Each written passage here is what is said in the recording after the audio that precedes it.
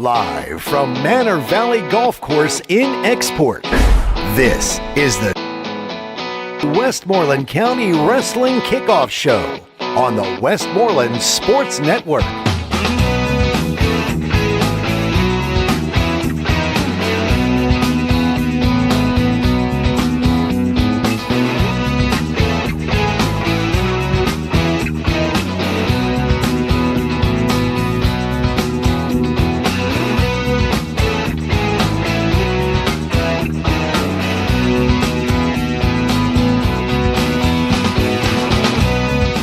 Presented by Quest School of Wrestling in Washington, PA. Designed for the serious wrestler. By Rob Waller's All-American Wrestling Club in Latrobe, the choice of champions. By the Silvis Group in Mount Pleasant, providing the finest landscaping services in Westmoreland County. By Marino's American Eatery in Greensburg. At Marino's, we have one focus, you. By OMP Wrestling Club in Evans City and Sewickley. Champions aren't born, they're made. By Bowser Automotive. That's the power of Bowser. By Young Guns Wrestling Club. Dedicated to helping young wrestlers achieve at a higher level. By PA Power Wrestling. Your number one source for wrestling news in Pennsylvania. By Excella Health. Excella Health wants to know, how can we help you today? By Manor Valley Golf Course in Export. Your next golf adventure awaits at Manor Valley. By Matt Factory Wrestling Club, one of the premier wrestling clubs in Western Pennsylvania today. By Dr. Scott Learn General and Cosmetic Dentistry in Latrobe, giving you the confidence to enjoy your smile. By the Rehab Center in Lower Burrell, chiropractors caring for health. By the Pennsylvania Army National Guard, are you ready to be a part of this team? By 4-3 Energy Services, the future of energy is here. And by Service Master Complete Restoration by Stiffy, your go-to call for emergency disaster restoration 24 hours a day, 7 days a week. Now, the Westmoreland Sports Network takes you live to Manor Valley Golf Course with Jeff Shaw, George Carter, and Hannah Mears. Here's Chris Smith.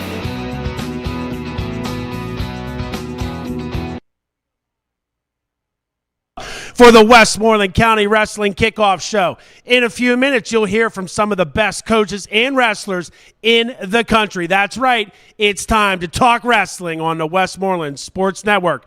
Good afternoon, wrestling family, and thank you for joining us as we take a dive into each program that gives us the privilege to say that we are the dominant domain of high school wrestling. Speaking of dominant, alongside my colleagues George Carter, Hannah Mears, and Jeff Shaw, I'm Smitty.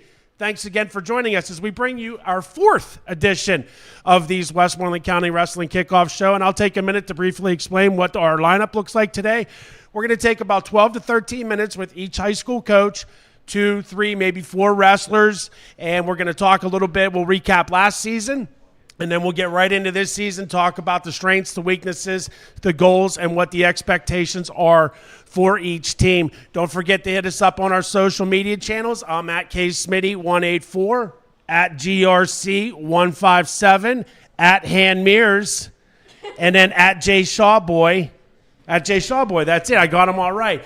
You can also, there's a little email button, a little envelope at the top of the screen there. You can also shoot us some emails, and we are happy to give you a shout out on the air. So without further ado, I'd like to take it over to my colleagues, and we are gentlemen up here, but ladies first. Miss Hannah Mears, talk a little bit about what you're going to bring to the show today, Hannah. Yes, Chris, I missed your intro. The buckle up, wrestling fans. We've all been waiting for wrestling season, and it's here. I'm so excited to get back on the mat with all of you guys. But today we're also adding some fun social media elements, so good job at remembering everyone's social media handles, but most importantly at Westmoreland Sports Network. Make sure you're following us on everything. Westmoreland Sportsnet today for all the fun social media elements that we'll be adding. That's what I'll be doing behind the scenes, just to get a lot more of the guys interacting and a lot of the fans to get to know some of their favorite athletes that they'll be seeing taking the mat this year. So hopefully we already had Bryson Robinson.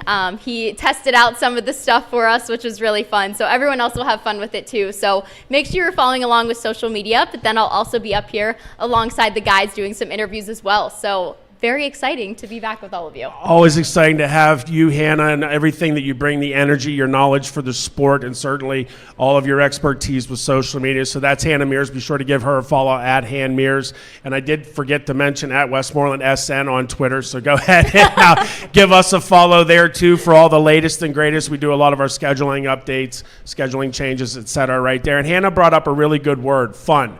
Today is all about fun. It's kind of that last bit of fun before these guys get to the grind, and we're really excited that they take the time to come over here to Manor Valley Golf Club in Export, which, by the way, they're golfing today. So I don't know if you guys brought your sticks, but maybe at intermission we'll go out and hit a couple holes.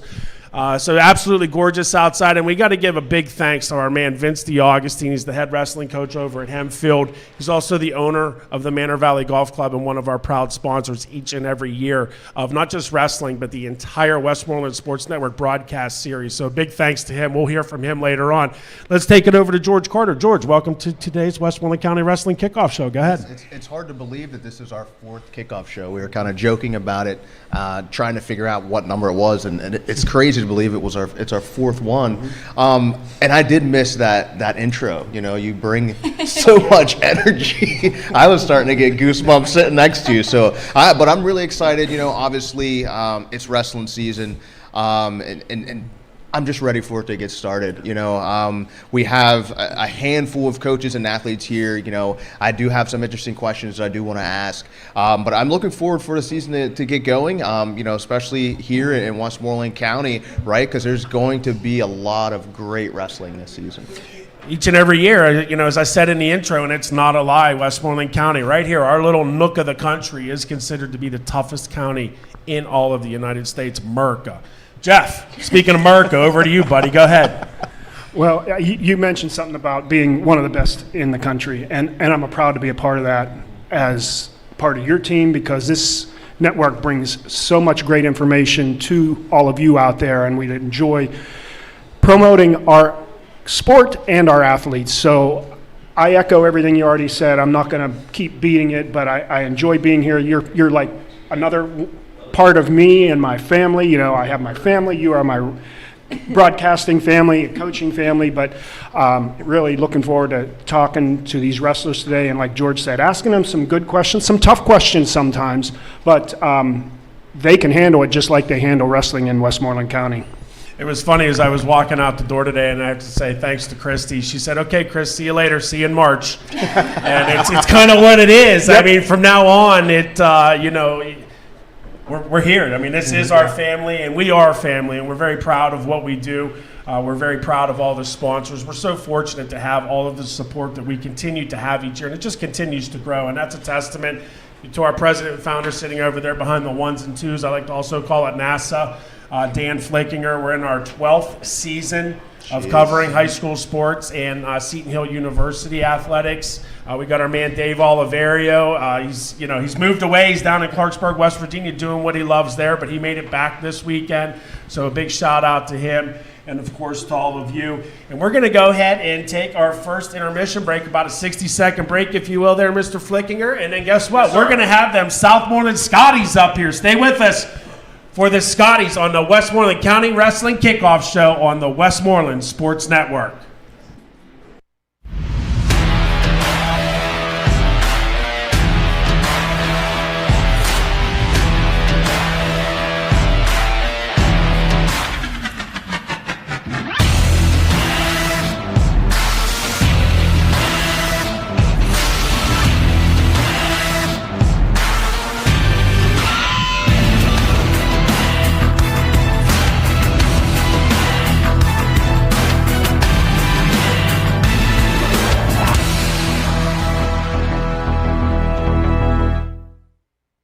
When you begin planning enhancements to your kitchen or bathroom, let the local experts at Elite Plumbing Kitchens and Baths in Latrobe help you get started. Elite Plumbing Kitchens and Baths carries a full line of thoughtfully designed Moen faucets and shower heads, toilets by Toto and Mansfield, sinks, kitchen cabinets, even showers and bathtubs. Browse their vast showroom in the Route 30 Plaza, where you can talk to an incredible designer that will help you finally build the kitchen or bathroom of your dreams. Elite Plumbing Kitchens and Baths in the Latrobe Route 30 Plaza.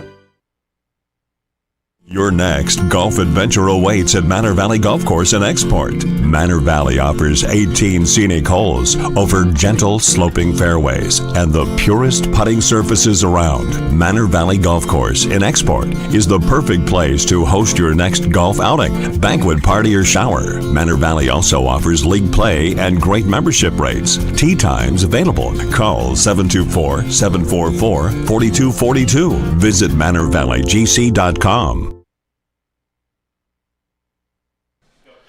Back here on the Westmoreland Sports Network for our 4th edition of the Westmoreland County Wrestling Kickoff Show. And joining us, our good friends from the other side of the county, the Southmoreland Scotties, led by 4th-year head coach Dan Boring, and a couple of his seniors, Bryson Robinson and Anthony Govern. We like to call him McLovin, and we'll explain that a little bit later. But, George, I know you have some burning questions, so why don't you take it over and get started, bud? Well, I wouldn't necessarily say it's burning questions, but I do have some questions. So, Coach, it's your 4th season coming in. Last year, the Scotties, I believe, were 11-8 overall, right? You placed 9th in the counties, and you had 6 wrestlers placed in the top 6, both of these individuals being 2 of those wrestlers that did that. So tell me, what do the Scotties have to do to, come out of the gate hard? I know you guys open with the Babbitt Duels in December 11th, where you may have a possible matchup against the Glendale Vikings, which they're a solid team, right? So what are you guys doing, or what did you do in the preseason, or what are you implementing now to kind of build upon the success that you guys had last year? So talking about the preseason, every year we take kids to some tours in the summertime, the fall. We've run open practices once, twice a week, starting from the time season ended, throughout the springtime, then kick it up a little bit 2-3 times a week in the summertime. My assistants do a good job helping me out with those things. As the AD, I have other responsibilities, a parent, stuff like that. So my coach does a good job bringing kids in, working with kids, the weight room, in the wrestling room. A lot of our kids play multiple sports, so it's hard to get everybody in there. When they can, they're in there. If not, they're working with football, soccer, other sports. So I think keeping the kids involved in athletics in general, they're working hard, staying in shape. In terms of this season, we have 7 seniors on the team this year. Wow. 5 of which I've had since 7th grade. So I'm looking forward to seeing these guys one last time. But they're going to lead our team in a lot of our weight classes and help them. We have 4 freshmen on the team. So a lot of these guys are going to work with those guys to get them ready for this year, not moving forward with the next couple years. But I think we have a chance to compete. You said Babbitt Duels is a good starting point next Saturday. Not necessarily looking at what we're going to do overall. I'm going to try some different things, get some different kids in the lineup, see what I have with some of these younger kids who I think can do some good things for us as well. So, I think we have a formula for success this year. I think the key pieces are there. Now it's just seeing what our younger kids can do throughout the lineup. So, yeah. Bryson, Anthony, a question for you. You're 2 of 7 seniors, and obviously you've been one of the 2 of those guys that have been with Coach since the 7th grade. Talk about your leadership roles and how you plan to pass that torch off at the end of the season to your brothers coming up. Go ahead. You just got to show them that anything's possible, and it doesn't matter what seed you are. Or you just got to work hard, and you can get it done. You just got to show them if you put the work in the room, it's going to go out on the mat, and you're going to do well. Yeah, want gets you a long way. If that's like my goal on the team is trying to get these kids to want to be here, to want to try the hardest and do their best. So if I can get them to think like that, we're going to be set. Good. Hey, we're excited to see you guys. I mean, obviously, I had a great time. I had the opportunity to call you this fall over at Mount Pleasant. I know that game didn't go as planned. I had you guys, though. I picked you guys, and I had you, and you let me down. Not really. But I was not very good at predicting high school football games this year, but it was very exciting to watch both of you. Tell us a little bit about the other sports and activities that you're involved in over at Southmoreland, please. I play football. I was a quarterback last year. I also play baseball. Tell us where you just came from, by the way. He literally just got back here. Go ahead. I was on a college visit at High Point University in North Carolina for baseball. He walked in 2 minutes before he got on stage, by the way. Go ahead.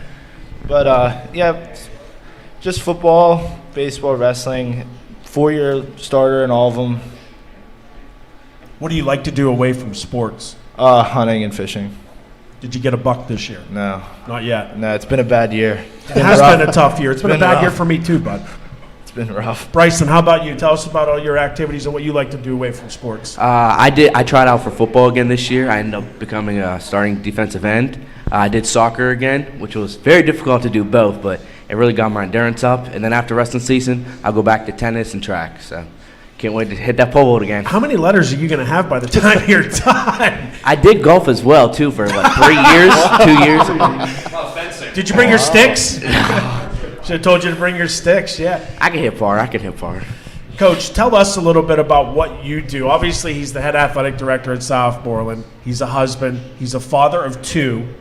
4. 4. Okay, 4. That's multiplied. You still train. You still compete. What do you like to do away from sports and school? Relax. Do you have time for that? Is there enough time in the day? You gotta make time. I get home from practices, sporting events. I have a newborn at home, 6 weeks old. Congratulations. So I get home. It's just I kind of want to be there with my family. Relax with him, my wife. And just be around the house and just relax. So this next question is for the three of you, but so Coach, for you, it's more so how do you get these wrestlers to implement that mindset of just going out and letting it fly? Because I shared a little bit of information with you earlier, Bryson, that you weren't aware of, but looking at your records last year, you both had double-digit wins. Bryson, you had 22. Anthony, you had 21, but Bryson, you had 19 pins, and Anthony, you had 16 pins, right? So what's that mindset when you go out there, and how are you getting these athletes to just go out there and let it fly? I think it's just a mentality. We're in the room constantly preaching hard work and just going at it. I know I'll roll around with the kids. My assistant coaches roll around with the kids. It's just getting them to understand, like, hey, just go. There's no stopping. The match is 6 minutes. You're just nonstop going for it. There's a couple times some of his 19 pins, he'd actually be losing the matches. Third period come around. I think you were there for a couple. He would catch a kick and pin, but he just didn't stop wrestling. So it's a mentality that, hey, we're going to beat anybody we can go up against, whether it's a pin, a win. But yeah, it's just getting after it. I would have to agree with that. Like my assistant coach, Coach Q, he always tells us it doesn't matter about their rank, their record, ever. I just want to see you go out there, have fun, and whoop some butt. So that's how it goes. It's a great mentality. I mean, just go out there and get it done, right? Well, earlier you said you just go out and you just wrestle. That's literally it. I just wrestle. And It's fun. I do want to say he had zero idea of how many pins he had on the year. When I told him earlier, that was the first time he heard it. So he's like, I just wrestle. I don't keep track. Yeah. It's kind of a good, I guess, technique or a good thought of mine to keep. Like, who cares about stats? Just go out and do it. Get it done.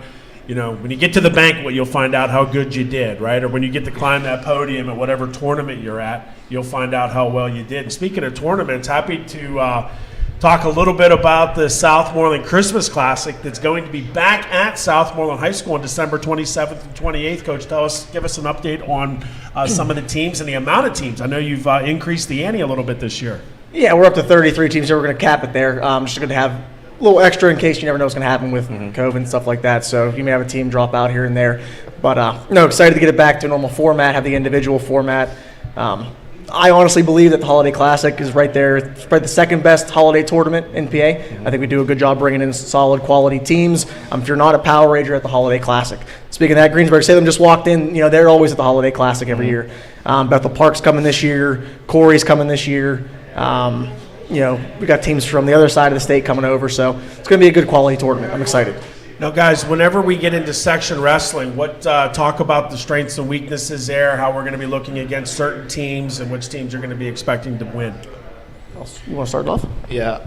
Really, we're not looking forward too much. We're worrying about next week. We got York that start off 1-0. We go week by week, match by match, and go from there. Not really looking forward to see who we're going to face up well against, just going match at a time.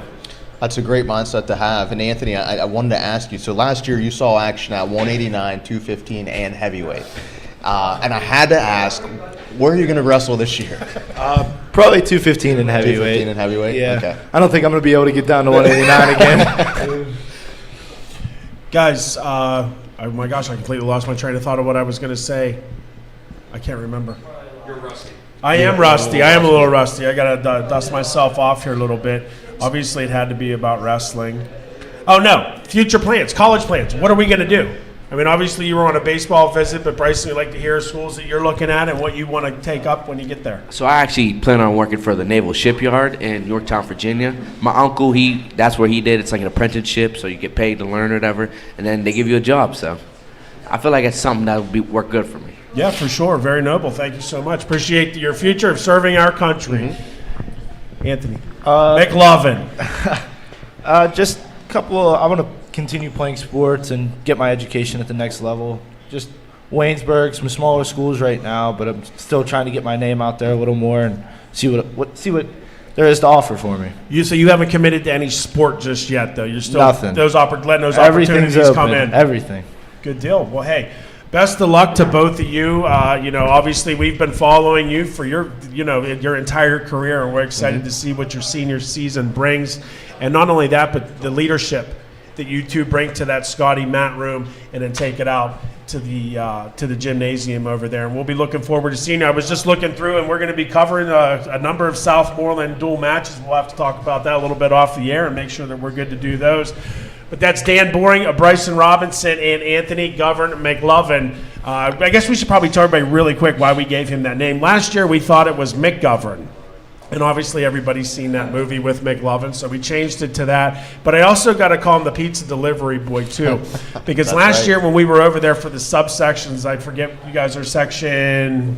3. Section 3, it was like 3B or whatever. 3B. And Jeff and George and I, they consolidated all of the mats. So the three of us were all sitting there calling him out. We were talking on the air about how hungry we were. We saw people over there. He was talking about how hungry we were. I was talking about it. And the next thing, here comes McLovin with a full pizza for us. And I think we pretty much just knocked off the broadcast. We should have had you cue that one up, Flick, because that was pretty funny how that all transpired. But I think it was your mom that said, please take those boys a pizza over there. So Mrs. McLovin, thank you so much for keeping this fat boy nourished. We appreciate it. That's our Southmoreland Scotties. Guys, thanks so much. Thank you, guys. Next up in 60 is those Greater Latrobe Wildcats. Stay with us right here on the Westmoreland Sports Network. If your home, office, or rental property sustains water or fire damage, ServiceMaster Complete Restoration by Stiffy is your go-to call 24 hours a day, 7 days a week. The Stiffy family's been serving the greater Pittsburgh area for over 32 years. ServiceMaster Complete Restoration by Stiffy features friendly, licensed professionals that are here to deliver peace of mind with a fast response, expert service, and guaranteed satisfaction. Contact ServiceMaster by Stiffy today at 724-834-8889 or ServiceMasterByStiffy.com.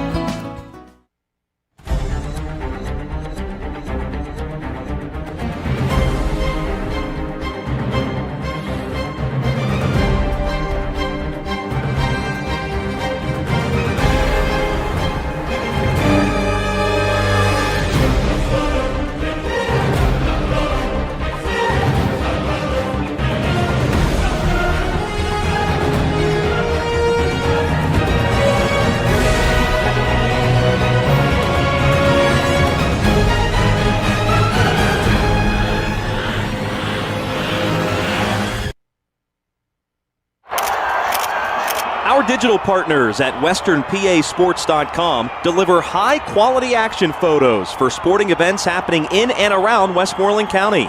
Visit WesternPASports.com this winter to view stunning photos of high school basketball and wrestling that makes you feel like you're in the gym.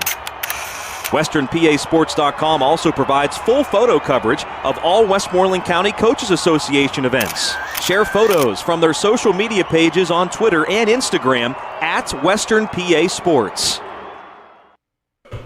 Back here at Manor Valley Golf Club alongside Hannah Mears, I am Smitty, and we're joined by those Greater Latrobe Wildcats led by second-year head coach Mark Mears, Corio, which is now a much easier way of saying Corey Borio, Jack Pletcher, and then, of course, the little stud muffin on the end over there, Vinny Kilcarry. Hannah, I know you have a very interesting connection. Why don't you go ahead and get us started with these Wildcats? Yeah, it's a good thing we're family here because we're actually sitting a lot closer than we probably should or at least could have last year at this point. But to start off, Coach, a.k.a. Dad, last year was your first year with the team. There was a lot of growing pains potentially from coming into a new program, having guys adjust to your system and each other, and on top of that being a COVID year with all of the whirlwind. So what was some of the growth you saw out of your team in that year? Well, I think the frustrating part was the shutdown for 3 weeks at the beginning of December, right when you get your team in there, and there's so many things you do over that, quote, Christmas break time in your mind in wrestling. That was going to be a transitional technique time in my mind to implement a lot of things we wanted to try to do. But the best part was we had a team that knew how to compete. A lot of them travel year-round, wrestle year-round, because honestly, when we actually did get in there, all we really did was make weight and wrestle and wrestle and wrestle. I think we had like 16 competitions in 25 days. So there wasn't a lot of teaching time, which was frustrating. We just had to pretty much get to know each other and wrestle. And I think we were much stronger in the middle of the season on, once we understood each other and our philosophies. It's a growth process. And I think we're much better off, obviously, right now. No, Coach, that a great deal of competition in a short period of time. Do you think that battle tested your guys and made them tougher mentally to know that they can go at it? Like, a place like Hershey, if you fall into that loser's bracket, it's boom, boom, boom. Do you think that helped build them up for that opportunity? Yeah, I do, and we talked about that. We said it's going to be weekend after weekend after weekend at the end anyway. We did a lot, and you have to change up what you do. We started that a lot more swimming for conditioning, some extra things that change it up a little bit and push our cardio and things in a different way. And does Coria wear swimmies? He did have flippers on. He did wear big flippers. And this year, onto that, like you said, is we probably assembled one of the toughest schedules ever assembled, and with that theory that at the end of the year we plan on being ready and all grown up, so to speak. And one of those things on your schedule this year, something different than probably any other team in the county has done, is traveling to Colorado to enhance your schedule and take on some of their state championship teams out there. Tell me a little bit about what you guys are going to experience there, and for all the fans who will be able to see it and watch from back home. Yeah, we'll be broadcast back home, and we will fly out to Colorado, and the first night we will wrestle a tri-meet with a school called Monarch, and then the key school called Pomona, and they are the 2 or 3 time defending big school state champions. In Colorado, you go to like a certain school you want to. It's open schooling. So this is kind of like the wrestling school. And then the next day, we will wrestle in the Western Arvada Open, which is the big tournament in Colorado, Pueblo and all those schools that come here to Ironman and Beast. They will also be in it out there. And I just thought it was important to get away and face some of the teams in the Midwest and understand the broader spectrum of the sport and face some let's be honest, Pomona returns 10 state qualifiers from last year. So, and I think they have one young man ranked in the top 10 or 15 in the country that one of us will lace them up with. All right, looking forward to that. It'll be exciting. Please, Coach, share with us the Latrobe TV. I can't remember LCTV, or they'll be broadcasting. LHTC, yes, they will be broadcasting back to this area, the tri-meet, and they're going to allow them to do the tournament finals. So they'll be talking to the wrestlers from Colorado, the winner, whoever wins it, and their opponent of Latrobe, and vice versa. So we'll get an experience of them talking about wrestling the West, and the West talking about wrestling the East.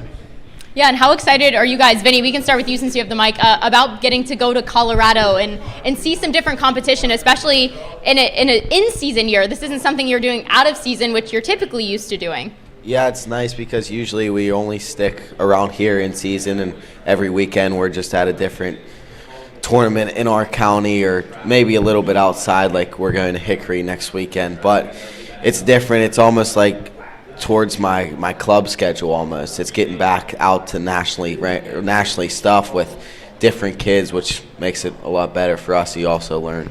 Yeah, and congratulations, by the way, on your commit. Thank you. As well to Ohio State, going to be a Buckeye.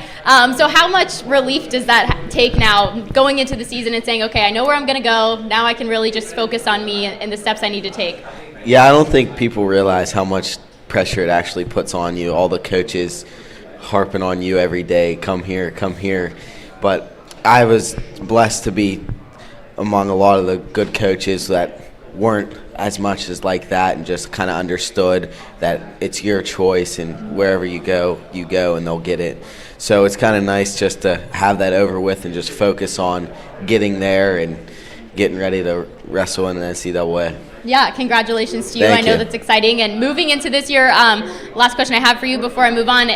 113, 106, you've dabbled in a few lightweight classes, potentially, hearing 120 this year. Have you decided exactly where you want to go and the importance of how that may affect you? Yeah, I'm probably going to wrestle 120 all year. I think before I wasn't really filling out 106 or really 113. I wasn't really big for those weights, but it was a big jump and I couldn't really fill out either of them. So this year I got a lot bigger, just lifting all summer and stuff. So I'm pretty sure I'm just going to wrestle 120 all year. You look like you got a little stout neck on you sitting over Well, there. let me just tell you, once we put some things on social media, the kid eats like he's 120, so it'll be a good thing he gets some extra pounds there. But Jack, also passing the mic to you, congratulations going to Pitt. I know that has to be so exciting, but it's been a rather transformative summer for you altogether. I mean, freestyle state champion, going to Pitt. Talk about what this past few months have been like for you. Big steps in your career. Just a lot of practice, honestly. I mean, I've been just nose to the grindstone. I mean, just kept going. You know? Some Tyler Childers stuff there. Oh yeah, for sure. Yep. How excited are you to be a part of that Pitt program though, and take the steps toward there? I can't wait. I can't wait. I went down to their Pittsburgh Wrestling Club summer, wrestled with some of the guys. Of course, I wrestle with my brother all the time. So, I mean, I think it's just a great opportunity for me. I believe I can evolve and do pretty good there. So, now, did Dayton have a little bit of play in all of this too? I know you two are probably pals. And, was there some banter there that maybe swayed you to go to Pitt? I mean, I knew a lot of the guys that were going there and stuff. And, I mean, we're all buddies. So, we're like, it's like, I know these guys. They're some of my great friends. I was like, why not? I mean, it had a little bit to do, but, I was really looking out for what's best for me.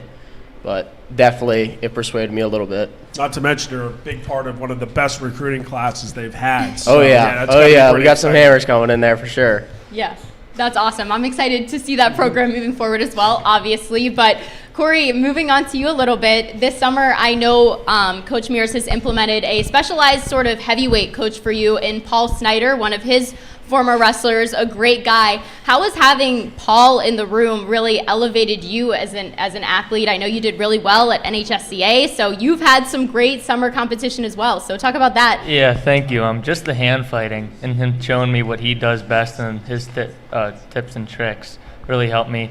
And just feeling him every day pounding on me, going out wrestling high school kids, it's just not the same. Yeah, and Coach Mears always talked about you as being one of the most improved wrestlers overall all season, throughout the season, and then in the summer, it's really shown. You've taken these giant steps. So what did it mean to you to have that season, and what do you think really clicked for you? I think just people caring for me. We got a great team this year. We're all close. And then having the coaches come in and, like we said, in the back room over there, being able to mess with each other every day just makes coming to practice and working hard easier. Yeah, you guys seem like you have a good relationship. He also learned how many lights are in our room. It's not good if you know the exact number of those. Coach Snyder has a habit of introducing him to this. Hey, it's an important skill that all wrestlers learn at one point, I'm sure, the hard way. But if we can pass the mic back to Coach here. Coach, any final thoughts here about what to expect from the Wildcats this year and things that you're hoping people see about your team, not just on the mat, but what they really will know the Latrobe Wildcats as a program? Well, I think the first thing is we're so different this year. Last year we had holes in the lineup. We actually had forfeits. This year, honestly, we have 13 weight classes full of guys that can go the whole time. But what I'm most proud of, too, is this team is so focused and so tight-knit. But academically, we're going around today gathering up transcripts for Hickory because they give awards for the academic person of each weight class with the highest GPA, and I honestly think we could win 6 or 7 of those. And so the kids are dedicated, their grades are in place, their work ethic is there year round, so essentially they've done all they can do. So I think the thing you'll see when Latrobe hits the mat is 13 kids that can go 6 minutes, and we're going to see what happens. If God's given us the ability to do it, we do. We don't ask for victory, just the confidence to try to achieve victory. Lace up and get after it. Let's leave the mat, and then we're going to close it down with the Wildcats here. Favorite thing to do off of the mat? Vinny. Hunt. Hunt. Eat. So let me guess. These are your foragers and scavengers, and then you guys serve Coach Mears. I taste a lot of jerky throughout the year. Who makes the best, Coach? Well, as of now, somebody's going to get their feelings hurt. No, so far these three aren't in the running yet. But who brought the first jerky in? Sam. No, Cody Kroll. Cody Kroll. One of our junior high guys has the lead. I will expect that jerky at a match when we're over there. Chris is always bringing the deer sticks to the matches. I will bring you the deer if anyone's bologna. ever hungry, you got to find Chris. Hey, that's the Latrobe Wildcats. Guys, thank you so much for coming out. Best of luck to you this season. Obviously, you're the front runner in Westmoreland County for, the top dogs, so best of luck to all of you. That is the Greater Latrobe Wildcats. Coming up next, it'll be those Panthers from over at Franklin Regional right here on the Westmoreland Sports Network. The all-new 2022 Mitsubishi Outlander at Sindel Mitsubishi.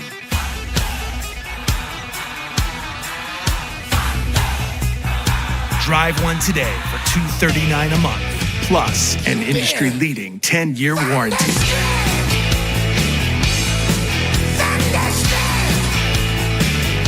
The all-new Outlander at Sindel Mitsubishi. Get thunderstruck.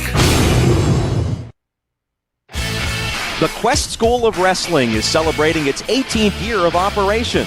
Come meet Coach Jim Akerley and assistant Mason Beckman and see why Quest easily becomes family for your wrestler. The Quest School of Wrestling offers group coaching, open workouts, and private instruction to wrestlers at all levels, from elementary through high school. Call 412-352-3727 or QuestSchoolOfWrestling.com. The Quest School of Wrestling, with facilities open all year round in Washington, PA.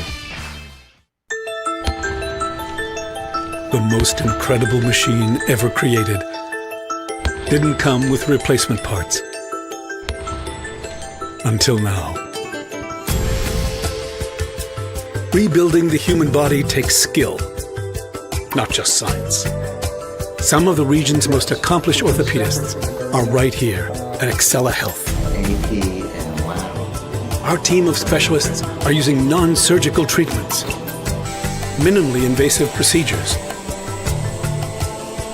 and the most sophisticated and complex surgical techniques to restore all aspects of human motion. All right. Whether you walk or fly. Orthopedics at Excella Health. Expert care begins here.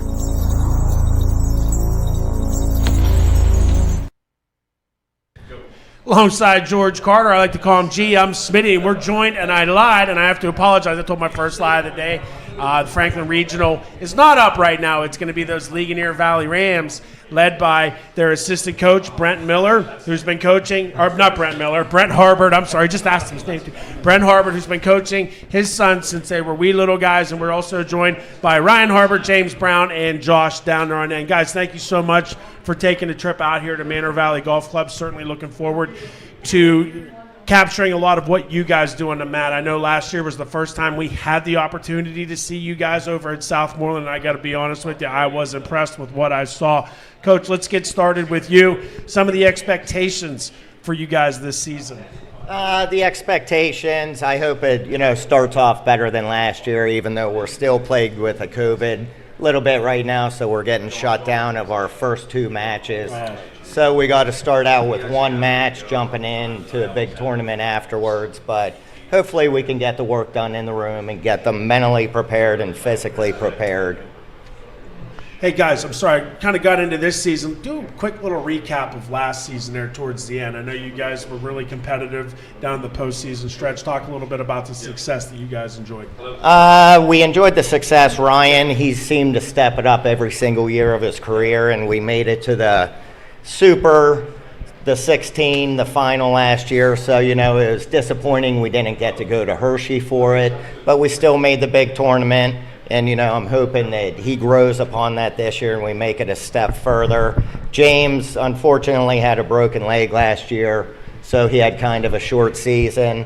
And Josh, he had a solid season, but once it came down to the end of the year, everybody moving weights, jumping weights, he ran into some tough kids, and, I hope he builds on that. He still has two more years to go. Now, James, are you coach's son? Yes, I Coach am. Tom, okay. Well, make sure you give your dad our best, who's home. He's a little under the weather right now, but please sure to give him the best. George, go ahead.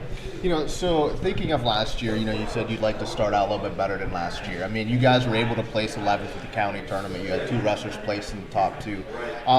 What type of things maybe did you implement in the preseason or that you're currently doing in the mat room now to try to just build upon that and continue to improve? It seems like in the mat room now we have more kids in, and it seems like that we're able to go over a lot more conditioning-wise and move-wise. So last year it was kind of tough, kids in and out, and it just wasn't a big group, a big whole of kids. Hard to get that chemistry going. Exactly, and missing the first few weeks of it didn't help anybody, and then you're jumping into big tournaments, match tournament.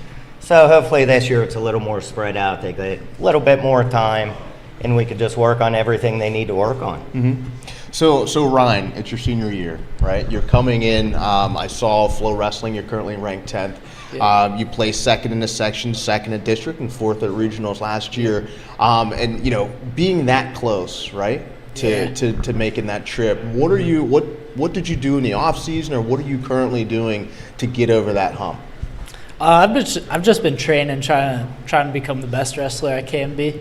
I've really been working on my conditioning in the room, making sure I can last that full match, making sure I'm still going 100% in that third period, that overtime period, making sure I can really just wrestle as hard as I can for the entire match. Mm-hmm. Talk a little bit about outside of wrestling. What other sports, activities, hobbies do you like to enjoy? So this year I decided to play football.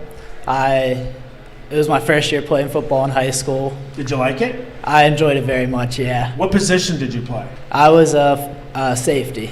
Now, do you think a lot of what you do in the wrestling room transpired out there as a safety? It definitely did, yeah. Wrestling really helped me hang on to kids when I go to make tackles. It really helped me bring them to the ground. A lot of double leg takedowns out there, huh? Oh, yeah. Talk about hobbies. Anything outside of sports?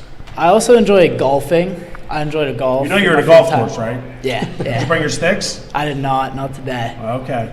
I also enjoy skiing in the wintertime.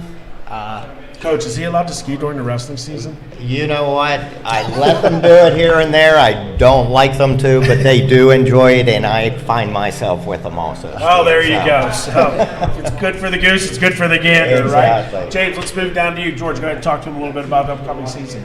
So, coming in, James, you were injured, right? You got injured last year, and now that you're healthy, what are you really looking forward to this year? I'm looking forward to getting back out on the mat. Last year, I didn't wrestle a match where I wasn't fighting my leg. So this off season, I wrestled some, I lifted a lot, and I played soccer for some conditioning. So I'm ready to get back out on the mat. And be Worked healthy. on that mullet too. I did, yes. I like it. I like it. Talk a little bit about yourself away from, obviously you played soccer. What do you like to do outside of sports? Yeah, I play soccer and I also play baseball. I really enjoy fishing in my free time. So, what are your guys' plans? And Ryan, we'll start with you and then go back to James. I mean, what's the plan for next year? Are we going to go on to school? Are we going to work?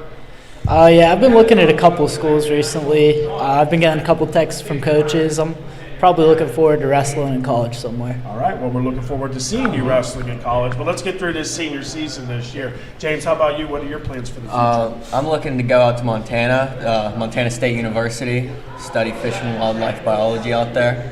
I actually have a second cousin that lives out in Jackson, Montana. I believe he was in the Fish and Game Commission, also doing some guide work and stuff out there. So maybe I'll have to get you two connected. Sounds good. Happy to do that. Over there to the youngster. Go ahead, George. Ask Mr. Harbert some of your questions. So, Josh, you were 5th in counties, right? And did you also get injured last year? No, I was not. Okay, I thought maybe you got injured last year, but you saw action at 113, 120, right? Fifth in the counties. I think you had a record of about 12-5 last year. What type of things, just like I asked your brother, what type of things were you doing in the off season, and what type of things are you doing now to kind of, just get over that hump? Yeah, so I've just been working in the room, and over summer I grew a lot, so I was lifting a lot of weights, got a little bit bigger, and just looking forward to coming back to the mat and getting after it. What's your favorite food? Yeah, I changed it up. You got to stay with me, bro. I'll take you down some rabbit holes. Probably some type of Italian food, pasta. Some type of Italian food, Yeah, some pasta. Yeah, I'm a pasta guy too, can't you tell? How about your favorite class? What do you like to study the most? My favorite class in school is like art class. I like art classes. Yeah. Do you like to do a lot of different art now? Is it drawing or painting or sculpting? It's drawing, painting, kind of a lot of everything. Which one's your favorite? I like to paint a lot. Do you? Would you paint can you do this? I can do you a portrait if you want. Awesome. So the next when we're at one of those matches when we're covering you guys, I want you to sit over there and be like, I'm like the jury, and you're over there and you're drawing me. Can you do that? Yeah, I could. Hey, I think we lost our mics. Oh no, we just lost you on there. Okay, I'm sorry. Oh, yeah, no, I could. Yeah, sure. We Okay. can do that. We could paint you. Sure. No, okay. I'm gonna see him bring his canvas over. Like, wow, this No, dude's he'll for do it real. for you. James, over to you. Favorite food, favorite class to study? Favorite food, along with Josh, is also probably some Italian food. And my favorite class, I don't know, probably some sort of science, some biology. Science. Is that what you? Yeah. I mean, obviously that's what Yeah. you kind of want to get into. Yeah. Okay. Ryan. My favorite food would probably have to be a steak, nice big steak. That a boy. Yeah. And in school, my favorite class, it's probably a math class. I always find math came pretty easy to me, so I enjoy it a lot. So you don't mind when they started mixing letters and numbers together? No, I can whoever did that should understand be it. punched in the throat. The alphabet and the number line were not meant to mend. So, Coach, what do you like to do away from, obviously all the coaching and stuff that you do? Talk maybe a little bit about what you do professionally.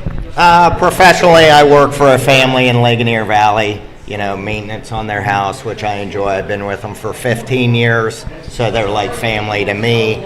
And I also like doing outdoor activities with the boys. They love to hunt and fish. We do a lot of that, camping in the summer. Did we get any deer? Josh got one in archery season. Yes, he did. Congratulations. I love archery. I just got into it for the first time 3 years ago, and I am addicted. Yes. You can spend a lot of money.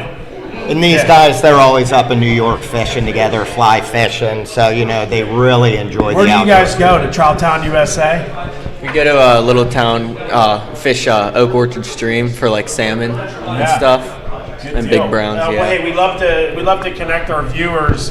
That's always one of our goals, to learn about these wrestlers, these student athletes outside of the mat room. They're just not these barbarians that like to eat beef and steak and pasta and then go out there and wrestle with each other. They have lives outside, and certainly they're getting it done in the classroom. Any closing comments, George? Go ahead. So to bring it back full circle, back to wrestling, if there's one event, either a tournament or a duel that you have on the schedule that you had circled, what would it be? I'm really looking forward to the Southmoreland Holiday Classic. That's a tournament we've been at, not last year, but the 2 years prior, and I made it to the finals both year, neither of which I won, but I'm looking to get back at it, get back in the finals, and hopefully win it this year.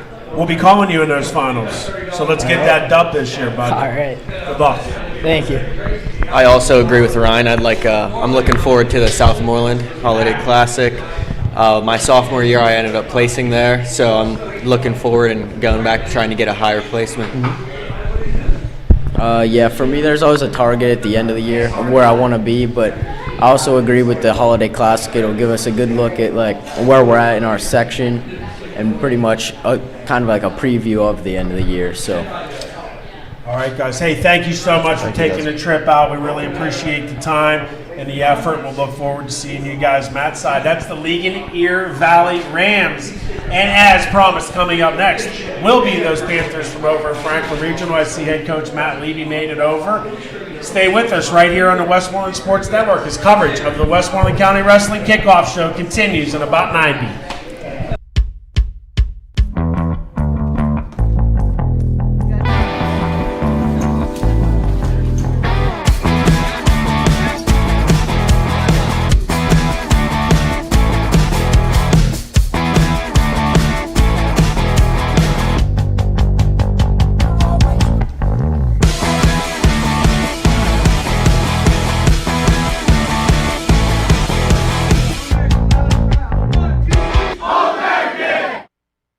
We know speaking with your teen or your young adult about drugs and alcohol can be challenging, but is necessary. Remember to have a conversation, not a confrontation. Establish good communications, break through barriers, and be firm but loving. Here are some helpful tips. Choose a good place and time to chat. Talk with openness. Actively listen. Offer empathy and support. For more information, visit us online at wedacinc.org. Westmoreland Drug and Alcohol Commission. Prevention is key.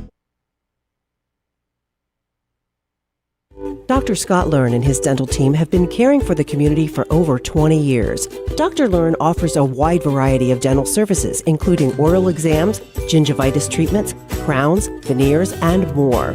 He even makes custom sports mouth guards. Call 724-537-3314 or visit scottellearndmd.com. Dr. Scott Learn General and Cosmetic Dentistry in Latrobe, giving you the confidence to enjoy your smile.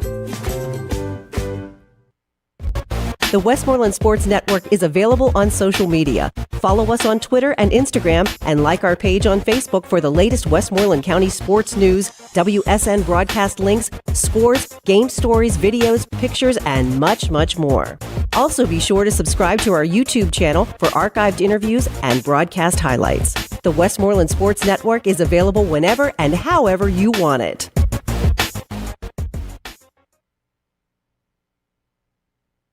Those Franklin Regional Panthers, led by six-year head coach Matt Levy, our good friend. We also have Finn and Ty over there, Ty Kapusta, Finn Sullivan to be exact. And we're going to get George going with his questions. Go ahead, G.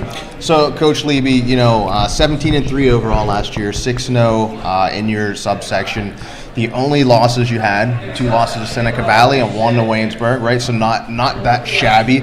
What type of things did you guys implement in the off season, or what type of things are you doing to improve upon that, right? It was already a great season. What are you doing to improve upon it? Yeah, we thought this might have been one of our best preseasons overall, that I thought that the guys trained really hard, that we have a really good junior high group that's coming in, and we train everyone together at the same time in the same room. So we had, upward of 30, 40 guys in the room throughout September and October. So I think, just kind of continuing what these guys are doing here as leaders, and our other upperclassmen leaders showing them the way. They work hard, and they really have a good time with it. So just kind of sticking to what we've been doing and having these guys be good leaders for our underclassmen and the younger guys. So, thinking of, again, and I do just want to go through, so first in counties, right, you had 11 wrestlers placed in the top 6. You had 5 finalists, 4 champs. 7th in the state, 2 finalists, 1 champ, which is here with us today. How do you prevent your team, and even maybe Finn, how do you prevent them from kind of getting stagnant, right? So we already achieved all that, either it's going to come easy to us to do it again, or how do you keep them hungry and wanting to even improve on something you already did? I just think it's the culture that has been created at Franklin Regional for a long time, again, well before I was there, and we're trying to continue it. These guys have high expectations. I think the program has high expectations. And, it's a new team. I mean, we had some great seniors that we lost last year that were very, very important to who we were as a team last year, and it's a new opportunity for new guys to come in and make a name for themselves. And Ty's one of them right here that had a great year, but wrestled at 99 pounds, 100 for most of the year. So I'm sure he's one of our ones that's excited to really put a stamp on himself in the program and continue to get better. Guys, talk a little bit about your expectations, what weight we're going to be at, and what the goals are for the season, please. Go ahead, Finn, start with you. I think I'm going to be at 145 this year, and then I might drop down to 140 for power and states and stuff like that. I'm not 100% sure about that yet. See how I feel, to see how I do there. But my goals and expectations this year is to score points and just be the best wrestler I can. I mean, I want to improve on last year, which is hard to do. I had a great season last year, but I made a lot of mistakes throughout the year, and just try to get better and better throughout this year. Just put up points and be kind of the name in Pennsylvania is my goal. Is try to be the guy that everyone's talking about. I know you're blessed with a lot of workout partners in your mat room, and of course I know you travel to clubs here and there, but do you miss having Carter in a room with you? Definitely.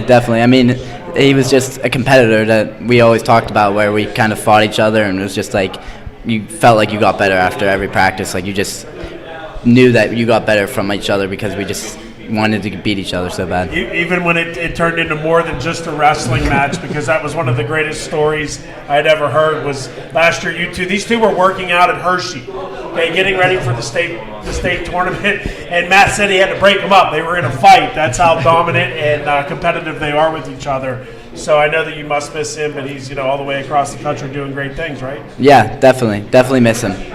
Good deal. Ty, talk about your expectations, what weight we can see you at this year. So I plan on going 6, obviously. I only weigh like 112 on a good day. I'm looking, last year was small. I competed as good as I could, but like to a point that I couldn't hang with some kids. So this year, being a little bigger, being a lot more mature, I'm looking to do a lot of good things. Definitely looking to be in Hershey in March. I don't know, I'm just really excited for this year. Talk about some of the things you did in the offseason to get yourself ready for this season. So I was at NHSEA in, I think it was May, or April, like the individual tournament, and then went to Virginia Beach in the summer. And then I didn't do much like freestyle or anything this summer. And then I went down to Super 32 a couple months ago. So I haven't been wrestling a whole lot, but I've been working out, did a couple big tournaments. Getting the training in. Hey, yep. Sometimes that's even more important in the competition, especially when you're trying to build yourself up and get to size. Good deal. Ty, tell us a little bit about your life outside of wrestling. And yes, you're a Capusto. You're allowed to have life outside of wrestling, so go ahead and tell us all about it. So this summer I golfed all summer. Did you golf here? Yeah, so... Did you golf under the lights here? Yes. Did you like golfing under the lights? Yeah, so I was golfing with Lucas, actually, who I think is going to be here later. He will. Because he works here, so we come here and play for free. Secrets out, Vinny. And we were playing a scramble, and we were golfing super good. So we played 9 holes, and we're like, we might as well try to squeeze in 18. And we golfed like the last 5 holes in the dark. It was super fun. Out here in the front or on the back? On the front. On the front? Yeah. See, I haven't hard enough time finding my ball in the daylight, let alone trying to find it at night. Yeah. So I'll leave that night golfing to you guys. Finn, how about you? Tell us a little bit about yourself off of the mat. For me, I'm involved in a lot of different clubs and stuff, like just with the school. Tell us about those clubs. Fellowship of Christian Athletes. I'm actually the president of Fellowship of Christian Athletes in my school, and that's with our coach Florian, who is always around. He's our character coach, and he asked me to join and be like a leader in that, and really involved with that. And also it's a Young Life group. It's called Young Life. It's a religious group where we meet at my house or we go to the leader's house, and we just talk about what Jesus can do in our life, what he does for us, and just kind of involves us with like how he can impact our life. And then I'm also very involved with the kind of like student section leader for like my school, and I'm trying to get our school like spirit back up to where it can be. Good deal. And I've seen you on the golf course too, haven't I? Yeah, I was on the golf course. I'm not very good at golfing. Here one time, Yeah, not very good though. Yeah, So I know. I saw. I was watching. I'm pretty sure you missed the ball the one time I was. I looking over. Yeah. probably did. Now talk about your college plans. Share with everybody where you're heading. I'm going to North Carolina State next year, and I'm very excited. We have a great program building there. It's getting better and better. I think we're like top 4 or 5 in the country right now. I think, #1 recruiting class in the country coming up. And my friend Troy Hellman, who's probably going to be on here later from PT, he's going there. So it's going to be, I'm really excited down there. It's just a great opportunity to go down there, and I think we're going to do huge things down there.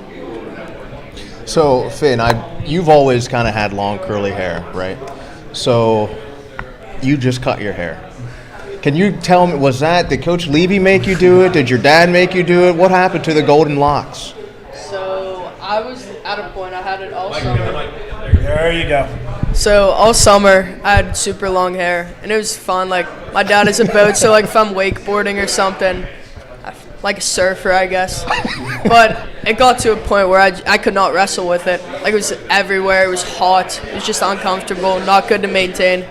So I think I cut it maybe like a month ago, 2 months ago, and I don't think it'll ever get that long again. I don't think I can grow it out how it was last year. How long was it? It was like long. Down, like long. Yeah, it was long. It was like if I pulled it down, it was past my chin. And your dad was okay with this? No. I didn't think he would be. You're lucky he didn't cut that in your sleep. Yeah, he wasn't a huge fan of it. Good deal. Hey, Flick, didn't you say that you're going to be neighbors with Ty and Jeff? Do you guys live in Blackthorn? Yeah. You know he's building a house over there right now. So and is then this you're building guy. the house there too, Yeah, aren't it's you? gonna do. Hey, we're gonna have a little wrestling, Westmoreland sports. Holy thing heck, going on yeah. there. So, Coach Levy, so talk about that. I mean, outside of wrestling, what do you look? George, I'm sorry, I'm like in your face and stuff. Obviously, you're building a house. You got the kids at home. Yeah, I Talk a got little 3 bit about your kids. family. We got 7 indoor soccer games between the 3 today, so that's why we got 3 of them done already this morning. And as soon as I leave here, we start 2:30, 3:20, whatever. And I don't even know the schedule, but yeah, it's great. My daughters are involved around George's age, involved in sports, and we just have a great time and also enjoy being around these guys. If I could just say, because I know we talked about Ty making his mark. Finn here, we've had a lot of great wrestlers go through, and you can hear from the clubs he's involved with the student sections.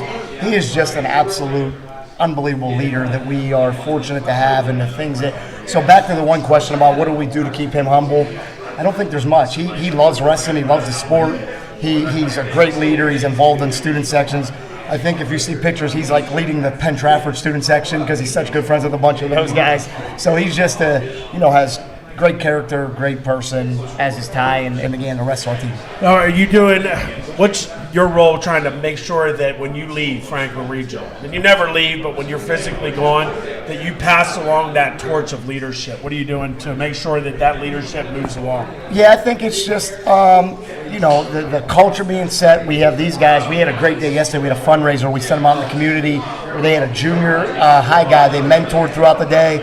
So I think it's just, the thing that we try to do, I think more than any one of these guys do every day, is their work ethic is unbelievable. So I think as long as our effort's good and our commitment's good, the results will take care of itself, whether they're really, really good or not what we want. And that's what I hope these guys take from every day that we talk about in our room, being a good person and doing the right thing. Good deal. Anything to wrap up, guys? So yeah, looking forward to this season. Is there one either duel or tournament that you are looking forward to that you have circled on the calendar? Yeah, I love how we start off our tournament. We go to Gateway, but then King of the Mountain, Powerade County Tournament. I think, that's an unbelievable start for these guys. But what I love more than anything is I think we have a really, really good team. We have a really good team with some individuals that are going to, I think, have a chance to break out. But we can enter 2 guys in a tournament because we have some good backups at some weight. So we go to Gateway, we go to the county tournament. I'm excited for it. County title last year, so see if you can make it 2 in a row. I think it's going to be you and Latrobe gunning for it. Finn, your favorite? Tournament I'm looking forward to this year that we missed out was Powerade. I'm really excited. There's some great teams coming this year, more than ever. I heard it's going to be. And it's back at Cannon Mac. Yeah, it's going to be a great tournament. I think that's the one I've never really done my best at that tournament. I lost to kids I shouldn't have. I wrestled bad. I cut weight the wrong way. I just didn't feel great there, and I'm excited to go show what people I can do there. I've never really put my full self out there, so that's the tournament I'm really looking forward to. Best of luck to you this year. I'm most looking forward to King of the Mountain, just because everyone always talks about how fun it is on our team, and I missed out on that obviously last year. And I think I could do really good. It's 106. They don't get the extra 2 pounds, so I know I'll be big for the weight. Really excited to do well down there. Well, we're excited for all of you, Coach, Finn, Ty. Thank you so much for taking the time. I know you got to get to some soccer games with the girls. So we'll let As you go. always, I know our guys are grateful for what you guys do for them. We're grateful. You cover a lot of our events, and come on out to Franklin Regional as much as you guys want. We'd love to have you. We'll be there, guaranteed. That's the Franklin Regional Panthers. Thanks to them. And coming up next will be the Penn Trafford Warriors. Keep it right here. We'll be back in 90 on the Westmoreland Sports Network. The Pennsylvania Army National Guard has been serving our community, state, and nation for over 350 years. You too can serve in the Pennsylvania Army National Guard in one of our 150 occupational specialties locally, earning yourself paid job training and a potential enlistment bonus up to $20,000. We offer up to 100% of your college tuition. Contact Sergeant Mike Mason at 724-972-5838 or visit nationalguard.com.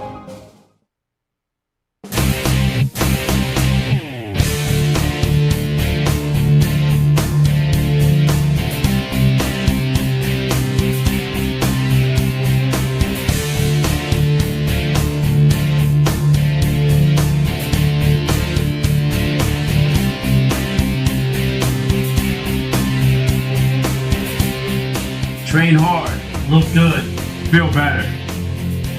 Come to the rehab center. The OMP system is designed to help enhance wrestling skills for athletes all over Western Pennsylvania and Eastern Ohio. Our techniques teach wrestlers to develop muscle memory in a wide range of areas in order to connect multiple skills together from moderate to advanced. We strive not only to develop better wrestlers, but also better students and teammates with life lessons that will outlast their days on the mat. Above all, it is our passion that sets OMP apart from the other clubs. For more, check us out at ompwrestlingclub.com. Have you or someone you know committed to play a sport at the next level? Let us know by emailing info@westmorelandsports.com so we can add you to our WSN College Commitment page. Our unique page features a list of current Westmoreland County student athletes that have made a verbal or written commitment to play a sport in college. No matter what sport at what level, our College Commitment page has you covered. Check it out next time you visit westmorelandsports.com.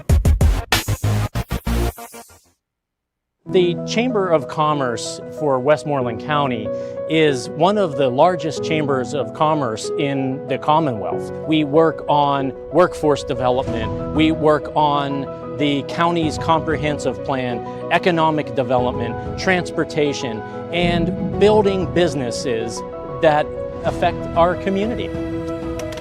Westmoreland County Chamber of Commerce, building business, connecting communities, and empowering everyone. Alongside Jeff Shaw, I like to call him Uncle Jeff, I am Smitty. We're joined by the Penn Trafford Warriors, who have had themselves one hell of a weekend. And joining us is assistant coach and my friend Travis McKillop and Troy Homan. Guys, welcome to the Westmoreland County Wrestling Kickoff Show. The first time to have both of you on. And without further ado, I'll let Uncle Jeff get started with some questions. Or actually, you know what? Let me kick it off really quick. So I don't know if everybody knows, but let's do a quick little celebration and a huge congratulations and a best of luck to the Penn Trafford Warrior football team. I had the opportunity, as you know, we cover them every Friday night, and I felt blessed to be on the sticks behind the camera, not just for their quarterfinal game, but also for the not the quarterfinal game, their first round. And then they went to Heinz Field and beat Moon in just an amazing game, pretty much off the foot of Schlez and that defense. Oh, yeah. And then Friday night up at Bald Eagle area, whenever they beat the Tar, and I mean the Tar out of Exeter. Exit left Exeter, you're out of here. Now they certainly have a tall order, a tall task coming up in Imhotep, but talk a little bit about the mood over there. I mean, you guys had to be going nuts, celebrate. Were you guys tuned into the broadcast watching the game? Oh yeah, 100%. Tell them about your whole student section. Troy is huge into it. He Yeah, we were wondering how Rocco, why Rocco was there, and like, he's friends with Troy. Talk a little bit about I mean, I try to get as many people there as possible to help support my friends, like Cade, Carter, Ian, all those guys. Those are my best friends, and it's awesome that they can have this opportunity. And I mean, I'm pretty big in the student section, always posting about them, always at all their games. So it's big, it's real big. I know, and it's just awesome because it's my class, 2022. It's their first Whitfield title, first time in the state finals. So it's pretty big. The mood's good at PT right now. Now my son Luke goes to Latrobe, and obviously Latrobe played against Penn Trafford, and Luke talked to some of his friends, and they said playing against Cade is like playing against somebody that's a stud on Madden, on EA Sports. That's how good he is. Yeah, he's like a 99 overall. He's an even better person. I mean, they're just great kids. So something good in the water over there at Penn Trafford. Now, are you going to be leading the student section out to Hershey? You get to go to Hershey early? I can't because I have the Gateway tournament. Yeah. Right. Yeah. That's it. I'm missing some of my wrestlers from football. Hey, I want to win it and then get back into wrestling. Yeah, for sure. So, Todd, that's one good question. How many guys are on the football team that will be in the mat room with you? We have 5 total. Really? I mean, I knew of Enoch, obviously the big one. Joe. Yeah, Joe was a madman the last game they played. But missing Joe. Tasso's a freshman. Paul, and then Ryan Bachar. So, like I said, I hope they finish on top, but I'm excited to get them back in the room for sure. Now you can go, Jeff. Yeah, thanks. No, speaking of getting in the room, tell our listeners, all right, so your head coach, AJ Brensel, couldn't be here today, which is fine. We'll see him out there soon. Yeah. Travis McKillop back last year into the wrestling in Westmoreland County for Penn Trafford, which is great. Talk a little bit about, where you came from, so our listeners who don't know you, your high school, where you went to college, and tell us a little bit about your experience last year coming back to wrestling in Westmoreland County as a coach. Yeah, no, it was great first year in high school. So I'm from Lower Borough. I wrestled at Borough High School there, and then continued my career at Pitt Johnstown, you know what I mean? So pretty much Westmoreland, born and raised, you know what I mean? But it's great to be in the facility. I was coaching after college at Franklin Regional Junior High, and then I changed career paths and ran into AJ. I actually worked for him, and now, he was coaching. He goes, "Hey, you're going to be my assistant." And they don't ask. They just tell you what you're going to do. He told me, I was like, "I'm done deal." Being from Burl, that UPJ system was kind of instilled in our minds through Coach Como and Larry from PT. So we would practice with Penn Trafford all throughout my high school career. So I knew all them boys in that environment and that the work ethic they instilled. So it's great being there. You know what I mean? It was funny. We wrestled Burl at Burl last year. Right. You guys actually covered the match. Yeah. I'm surprised you guys heard anything besides me screaming right next to your table. But that was a great experience to be back there. It's a great relationship, kind of an organic relationship. I think by virtue of Pitt at Johnstown, so many Warriors, so many Bucks. Right. Going. Yeah. There's like that pipeline up to Coach McCora. It is. And like I said, it's just a great connection, you know what I mean? We're actually planning to practice with Burl sometimes this year, get that back like it was back in the day. So I'm excited. Yeah, I know the community back here in Westmoreland County in particular is happy to have a great product like you back helping strengthen what we already know is strong. Yeah, for sure. Let's get to the man of the hour, though. Troy, I mean, there's a lot to talk about right now with you, but let's go back. Like last year, your mark for the season was 26-6, and I know 3 of those losses was to the same guy, right? But you've been on a steady progression to where you are right now as a senior since you started wrestling for the high school, and it's a shame last year those 3 losses were the same guys. No shame in that, though, and you can tell everybody. I mean, he was your friend probably in Kilkiri, right? Tough opponent, yeah. But talk a little bit about your state tournament. Last year was a difficult season, and things weren't normal, if you will. But you rattled off like 17 straight wins to start the season before you ran into Vinny the first time, which you had a great match with him. So talk a little bit about how your season went, and then going into the whips and the region, and then eventually the state tournament, and we'll go on from there. Yeah, I feel like after my sophomore year, after the state tournament, I worked really hard all summer. Like during that COVID year, I worked really hard going into it. Like it was a little bit of a late start. Like we started in January, I think, because we had that break in December. I feel like I felt good going into the season. I was working hard. Everything was pretty normal, and then I had that loss to Vinny. I just refocused, went back again, and I think I lost him again at Whippules. Lost him at Whippules. Did the same thing. I had a good tournament at Whippules. You did. I beat Simone pretty good. I came up that first kid pretty good. Both good kids. Then I lost to a kid from Manheim Township, I think, who I feel like I had a bad match. I feel like I just... Kid that beat Vinny, isn't it? Yeah. Williams, Williams. After that, I had to refocus again. Came back, beat Simone. Then I beat Nick Allison, returning state place winner. And then I had a close match with Jake Van D, who I was actually beating him with like 20 seconds left. I ended up losing. And was then that Jack Caruso from? No, I was. Because that one was a 6-3, and then you had to refocus after that. And you come back with, was it two overtime wins to get to that placement match, and then lost another close match to Vinny. Yeah. So I mean, I feel like I had a good year last year. I mean, definitely better than my sophomore year and my freshman year, but just like slow progression. You've had no, I don't want to say slow. I want to say steady progression to where you are, which brings us now to tell everybody, which maybe everybody doesn't know, but you just signed and have a commitment to NC State University. Yeah, right. Yeah. Wolfpack. Go Wolfpack. Yeah, congratulations on that for sure. Yeah, it's huge. I mean, certainly good things going on down there at NC State. Coach Pat doing great things, bringing in some real studs. Talk about the decision to go there. What was some of the selling factors? The best thing was their culture, their team culture. Like they're all about hard work, staying focused. Like they have like a no like party mentality. Like they're all like super focused in their wrestling. And I like their team, like how they interact with each other. They're all super close. And another big thing was obviously Finn going there, Jackson Arrington from Forest Hills, Eddie Scott from Du Bois was also there, and like they all told me great things about the program. Well, it's good to hear that you like that and you're happy with your decisions because you're going to live there for 4 or 5 years. Yeah. And if you don't like where you live for that period of time, it makes it rough, right? Yeah, it makes you can it attest to that, miserable, right? Absolutely, yes. Troy, what are you going to study? I'm thinking somewhere in science, maybe human biology. Maybe lead that the student section down there for the Wolfpack as well. Hey, maybe. Who knows? Who knows? Tell us a little bit about yourself outside of wrestling. Hobbies. What are some interests that you like to do other than lead the student section on Friday nights? I mean, just hang out with my friends. Maybe go fishing. Maybe go hunting. Nothing much other than that. He's focused on his wrestling. He is. I always see him out. I'll go. Me and my girlfriend like to go to North Park Lounge, and I always see him with the whole student sections there. And I'm like, holy hell, the whole team's here.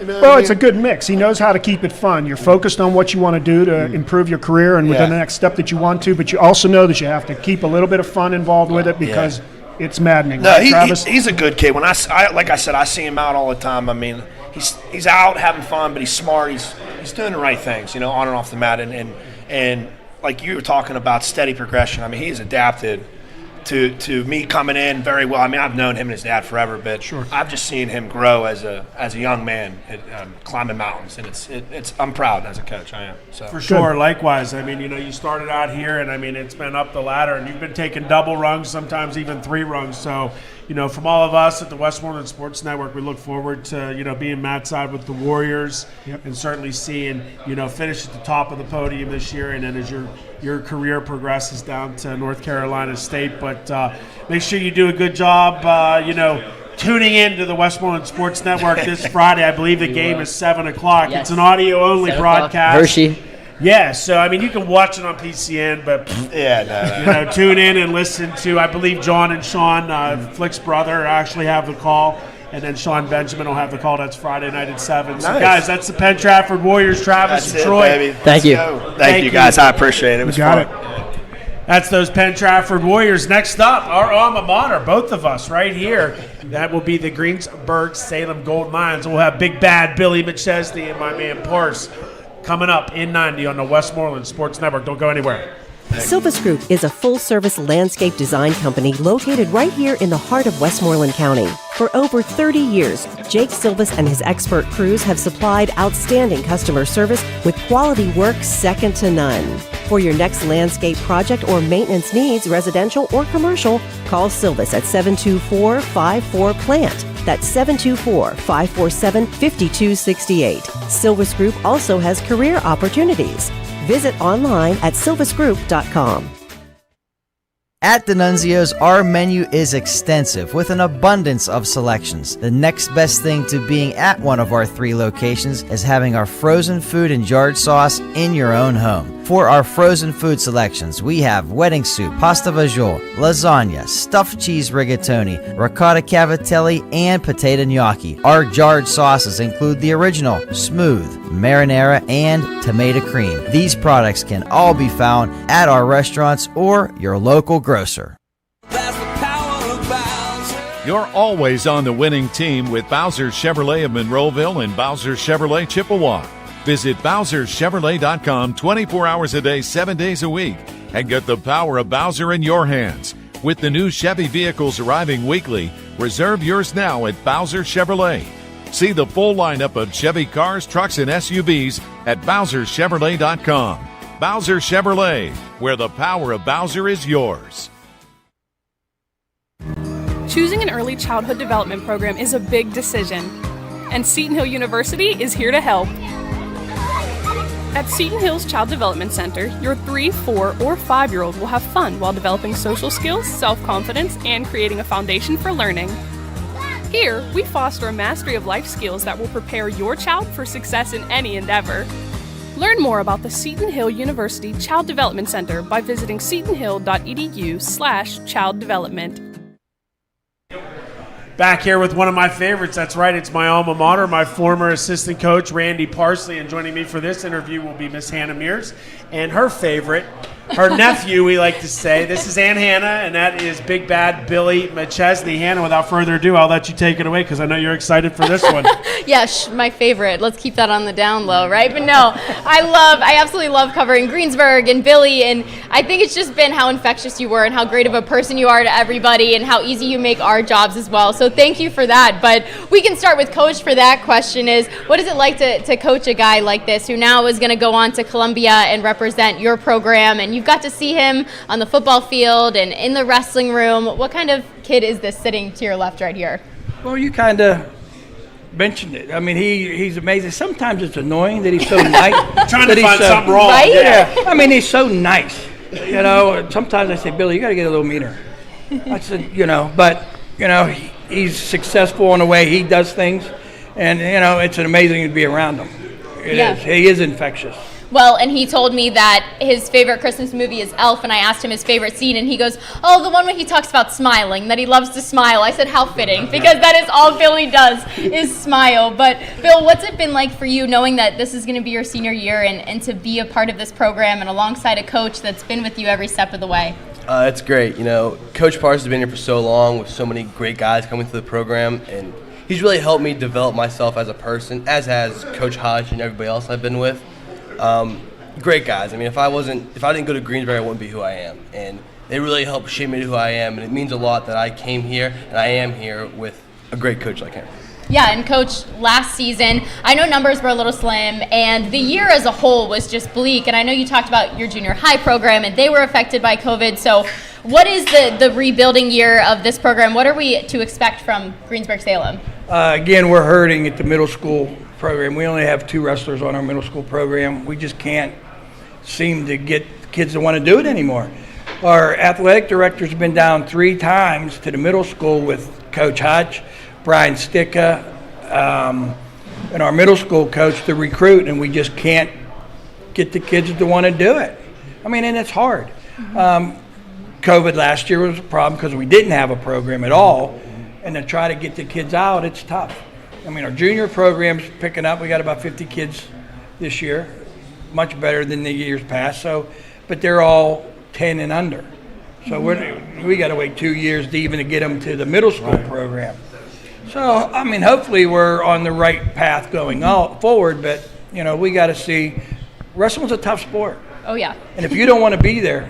You can't force somebody to do it. Right, because that's not. It's the wrong sport to do that. Right. Yeah. Well, here's a PSA from your man Smitty. There's a lot of rich, deep tradition over there at Greensburg-Salem, and I know I speak for Jeff Shaw and George Carter, also alumni of Greensburg-Salem. Get your tails out there on the mat. It is a hard sport, but it's the greatest sport. That will give you more tangible and intangible gifts than any other sport out there. And Billy, wanted to jump to you, kind of a segue. You had yourself one heck of an excellent football season. Kind of give a little recap on football, and came up a little bit short there at the end. I was on the call, and man, it was a long ride home from Plum High School that night for me. Yeah, it was a pretty rough time. I think we definitely bounced back from going 1-6 last year. Our quarterback came through. He broke the school passing record. Cody Rubrick came through, broke the school receiving record. Great guys in all positions, guys who truly believed what Greensburg and the coaches were trying to do, trying to build. Fell short a couple games, didn't do what we needed to do, and it's part of it. It sucks, but that's kind of what happens sometimes. I think, those guys, it was special to play with them, and I love those guys. They mean a lot to me. I'm just happy that we went 5-5, but I think we could have did a lot better. Now, some of those guys get to join you now in the mat room. Talk about that crossover and that experience with them. Yeah, so I get to come on the mat with my younger brother, Christian McChesney. Caden Gonder is one of them. Someone who got hurt in football, Clayton Hudspeth. He got hurt in the Hampton game. Those are all guys who are really special to me. Keegan Young comes in. He's a freshman coming up. Those are all guys who, you go through football together and you're building something together and you're with each other all the time, straight to the mat. It means a lot. You keep some of that connection, that bond, and I really like that. Now, Billy, some of the gifts and skill sets that you have, talk about how they could be, they're diverse for both sports. Obviously, wrestling has helped you with football, and I'm sure football has helped you with wrestling. Oh, for sure. They're very complementary of each other. You go in there for wrestling, you learn a lot, and it's, like you said, a lot of intangible and tangible things where you can go out there and you learn this is how to feel this, how to feel that, but you develop a work ethic, you develop a passion for getting better, and you want to see yourself succeed and get the best you can get. And that's really the main thing I think I and most people who are successful pull from it is you see yourself get better. You see yourself improve every day and do this and do that, and it transfers to everything in life. Yeah, and that was actually one of the first times I interviewed Billy and met him. We had talked about that. He had an awesome tackle that looked like a blast double on the field, and we talked about how well those two sports correlate. But, Coach, he's talking about all these guys that you're going to get from the football field in your room. He's talking about another McChesney coming through, Greensburg tradition. How promising is that for you this year, and what do you see from those guys who are going to be potentially in your lineup? Well, I think, the football players that are coming out this year, they're all going to be starters for us. So, and Christian's going to be a big asset for us this year. Caleb Chismar, which he didn't mention, has been a WPL qualifier for 2 years. He's a pretty tough kid. So, I wish I can get more football players out, but I mean the ones we do get, they're pretty talented, and they're going to be successful. Again, going forward, just like he mentioned, the freshman, never wrestled before. Keegan? Yeah, he's going to come out and he's going to start for us, and he's going to win matches as a freshman at 130. Just because of the athlete he is? Yeah, just because he's hard, he's hard-nosed. He wants to win. And he's not satisfied with, just being out there. So, and that helps. So I think we're going to be okay as far as wrestling, but, numbers are short again. We're going to probably be giving up 3 weights. But, we got another family member coming out, Nick Reinhardt, Tyler Reinhardt's little brother. Okay, yeah, the Reinhardt name. Yeah, he's coming out this year as a first-year freshman. Again, he's got to learn. But, it looks good for 3 years down the road because I got probably 4 freshmen starting this year. So 4 years from now, those guys could be. And hopefully some of those youngsters get into the junior high program. They'll be freshmen at that time. And that's when I think Greensburg-Salem can get back to that place where that pipeline, even though you were graduating, you still had that lower pipeline filled, and we'll get back to seeing Greensburg-Salem doing what we know that it can do. Yeah, and you guys always have had a rich family tradition at Greensburg-Salem. So when you're mentioning those names, it's funny because sometimes that's what you need in the sport to rebuild is a lot of those families who know about the sport and live and breathe the sport to really help your program. Yes. So that helps a lot. Hopefully it's coming. We're going to just keep working at it. We got to just keep working and trying, and we got Chismar brothers on the team this year, the McChesney brothers on the team this year. Now we got a Reinhardt back into the Smiths, program. The Joneses. Yeah, you go back to the Smiths, the Joneses, the Kennys, the Parsleys. That's all been part of the program. I bet you that we probably have one of the greatest family legacy programs in the county. Yes. I mean that's pretty good. You've been around longer than I have. Of course, you would know better. I mean, you got the Abrahams, the fathers, the sons, and all those people. So but now we're kind of losing that. But this year we're getting it back. Yeah. Because everybody grew up like the Kapustas. They grew up. Well, their children go to either Hempfield or Franklin, so we don't have that. But, sure. But at least they're still involved in the wrestling world to help build the sport. Oh, yeah. And Bill, something that's going to help this Greensburg program, though, is the fact that they're going to be able to look at someone like you and say, wow, this guy chose wrestling, he chose Columbia, he's doing amazing things. So let's talk about your commitment a little bit. What made you choose that school and ultimately wrestling over potentially football?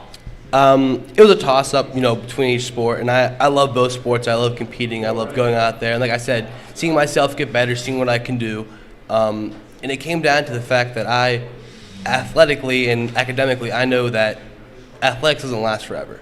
And as sad as that is to say, you only get 4 or 5 years until you're done. And I knew I wanted to go somewhere to get the academic part. That was important to me.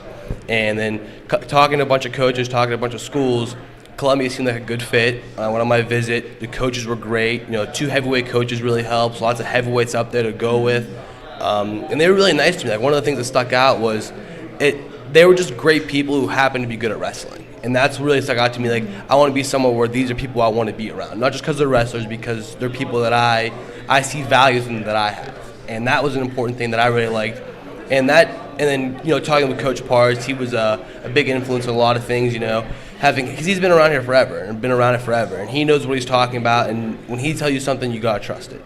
And he didn't tell me to go there, but he said, trust what I say. And that's what I thought was right, so that's what I did. And it seems like you've mentioned a lot of the characteristics in them that we know you have as well. So it seems like a great choice. And yeah, academically, I mean, Columbia, can you beat it? Chris, what are you would have got in there, right? I have no idea yet, honestly. So go in with an open mind. That's my biggest piece of advice. Yeah. But something of last year as well, your wrestling really grew. It seemed like you trumped Isaiah Vance a few times. You guys always had battles, that homegrown battle right there in your backyard all the time. But we also saw you at PA Power events and stuff like that ended up happening. So what do you think helped take your wrestling to that next level to be competitive at the college level? I think the drive to want to get better and the coaching staff that sees you for the person you could be. Like, not what you are right now, the potential you have and how good you could be. And, you know, coming in the summer, working out with Coach Pars, you know, Coach Pars is there every day. And he's there helping you get better, watching you, seeing what you can do, as well as every other kid in the room. And he really likes to foster that talent and see you succeed as a person more than an athlete and build that up. And then he wants you to succeed as an athlete, don't get me wrong, but building you as a person is what's important to him. You know, and that's something that I always say to you, Pars, and to all you that are thinking about wrestling for Pars. He is dedicated to you. He's dedicated to the kids, the success of the program. I can remember back in the 90s when, you know, it was Billy and I there my senior year, and heck, we stayed after workouts, after our regular team training for an hour, hour and a half, sometimes 2 hours, getting those extra workouts in. So that hasn't changed. Pars has always been that way. Billy, I wanted to tell you a quick story from last year up at the Redemption Duels when Aunt Hannah almost went Aunt Hannah on the dude that beat you. The gentleman wasn't very kind.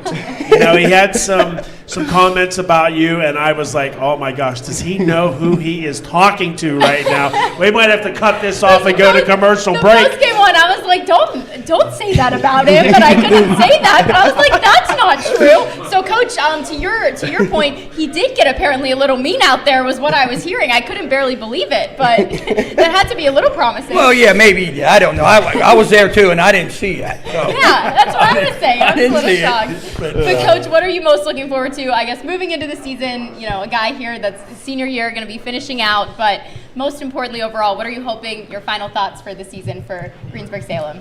I hope we can compete with everybody. Like I said, we're going to be down 3 weights.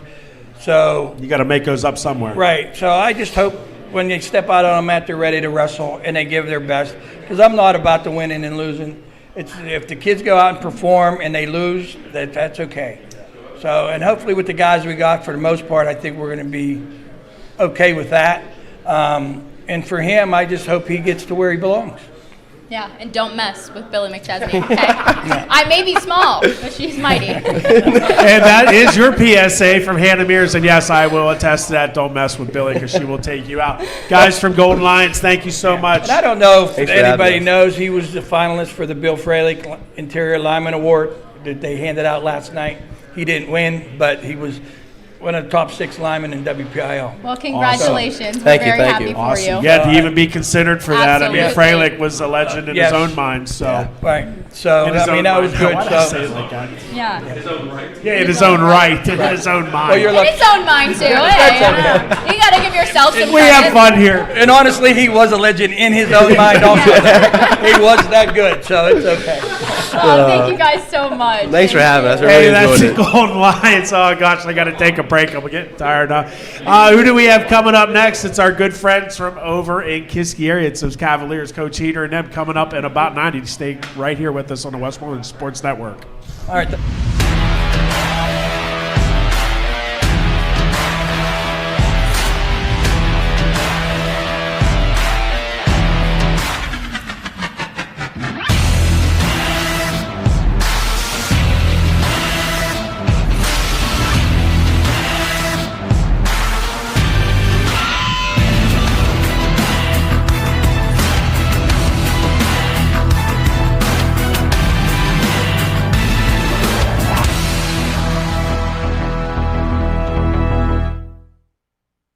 If your home, office, or rental property sustains water or fire damage, Service Master Complete Restoration by Stiffy is your go-to call 24 hours a day, 7 days a week. The Stiffy family's been serving the greater Pittsburgh area for over 32 years. Service Master Complete Restoration by Stiffy features friendly, licensed professionals that are here to deliver peace of mind with a fast response, expert service, and guaranteed satisfaction. Contact Service Master by Stiffy today at 724-834-8889 or servicemasterbystiffy.com.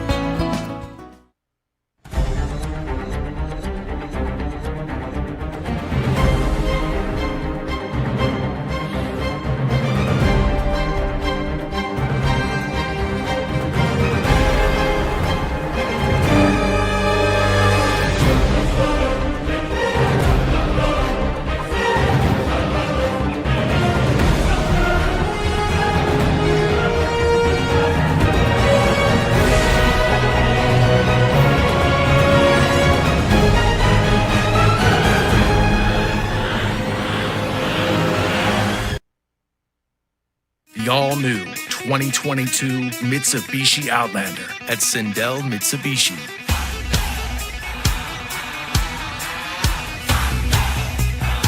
Drive one today for $239 a month, plus an industry-leading 10-year warranty.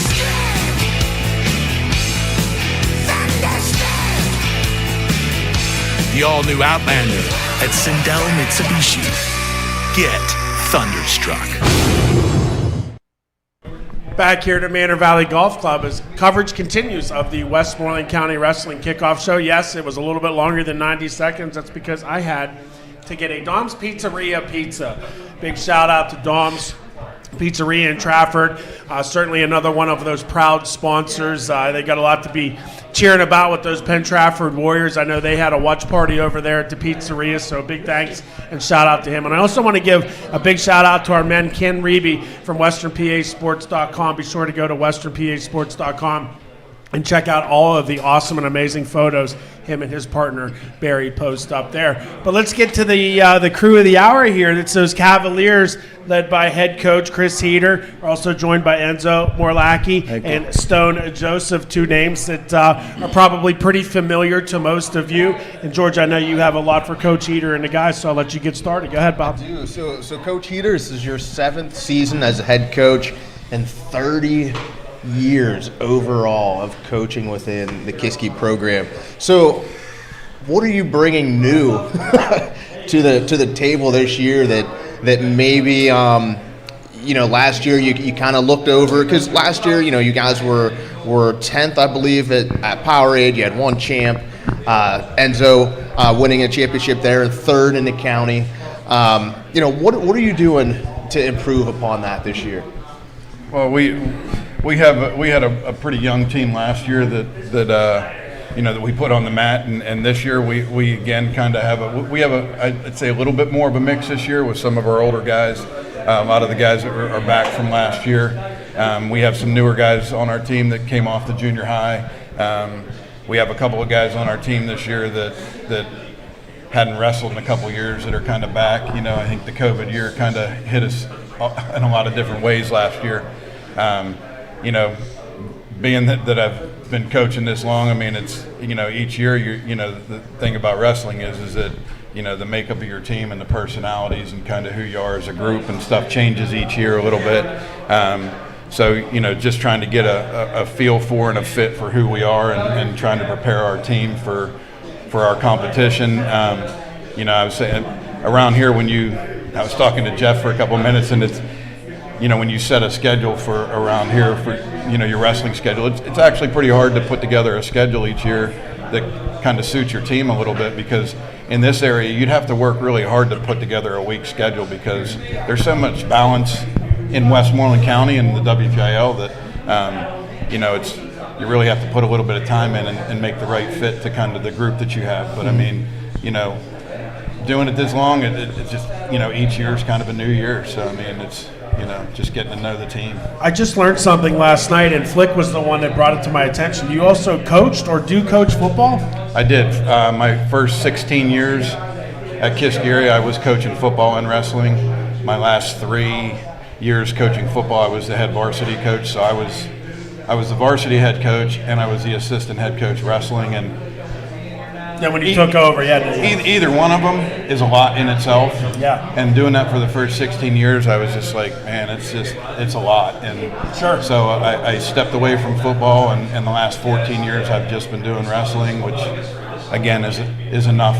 Well, it was just something I knew that I learned last night. Yeah. Like, was like, did you know Eater coach wrestling or football? And I'm like, no. Yeah. I had no idea. 'Cause I was a quarterback in college, and so I played football in college. I did wrestle in college, and so when I came to the school, one of the things was they were looking for somebody that could teach and coach, and they needed football and wrestling coach at the time that I got hired. Where did you play at, Coach? Cal U. Cal U. Oh, wow, Vulcans. Yep. One of the best programs in the country, year in and year out. So, that's a nice little tidbit of information that we'll be sure to share. George, go ahead and jump over to the guys. So, Enzo, looking at your season last year, you were 23-3, first Powerade, right. Second at counties, first in section, fourth at the whips. What are you doing now, or mentally, are you implementing any new workouts or anything like that to kind of get yourself over that hump? Yeah. So I think last year, or in previous years in my high school career, I started out well, and then towards the end of the year, there's something to it that I always just end up missing, and it shows in the performance. And this last year, I've done something different than I've done in previous years. I got injured in the summertime in April, and I never got. I didn't get better until a couple months. It was a injury that was hard to recover from compared to other ones that I've had, and that gave me like a break that I haven't had in previous years. Mm-hmm. And in coming back from that, I feel hungry, one, and two, I feel like what's the word? Relieved. Like I get on the mat, relaxed, and I just don't have that. I don't have that. I don't know, that need for a break or anything. Like now I'm feeling like what can I do next to get on, and with the team this year, having the ability to be a leader on the team this year, it's really cool because everything feels like it's coming together with Lehigh coming up and all that. The coach is rooting for me. Everything's just. I feel like I'm starting to figure everything out compared to previous years, and mentally am on a good path for where I want to be. So other than that, if that answers your question. Your stash game is going strong too, bro. See, I was hoping that somebody would say something about that. I knew I would. I was hoping so. How long have you been rocking it? Like 2 weeks, and I see you're teaching Stone how to grow one too. See, I'm trying to get everybody on the team to start one, but it's a little hard for the freshmen. You can start painting them on. I was gonna say they were making fun of me last night. They were gonna say they were gonna fill it in with a Sharpie, but no, I don't know. That's not gonna work. We have one girl on the team. I don't think she wants a mustache. So. No. So Stone, kind of the same question. You're coming in on your senior year, right? Last year you were 7-5, second in the sections. So, what are you kind of hungry for, like Enzo? Really, I'm just hungry to prove myself. With a high school season where I haven't had a full season yet. Whether it was an injury early in the season or later in the season like last year, I feel I'm one of the better guys in the state and want to have one of the better wrestling abilities at heavyweight. No one's really got to see what I can do yet, and I just want to prove that this year and just leave it all on the mat every time. You've got good bloodline and genes too, so I'm excited to see. Obviously, you look exactly like your father. You remember his father? We wrestled at the same. Sorry, George. I'm like in your face again. You are. Like this. I'm very animated. You're used to it, aren't you? But certainly, he's very used to it. So, certainly excited to see you get a full season in. And I think we're always blessed here in the county, and you guys, I think, can attest to this. There's never a weak heavyweight bracket. When you get to the county tournament. Last year's heavyweight bracket at counties was insane. You got a lot of good studs in there, so you're going to have a lot of good competition. Certainly looking forward to seeing what you're going to do on the mat. Talk a little bit about yourself outside of wrestling, other sports, activities, clubs, hobbies. My life pretty much consists of school, wrestling, and fishing. That's what I do. I'd like to have a career in the outdoor world, and hopefully through wrestling I can go to college, learn about a lot of that stuff. And What do you want to do? Like, where do you want to go? Any plans yet? You start. I want to do freshwater marine biology, and Hope you like science. Yeah. Okay. Conservation, stuff like that. Yep. Good deal. Well, best of luck to you. I look forward to seeing you on the mat. What's your favorite food? Pizza. For He's sure. he's a Have some? heavyweight. Anything. Enzo, if you don't mind handing the mic back over, talk a little bit about yourself outside of the wrestling room and hobbies, interests, things that you like to do. Yeah, for sure. So I actually, other than wrestling in school, I focus a lot of my time on. I actually own a cinematography company, and You what? I run a videography company, and Flick, are you hearing this? Yeah, I run a videography company, and no, for sure. And I get a good opportunity. It's honestly, I have the ability to say that at a young age I've found what I think my passion is and what I love to do. So I can say that I'm extremely lucky for that. I get the opportunity to travel and go around and work with different athletes, people, and I was down in Nashville last year, and it was cool. It's fun. Oh, Nashville, man, that had to be awesome to Oh get yeah, down there. No, for sure. So I got to work with got to work with Devlin Hodges, who was a quarterback for the Steelers, now for the Rams. Duck. He who else? That's who he is. Yeah. Bob Menery, if you know who that is, he's a social media influencer, big guy. So is that what you want to go to school Right. for? No, so absolutely, it's hard to go to school for that because I don't really want to end up in like the Hollywood filming scene. I don't really want to do that, but I would like to go to school for something that helps me run the business and everything like that. So I right now it's Enzo Morlacchi Creator LLC is what it is, and from there I'd like to just take it and grow it and expand on my client base and all that, and just I love it. get out. Yeah, no, for Now, sure. Coach, you're in tech, aren't you? Yeah, As a teacher. I'm a technology education And teacher. isn't Jimmy Garris as well? Yes, he's in my department at the Now, high school. you guys, I mean, obviously, Coach and Jim have been an influencer on you for this. Actually, you know what? So what I teach Yeah, tell more the the story. graphics design course Yeah. and stuff. So I mean, like we have kind of our English department kind of runs the kind of what more The audio more visual kind of the type audio stuff. that kind of Enzo's in, and he's been involved in that, and these guys have taken our classes and stuff. But I mean, the English department and their program and stuff and what they're running is more kind of in line with what Enzo's involved in, and so You should do like a behind the scenes, like the Kiski Cavaliers season, like that 30 for 30. Right. And, every trip you take. And, Right. you bust in on Stone stuffing pizza down Oh, his face when absolutely. he's hiding from his, the 6-pounder who's over there starving. The close-up shots, no, for sure. And I have to say that this year has been really hectic so far, but one of my goals this year has been to learn, to expand what I know about what I know so far within school, and do it with people like Coach Heater and people like our English department to help me grow the knowledge that I have, and I want to start stuff where helping other kids if they want to learn how to do video stuff and edit and stuff like that in the school. But with wrestling season and everything, it's something I'd like to do before the year's over and all that. But, yeah. Well, this has been educational. I learned that Heater's the quarterback, and he has a videography company, Enzo, that is. So I'm excited. George, anything to close? So yeah, definitely. So Coach Heater, Enzo, and Stone, talk about that kind of team camaraderie, the Kiski year in and year out always has. You guys are going to be seniors.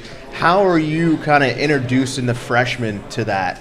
That team bond that you guys have, where there's not one person that's bigger than the team, right? And that was one thing over the years I've always seen with Kiski, just that team chemistry. So how are you instilling that into the freshmen coming up?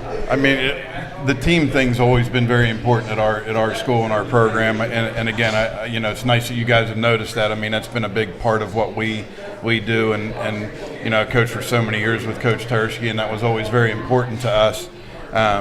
whether it's a ninth grader, and that's the unique thing about our sport is when you get the younger kids on with the older guys. And, in our room we have a lot of pictures of teams that have been successful and gone to the state tournament. All our section championship banners are on the wall, and we have all those on the wall in our wrestling room and stuff. And I think that helps to kind of show the young kids how much and how important it is to do the team thing and to be unselfish and, to plug in and do your part. And, but as a coach, we lean on the older guys as they start to kind of get more mature and become into that position on our team each year. We can't do it on our own as coaches, and you need guys like this to kind of, at times, I see these guys over working with, they're not only working on their own technique, but they're helping other guys, younger guys in the room, which is exactly what you want to see as a coach. Guys, that's awesome to hear. Keep up the good work. We look forward to being Matt's Appreciate side it. with you guys. And, you guys doing great things over there at Kiski, from the way down with the little ones all the way up through. So keep it up. We look forward to it. Thanks for having us, guys. You're welcome. That's those Kiski area Cavaliers. Keep an eye out for them this season. We'll be back in a little bit with the Vikings of Mount Pleasant area in just a little bit right here on the Westmoreland Sports Network. Keep it here. Your next golf adventure awaits at Manor Valley Golf Course in Export. Manor Valley offers 18 scenic holes over gentle sloping fairways and the purest putting surfaces around. Manor Valley Golf Course in Export is the perfect place to host your next golf outing, banquet party, or shower. Manor Valley also offers league play and great membership rates. Tee times available. Call 724-744-4242. Visit ManorValleyGC.com. The Quest School of Wrestling is celebrating its 18th year of operation. Come meet Coach Jim Akerly and assistant Mason Beckman and see why Quest easily becomes family for your wrestler. The Quest School of Wrestling offers group coaching, open workouts, and private instruction to wrestlers at all levels, from elementary through high school. Call 412-352-3727 or QuestSchoolOfWrestling.com. The Quest School of Wrestling, with facilities open all year round in Washington, PA.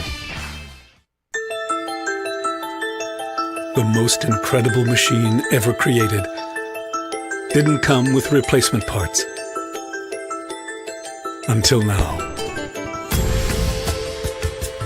Rebuilding the human body takes skill, not just science. Some of the region's most accomplished orthopedists are right here at Excella Health. Our team of specialists are using non-surgical treatments, minimally invasive procedures, and the most sophisticated and complex surgical techniques to restore all aspects of human motion. All right. Whether you walk or fly. Orthopedics at Excella Health. Expert care begins here.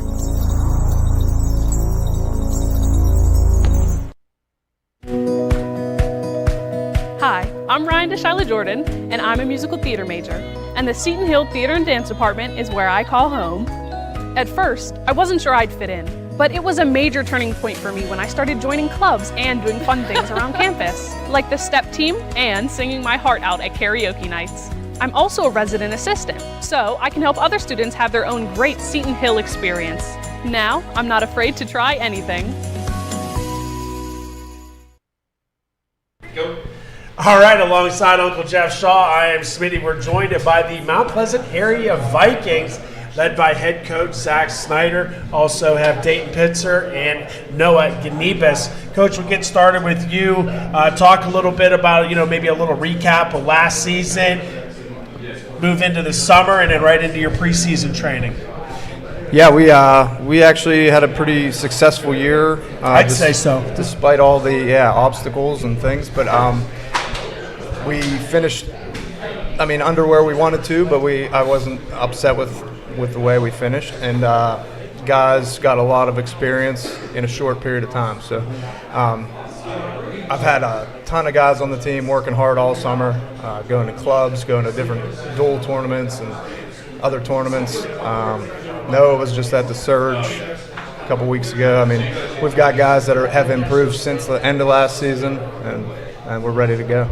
Putting in the extra time. Yeah. Guys, talk a little bit about that extra time. Now, you guys are both seniors or leaders of your crew. Is it trying to get that culture from you guys to pass down? What are you doing to pass those torches along? Because, I mean, in just a few short months, you're going to be gone. Yeah, I think just being in the practice room with all the guys and being close and just creating friends and stuff and just working as hard as you can and try to set the best example for your teammates and younger teammates. I would say, just being in the room, trying to get everybody motivated, like a positive attitude, trying to be as much like practice as you can in, work with the coaches, trying to get them like ready for, when we're gone and who steps up next. Yeah, that brings us to us going back to the Southmoreland tournament when you guys were freshmen, and we were talking about this a little bit earlier. What you guys did as part of 7-man roster, finishing second in that tournament, and where you've come from then to now, and what you're doing for your program for coach. I mean, right now at the end of the season in AA, the 4 teams in the top 25 from around our area: Burrell, Burgettstown, Beth Center, and you at 25. I mean, that says a lot from where you've come from just 3 years ago, right, Coach? So congrats on that, what you've been doing with these guys. Now having a little bit of a fuller roster, right? Yeah. I mean, that's what it's all about, making it fun, building a culture of wrestling, and not even building a culture, just getting it back, just bringing kids back to the sport. And I found that there was a lot of kids that already wrestled, and they just, for some reason or another, just took a break, or I drugged people out and made them tell me no, and we got a full roster, and it's now feeling like a team experience, I guess. Yeah, good. And so no doesn't mean no when you're dragging them out of the hall. Yeah, right. They got to tell me no a few times before I take. I'm like a telemarketer. So the 2 men of the hour that you brought with you in Dayton Pitzer and Noah Ganibas, they're your leaders. That's why they're here. Dayton, what you've done has basically spoke for itself. I mean, what you did your freshman year, you have a state title your freshman year. Unfortunately, the injury bug got you your sophomore year, but you come back last year with another state title. You ran the gamut through most of the wrestlers that you went to in the big tournaments that you went to in Midwinter, Mayhem, and Powerade, facing the same nationally ranked guy and closing the gap on those two, going to the state title last year as the number 2 seed, which not many agreed with, but you wrestled the same guy twice, right? Tell us about that and what has motivated you this year, what your goals are. You've achieved great goals, but what goals do you have left to achieve this season? Last season was definitely a good season, as in competition-wise. I wrestled the number 1 guy in the country twice, probably with 2 weeks apart from each other, and definitely learned from those matches and tried to close the gap and keep working hard. And then I wrestled Dylan Bennett at Powerade and then wrestled him in the state finals again. So I think coming off of winning states and stuff is not to slow down and not be satisfied and keep working hard and just try to wrestle to the best of my ability and just keep getting better. Do you have a goal card? What are your top 1 or 2 goals that you want to make sure you're going after this year?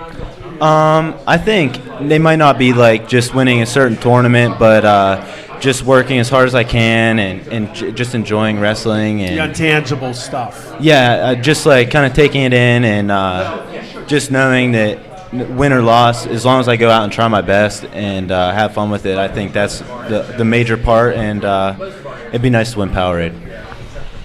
Noah, for you, I talked to you a little bit earlier about this, but what I've seen as an observer of you is your natural and steady progression where you've been. Like last season, you went, was it 29-13 for a record more pretty near, and ended the season ranked 14th in the state in AA. Some of the things that you've done and some of the wrestlers that you've had, the competition was great for you. You rattled through and beat everybody that you were supposed to. You beat them with tech falls or falls and all that, and you had some good losses, if you will. In wrestling, we know there's some good losses, and you wrestled Finnerty from Thomas Jefferson a couple times, and those you didn't come on the good. He's at Seton Hill now, so that's some good competition. Tell us a little bit about some of those matches that you had that maybe you didn't get, and what they did for you coming into this season. How did they motivate you? What did you change in your training to maybe get over the hurdle of those kind of losses? Because you had a great season. Your progression, to me, in my eyes, is you're going to be at the top and on that podium this year based on what you've done. Yeah, for sure. We're working at it. Brian Finnerty is a really tough wrestler, and we worked. He rode me on top really well with his legs, so he's really good, on top with that. And this preseason, we were working on top with legs with Coach Zach and Tommy Province. They're both working with me on that, and wrestlers like Rune Lawrence, Rune, they're you had another great match with him. Right, top guys, and where they're at, you got to get to their level or even better. And I think we really worked hard to try to get at that point this year. Do you expect to see Rune this year? I mean, are you guys split, or because you're up a weight class this year? Yeah, I don't know what he's honestly going to do this year. I just know, I'm going to end up wrestling 189 this year, so we'll see where he ends up. But the culture that you all have in Mount Pleasant is you're not shying away from anybody. You're going to those big tournaments again, right? And you're looking forward to wrestling those guys, right? Yeah, that's the main thing. I just want to compete with the best competition we can possibly compete with. We're going to wrestle a tough schedule again this year. I don't look at whether we're wrestling AA, AAA teams. I want to wrestle teams that are going to give my guys battles all the way up and down the lineup. I want battles at every weight. I'm not going to chase one or two guys. I want to wrestle, a battle. And I'm not really concerned whether or not how many wins I have on the end of the season or whatever, other than playoffs and things. But I just want to put them in the best situation for the end of the year. Right coaching mentality, right, Chris? Yeah, no, it's a great mentality, and I love, go for the competition. There's no sense in, wasting points because you're only allotted, and I don't know if a lot of our viewers know this, but you're only allowed so many competition points. So, obviously you have to use the ones up in your section, but outside of that, you can pretty much have free will to do what you want to do with those points. No, since you have the mic, let's talk a little bit about you off the mat. Tell our viewers, what are your hobbies, your favorite class, what your future plans are.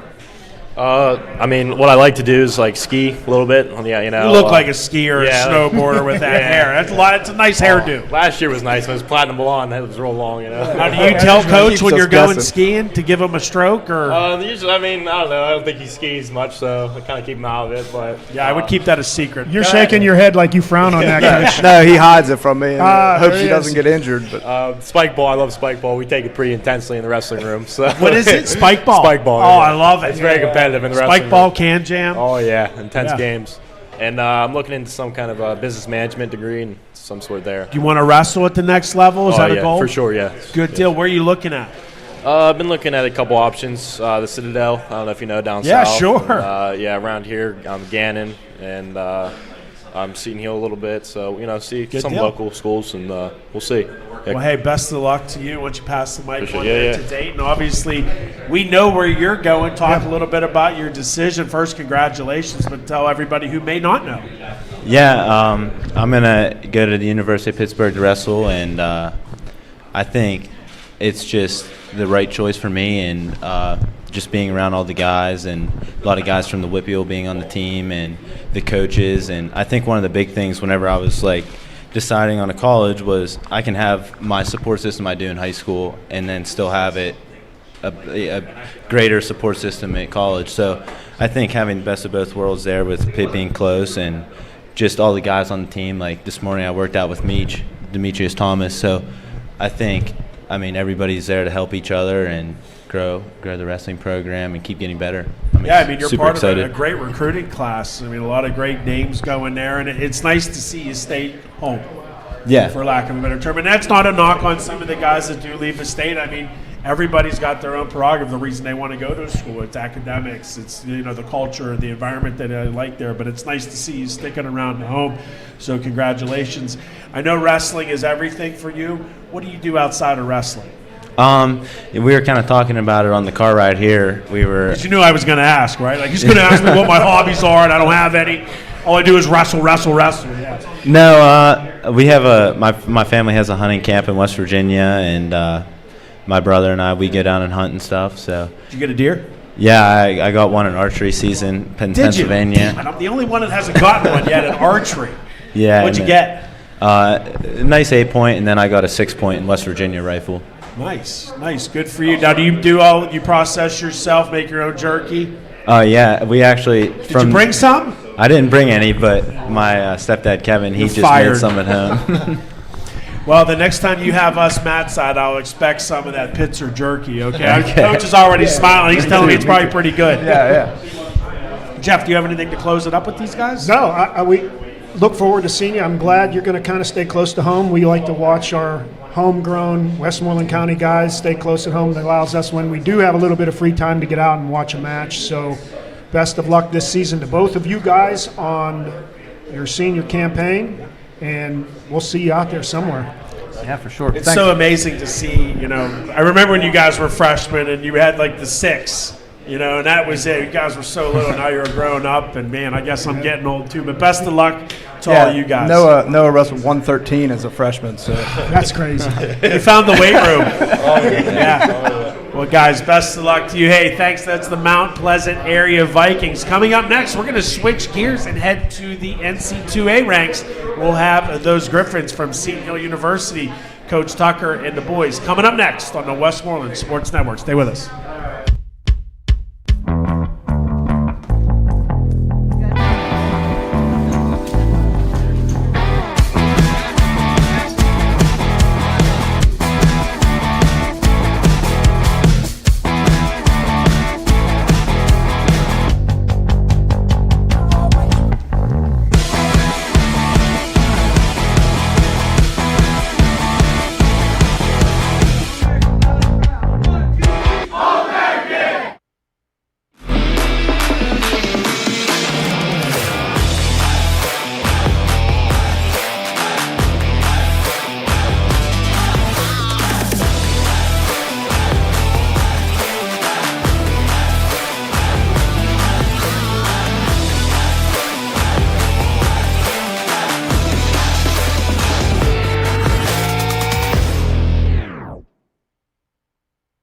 When you begin planning enhancements to your kitchen or bathroom, let the local experts at Elite Plumbing Kitchens and Baths in Latrobe help you get started. Elite Plumbing Kitchens and Baths carries a full line of thoughtfully designed Moen faucets and shower heads, toilets by Toto and Mansfield, sinks, kitchen cabinets, even showers and bathtubs. Browse their vast showroom in the Route 30 Plaza, where you can talk to an incredible designer that will help you finally build the kitchen or bathroom of your dreams. Elite Plumbing Kitchens and Baths in the Latrobe Route 30 Plaza. At Marino's American Eatery, we have one focus: you. Just like home, our dining room brings the whole family to the table with a truly unique menu prepared fresh in-house. At Marino's, we know beer. With 16 beers constantly rotating on our taps, we take pride in supporting only local, independently owned craft breweries. Come experience Marino's American Eatery in Greensburg, Westmoreland County's local craft beer destination. Back here with our Division II friends at Seton Hill University. Griffins joined by head coach Brian Tucker, Tyler Alberts, and Brandon Matthews. Coach, we'll get started with you. Obviously, no recap to talk about last year other than there was no season due to COVID-19. So get started right into this year. But one thing I would like to talk about is what was the environment, the culture like last year? Obviously no competition, and that's what you train for. You're trained to compete. How did you keep the guys, and I hate to use the word interested, but kind of engaged without the competition? Yeah, we were fortunate enough to be able to practice in March, so we were able to get some practices late in the season. But you're right, at first it was really tough keeping them engaged, and really we had to take it in stride because it was such an unprecedented situation. It allowed us to get the opportunity to do some things that we normally don't get to do.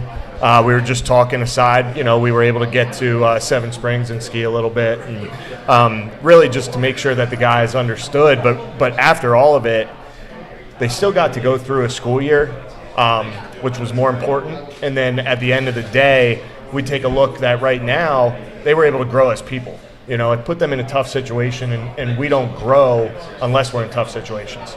So coming into this season, we had to understand, and the term we used is the gratitude, because we're super thankful to be back in the room, back to competing now too after a couple weeks, and we're basically full-blown into the season right now. What was it like, the energy level? I mean, it had to be like uncaging animals, beasts, when they got to go out there and compete for the first time. You like that, right? Yeah. What was it like the first time to, open the barn door and let them go play? It was interesting, yeah. It was just a situation we didn't necessarily know what to expect. So I think it was just fun to see them in their light again, and to get the excitement and the nerves before matches, and to make sure that they understood, hey, you can let it fly right now, because we don't have an expectation. We just we're judging you guys on our team mentality type of stuff. We always preach an elite effort, a competitive behavior, and team unity, and that's how you guys are getting judged. So that was where we were able to start off with, and it was a fun trip. Everybody on the team got to go down to North Carolina. We had a dual match, which luckily Belmont Abbey had a second team and a second match set up, so everybody got to compete along with everybody competing at the Open. So it was like a JV mat mat too. Oh, yep. Nice. Yep. So everybody got matches that first day, and then everybody got matches the second day at the Open.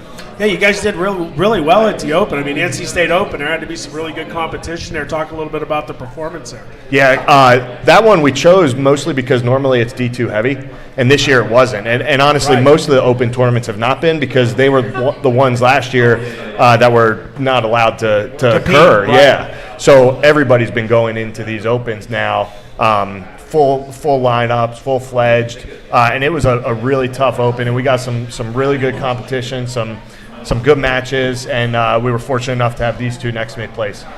Go ahead, Jeff. Yeah, took me right into that. And I have a soft spot, and this makes it easy for me because fortunately... You're not going to cry, are you? No. Okay. I just mean that, we're friends, and both of my boys were able to wrestle with you guys, and they're your teammates and friends, and so roommates. Yep. But let's start with that trip down south. Both of you were able to place in a predominantly heavy D1 competition. Tell us, start with you first, Tyler. I mean, how was that for you? How did you go through the tournament, and what were some big high points, low points, motivational points for you in that tournament? Yeah, it was just an exciting trip, and we trained hard for it. We had a good preseason, and we're on the mat several days a week, and with our season being canceled the year prior, it was exciting to get back on the mat, and I just knew I had nothing to lose, so went out there and gave it my all. Yeah, and I'll ask you in a second, Brandon, but going back, you're an Elwood City product that went to Wheeling, had a lot of wins down there, and then came to Seton Hill for the reasons that you did.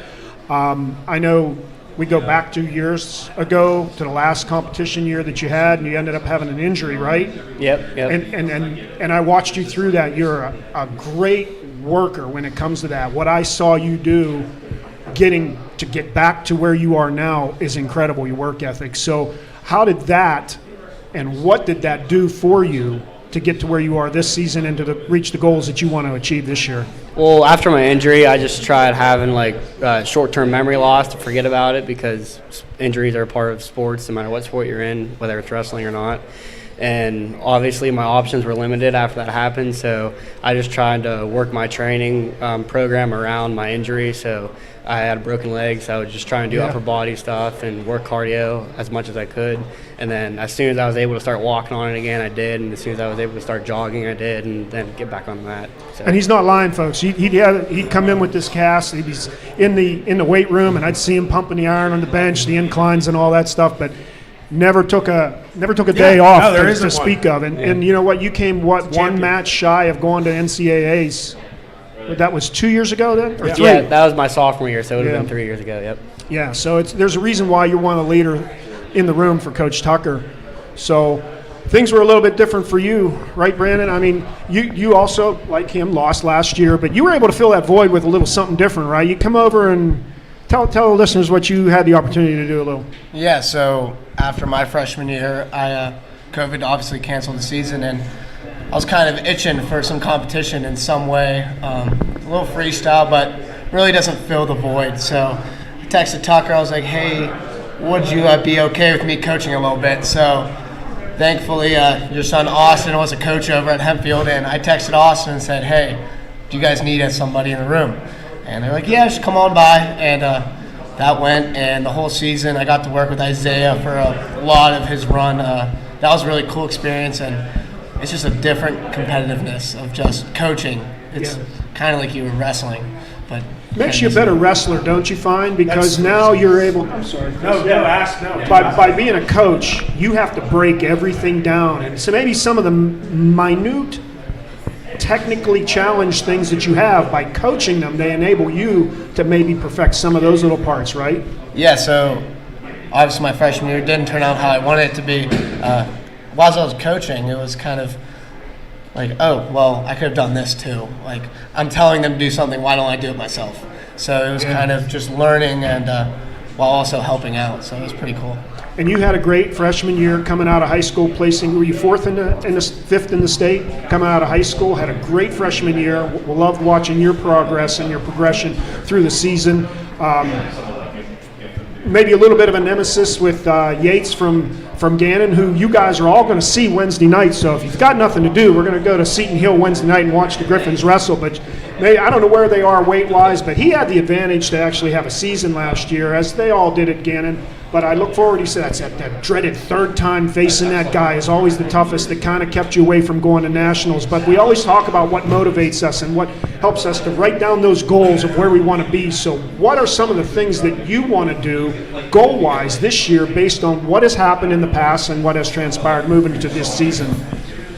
Yeah, so obviously my freshman year, me and Luigi, we wrestled 3 times. He's a great competitor. He got the best of me at regionals. And it definitely left a little itch, a little chip on the shoulder. And I can tell you, I went back to the room. It was pretty distraught. And Dom Naney, our assistant coach, also coached with me at Hempfield. He literally said, follow Tyler, let him show you the way a little bit. So came back, and he's not kidding when he said earlier, when I have a picture of Tyler with a boot on in a scooter, drenched in sweat. And it was just an incredible moment, but definitely did a lot of looking in the mirror, just kind of learning what I need to work on. And this year, definitely had a year off, a lot of training. Drew Phipps is also in the room now, so everyone knows him around Westmoreland Wrestling. So definitely a lot of training and hoping to definitely get on the podium, hopefully at the top at the end of this year. Brandon, talk a little bit about what you study and what you like to do outside of wrestling, hobbies, clubs, things like that. So I'm an entrepreneurship major with a minor in finance. So that's my family history and having a small business. So working in that, definitely enjoy that. Hobby-wise, we definitely golf a lot. Big Steeler fan. Yeah, go to a lot of Steeler games. And are you going today? No, I'm not, but I'm itching, kind of wishing I was. I'm here, so that's why I'm not there. Well, I mean, you got 40 minutes to get there until maybe if we hop on the highway and get down there. There you go. I'm sure someone will be selling tickets. Oh, I know, right? Someone outside will be sitting there, but yeah. So definitely golfing, working out, just hanging out pretty much. Who's the clown in the room? Every team has one. We got a few. Probably McCoy. Yeah, definitely McCoy. One of the Rom Jews, maybe. So we got quite a few. We got a pretty lighthearted team. It's a good group. Good. Same with you. What are you studying? Tell us what you. I'm studying exercise science. I'm going to graduate this spring, and I plan on going to physical therapy school, which Seton Hill just started a program this spring. So, and I actually got accepted into there. So, might be sticking around the area for a little bit. But, see the pipeline you're working, Tuck. I like it. Other than wrestling, I like to ski a lot in the winter, which during wrestling season I'll do that. Kind of prevents you. We already got one cast off. Let's not put another one Yep, that's the plan. But I'm a senior, so after this year, I figure I can ski as much as I want the rest of my life. We've had a lot of skiers here today. And I can't believe you're admitting it. It's a blast. It's a blast. Wrestling season. Yeah, there's no time to ski in the winter. Yeah, don't talk about it in front of your coach. Yeah, right. Good golly. Coach, talk about the remainder of the upcoming season. Not the upcoming, but the remainder of the season, the level of competition and the expectations. I mean, I know you said as far as wins and losses, it's not what you're being engaged on, but some goals for the kids. Yeah, I mean, we have a tough competition schedule every year. The PSAC has 4 I believe it came out the other day, 4 teams ranked in the top 25 that we'll see. We've already seen one of them. But that comes up. We head to Wheeling and get a couple matches in there. We hit the Midwest Classic right before Christmas, which is always basically it's a first semester national tournament. So we're excited. It's a fun one. Again, we're just thankful to be back on the mat. And yeah, from that side of things, basically everything else is going to be a bonus. You know, getting these guys in there and working hard and being able to compete again, just right there has been a goal in itself. And really, we can't be more thankful for that opportunity. Well, good deal. And that's, as Jeff said earlier, you can catch the Griffins this Wednesday night. They'll take on the Gannon Golden Knights. And you can catch that right here with us on the Westmoreland Sports Network. I think match time is 7? Yeah, 7. 7. And again, I just want to make sure that everybody knows how thankful we are of you guys.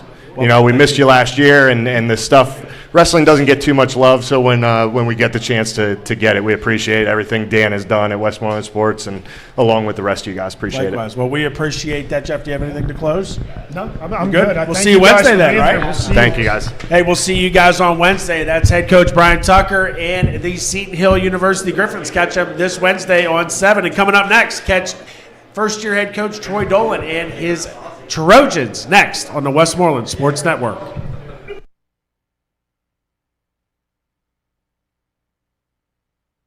We know speaking with your teen or your young adult about drugs and alcohol can be challenging, but is necessary. Remember to have a conversation, not a confrontation. Establish good communications, break through barriers, and be firm but loving. Here are some helpful tips. Choose a good place and time to chat. Talk with openness. Actively listen. Offer empathy and support. For more information, visit us online at wedacinc.org. Westmoreland Drug and Alcohol Commission. Prevention is key. Dr. Scott Learn and his dental team have been caring for the community for over 20 years. Dr. Learn offers a wide variety of dental services, including oral exams, gingivitis treatments, crowns, veneers, and more. He even makes custom sports mouth guards. Call 724-537-3314 or visit scottellearndmd.com. Dr. Scott Learn General and Cosmetic Dentistry in Latrobe, giving you the confidence to enjoy your smile. The Pennsylvania Army National Guard has been serving our community, state, and nation for over 350 years. You too can serve in the Pennsylvania Army National Guard in one of our 150 occupational specialties locally, earning yourself paid job training and a potential enlistment bonus up to $20,000. We offer up to 100% of your college tuition. Contact Sergeant Mike Mason at 724-972-5838 or visit nationalguard.com. You have pain? We have the answers. You want to feel better? We provide the relief you need. The Rehab Center Chiropractors Caring for Health. Our state-of-the-art facility and our experience in caring doctors provide expert analysis and a customized treatment plan for each individual. The Rehab Center, Chiropractors Caring for Health, with locations in North Apollo, Kittanning, Lower Borough, and Clarion. For more information, visit our website at therehabcenters.com. Back here on the Westmoreland Sports Network alongside George Carter. I am Chris Smith. We're joined by first-year head coach of the Derry area Trojans, Troy Dolan, and a couple of his freshmen, Giovanni Beatrice and Christian Hyrak. Coach, let's get right to it. Let's talk a little bit about, obviously you had a very awesome career at Derry, 3-time state champ, and now you find yourself at the helm. Talk a little bit about that experience and what it's been like for you to get back in the room and lead a team that you once led as a competitor. Yeah, it's been really exciting to get back. A lot of great athletes, great support in the community. So really just looking forward to getting to work with the guys this year. Some of these guys we've been working in the off season at club and stuff like that. So we got a motivated, talented group of guys. I think now it's just starting to work with them and get kind of a system put in place. Now, are you making changes back to the way that it was whenever you were wrestling, or are you keeping it new age? Talk a little bit about some of the transitions that you're having to go through. Every program has transitions when you make that head coaching change. Talk a little bit about those. Yeah, I think the great thing about wrestling is normally basics win. So trying to keep it very simple this year, just hard work, good conditioning, and good basics. That's kind of what I tried to do when competing. So nothing too fancy, and just getting after it. You are a disciple of Coach Rob Waller. Yes. You guys hit like 3,000 double legs a day. Yep. Squeeze fry jam breakdowns, things like Absolutely. that. So talk a little bit about that, though. So you've been blessed with some great coaches along the way. Have they helped you and been a mentor? Yes, we're very fortunate. Both these guys actually have been going to All-American Wrestling with Coach Waller, Robbie Waller, and then they've both been getting some time at Quest as well with Coach Akerley. So trying to get around the same great coaches that I was around growing up and learn as much as I can from those guys as well, which has been a blessing, honestly. Some expectations for the season, Troy? Not a ton this year, honestly. Like I said, a lot of our guys are new to the sport. A lot of them are new working with me. Just want to try to do the best we can as filling a roster and having each guy kind of meet their max potential. And I'm hearing rumors about a very strong junior high program. Yeah, absolutely. So watch out for the Trojans in the future, right? Yeah, we're actually a couple guys are up in Indiana right now competing and just came from there watching them. So, yeah, I think it's going to be a very good program and a lot of good things to come.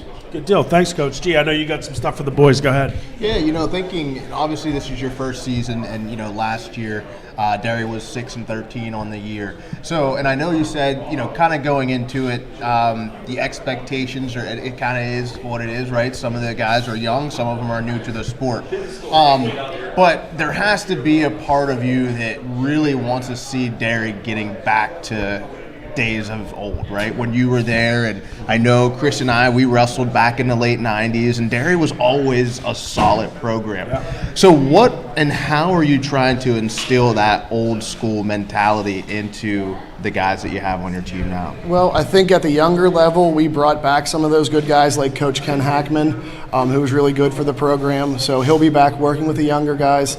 And then I think, Derry is known for being a tough school. So we are trying to push the guys a little bit more conditioning, a little bit more in the weight room, and getting them to club practices that are tough, like All-American and stuff like that. So hopefully we are starting to get back on track here and really bringing back Derry to put it back on the map. Yeah, I mean, and you've got an excellent assistant coach, and BJ, also a Derry area Trojan product, went on to Bloomsburg University to wrestle. So I think, you're getting the puzzle pieces put into place. I think it was such an awesome move. Hack had been away long enough, and I think he probably had the itch. Talk a little bit about how you were able to sway him in. Yeah, I think, we were talking. It took him a little bit, but I'm sure your old man helped out a little bit. Yeah, I mean, him and my dad used to wrestle together. Hackman worked with me when I was younger. So when I told him I was going to be newer and could use some help, he was right on board, and it's a huge relief having someone, and like Coach McKeska, who's been around a little bit longer and a little more experienced than myself. So, super George, why don't you shoot it over to the boys? Yeah, so Giovanni and Christian, thinking, Giovanni being a freshman, what are you looking to achieve this year? Place at States. You go right to it. I like that. Place at States. I like that. So what, I guess, then, too, is there a duel or a tournament this year that you have circled on the calendar that you're like, what, I can't wait for this? Well, our first duel, the Babbitt duels. Mm-hmm. Where are the battle duels? The Babbitt duels at Blairsville. Babbitt duels at Blairsville. River Valley. So that's kind of like your coming out party. This is going to be introduced, Giovanni Beatrice, here I am. Is that what you're really looking forward to? And that's next Saturday, I believe, too, right? The 11th. Good deal. So have you heard a lot about like the Westmoreland County Coaches Association tournament, which is kind of one of those pillar staple tournaments here in the county? Any excitement for a tournament like that? Yeah. Okay. He's a man of many words. Yes. He is. The wordsmith. Listen to him. Christian, go ahead. Honestly, I'm a senior this year. So I did call you a freshman. I'm sorry. You are a senior. You're good. Unless you want to go back. You want to do it again? If I could. Yeah. That's a good answer, because trust me, I want to go back too. Go ahead. Yeah, so it's my last year, really. I haven't wrestled since 6th grade, so I'm trying to kind of come out and make a point. Go to states is really the goal. Win states, the 100% goal, but getting there is number one first. Now, you said you started wrestling in 6th grade or haven't wrestled since 6th grade? I haven't wrestled since 6th grade. Did TD grab you out of the hallway and tell you you're wrestling? Pretty much. Homeschooled? Yeah, so you had to go to his home, rip him out of his home and tell him he's wrestling. God, you are a Waller disciple. You're wrestling. Yep. So talk about the gifts that it's given you. Like, are you having fun? Are you grateful that you're back into the sport for your senior year? Yeah, I think it's real fun. I think as a kid, you sometimes get burnt out of wrestling and stuff. So taking that big layoff gets me a ton of motivation to come back and do stuff. After from 7th grade all the way to 11th grade, I was doing jiu-jitsu and boxing and stuff.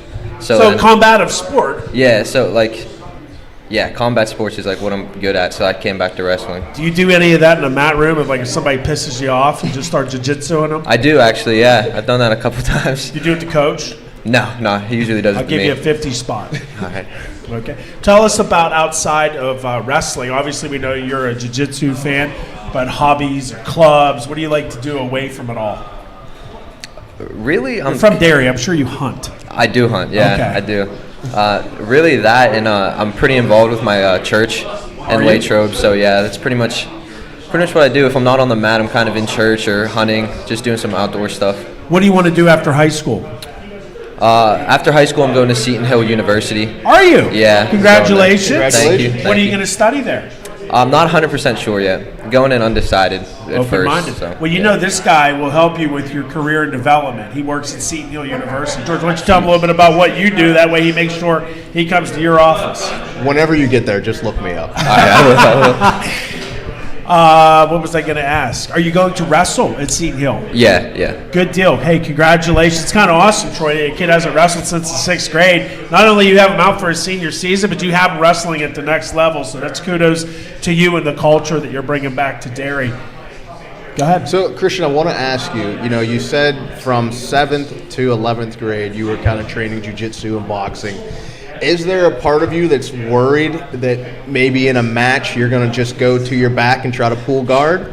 No. Or you got Yeah, I know it. I know not to go to my back. Okay. I'm pretty good at that, so. That's funny. Giovanni, tell us a little bit about yourself away from the wrestling mat. I like to hang out with friends, work out.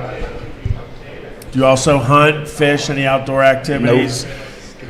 Skateboard. Skateboard? Yeah. All right, I can see you doing a little. Do you like kick, push? Yeah. Oh, yeah, me too. I had no idea what it was. I was wrestling with Matthew Cunningham down in Shady Side. I'm like, what does this song mean? He's like, skateboarding? And I'm like, oh, okay. As he's wearing his chucks around. Tell us a little bit about what's your favorite food? I like to eat steak. Oh, second steak guy today. I like steak as well. Favorite class?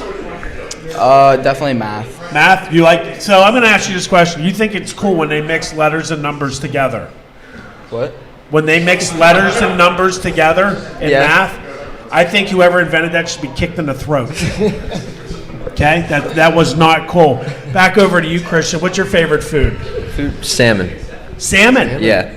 Oh, do you like smoked salmon? I do. Yeah, smoked salmon. Any type of really salmon, good. really, if you want me to be honest. Your favorite class? Probably history. History? I like Why? history, yeah. I just like learning about stuff that happened before, stuff I'm not there for. I think it's kind of cool. Good deal. Good deal. George, you have anything to wrap Yeah, up with these so guys? thinking of this upcoming season, what weights are you guys going to be wrestling at?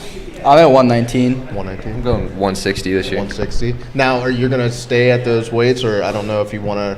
He'll drop down towards the end. 115. Yeah. Okay. Yeah, I'm staying at 160. I'm not cutting down. You're not cutting that, boy. Who wants that salmon? Coach, if you can take the mic back there real quick, talk a little bit about the Trojan lineup. Obviously, you've got some youngsters. Should we expect a full field from you guys? I think we'll be missing one or two, depending. We're trying to get a full lineup this year. Like I said, it might be one or two short. But I think the guys we do have, like I said, they're all putting in the work right now. So I think it's going to be, might not have the most technique, but it's going to be a good solid, 6 minutes when they're out there pushing, working hard. How many seniors on the squad? I think two. Two Yep. seniors, so that means a very young program, so Yeah. a bright future for you guys. Absolutely. Look forward. Good deal. Well, hey, we look forward to being Matt's side. We'll see you a number of times this year. That is first-year head coach Troy Dolan and his freshman Giovanni Beatrice and Christian Hyrack, who's the senior. I apologize there. I made a little bit of a mistake. Thanks to the Derry Area Trojans. You'll see them a few times this year on the Westmoreland Sports Network. Coming up next, our host and the Hempfield head coach, the Spartans, will be up here next on the Westmoreland Sports Network. Stay with us. The OMP system is designed to help enhance wrestling skills for athletes all over Western Pennsylvania and Eastern Ohio. Our techniques teach wrestlers to develop muscle memory in a wide range of areas in order to connect multiple skills together from moderate to advanced. We strive not only to develop better wrestlers, but also better students and teammates with life lessons that will outlast their days on the mat. Above all, it is our passion that sets OMP apart from the other clubs. For more, check us out at ompwrestlingclub.com. Silvis Group is a full-service landscape design company located right here in the heart of Westmoreland County. For over 30 years, Jake Silvis and his expert crews have supplied outstanding customer service with quality work second to none. For your next landscape project or maintenance needs, residential or commercial, call Silvis at 724-54-PLANT. That's 724-547-5268. Silvis Group also has career opportunities. Visit online at silvisgroup.com. D'Annunzio's Italian Restaurants is open 7 days a week at all 3 of our locations, Jeanette, Monroeville, and Latrobe. We invite you to join us for our specials. Monday, the special is spaghetti. Tuesday, it's raviolis. Wednesday, it's lasagna. And Thursday, it's chicken parmesan or chicken romano. Be sure to try our drink specials and our fabulous desserts. And remember, we also have takeout available at all 3 locations. Score big with the Bowser family of dealerships featuring GMC, Buick, Cadillac, Subaru, Hyundai, and Nissan. Looking for a new car, truck, or SUV? Visit powerofbowser.com 24 hours a day, 7 days a week to find your perfect vehicle. Get the absolute best price and the best car buying experience anywhere. It's the power of the Bowser family of dealerships. Route 51 South on top of the hill. Back here with the Hempfield Spartans, also our host here at the Manor Valley Golf Club. We have to give another shout out. Manor Valley always hosts us over here. Vince has done a great job. We're actually in the new lounge downstairs. I guess it's not so new anymore now, about 3 years old, but certainly beautiful. And we're joined by a couple of his guys, a couple studs, Briar Priest, Lucas Capusta, and Ethan Lieben. Coach, let's dive right into it. Talk a little bit of, a quick recap of last year, some of the off-season summer training, and what the preseasons look like. Yeah, last year was an awesome year for us. We wrapped up with obviously being state runner-ups, so it was the highest finish that we ever had. So it was great. We had a really good time at the end of the year.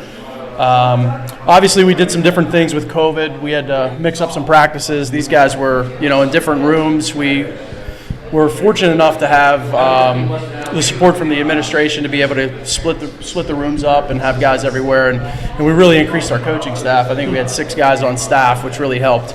But I think we were 9-0 as a team.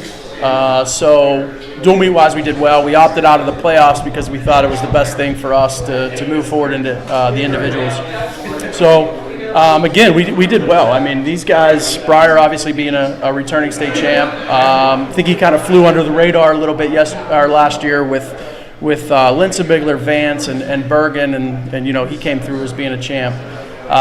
And these other 2 guys here were, on a normal year, they took 4th in the WPIL. Normal year, they make it to the state tournament. But we had that super region last year, so hopefully that gives them a little bit of fuel to work hard and get there this year. For sure. Jeff, I know, and Jeff is also pulling double duty. He's not only helping me, but he's also Vince's assistant coach, him and his son Austin. I know you've seen Austin before. So, Jeff, I'll let you get to some of the burning questions that you have, and go ahead. Well, yeah, this is. What do I say? Like I said, I don't really have any questions because. Well, then I'll ask. No, I mean these are my guys. So I was fortunate enough to be asked by Coach DeAugustine to come back and help them and work with these guys. And some of these guys I had way back in the day when I was doing youth at Greensburg Salem, at least for Tyler and Briar. Briar had the unfortunate. It's unfortunate. Maybe we talked. Did we talk about this last year? He made it to the state tournament in youth. One of the best seeded was going to be there, and the freaky thing happens. He's got a skin disorder, and you got to fill out that form, and he had poison ivy. But the officials and the doctor said, "No, I don't think it is. You can't wrestle." I lost my mind. So I go drive back and forth to the arena trying to get different documentation. He could never got the opportunity to wrestle. It broke my heart. It broke your family's heart. You worked to get there and this and that. But I'd like to think it made him a little bit stronger. But that was, I think, until last year. Correct us if I'm wrong, Briar, the last time you were at a state tournament. No, in 8th grade. I placed in states in 8th grade. In 8th grade I placed in states. Okay, very good. I took 8th. So that would have been junior high states for you then? Yeah. Right, and I wasn't aware of that. But so to bring it all the way to the top, makes it to the state tournament last year, loses 2 prior to that, takes a couple losses to the potential state favorite in Chapel, have an excellent tournament with him at the Super Region tournament, losing by 1 point, right? Yeah, that's right. And how excited were you after that match to know that you were this close to being the best in the state? Talk about that a little bit. Oh, I was very excited because I could tell when I was done that he was clearly out of shape compared to me, and we just put together a plan for the next time we'd wrestle.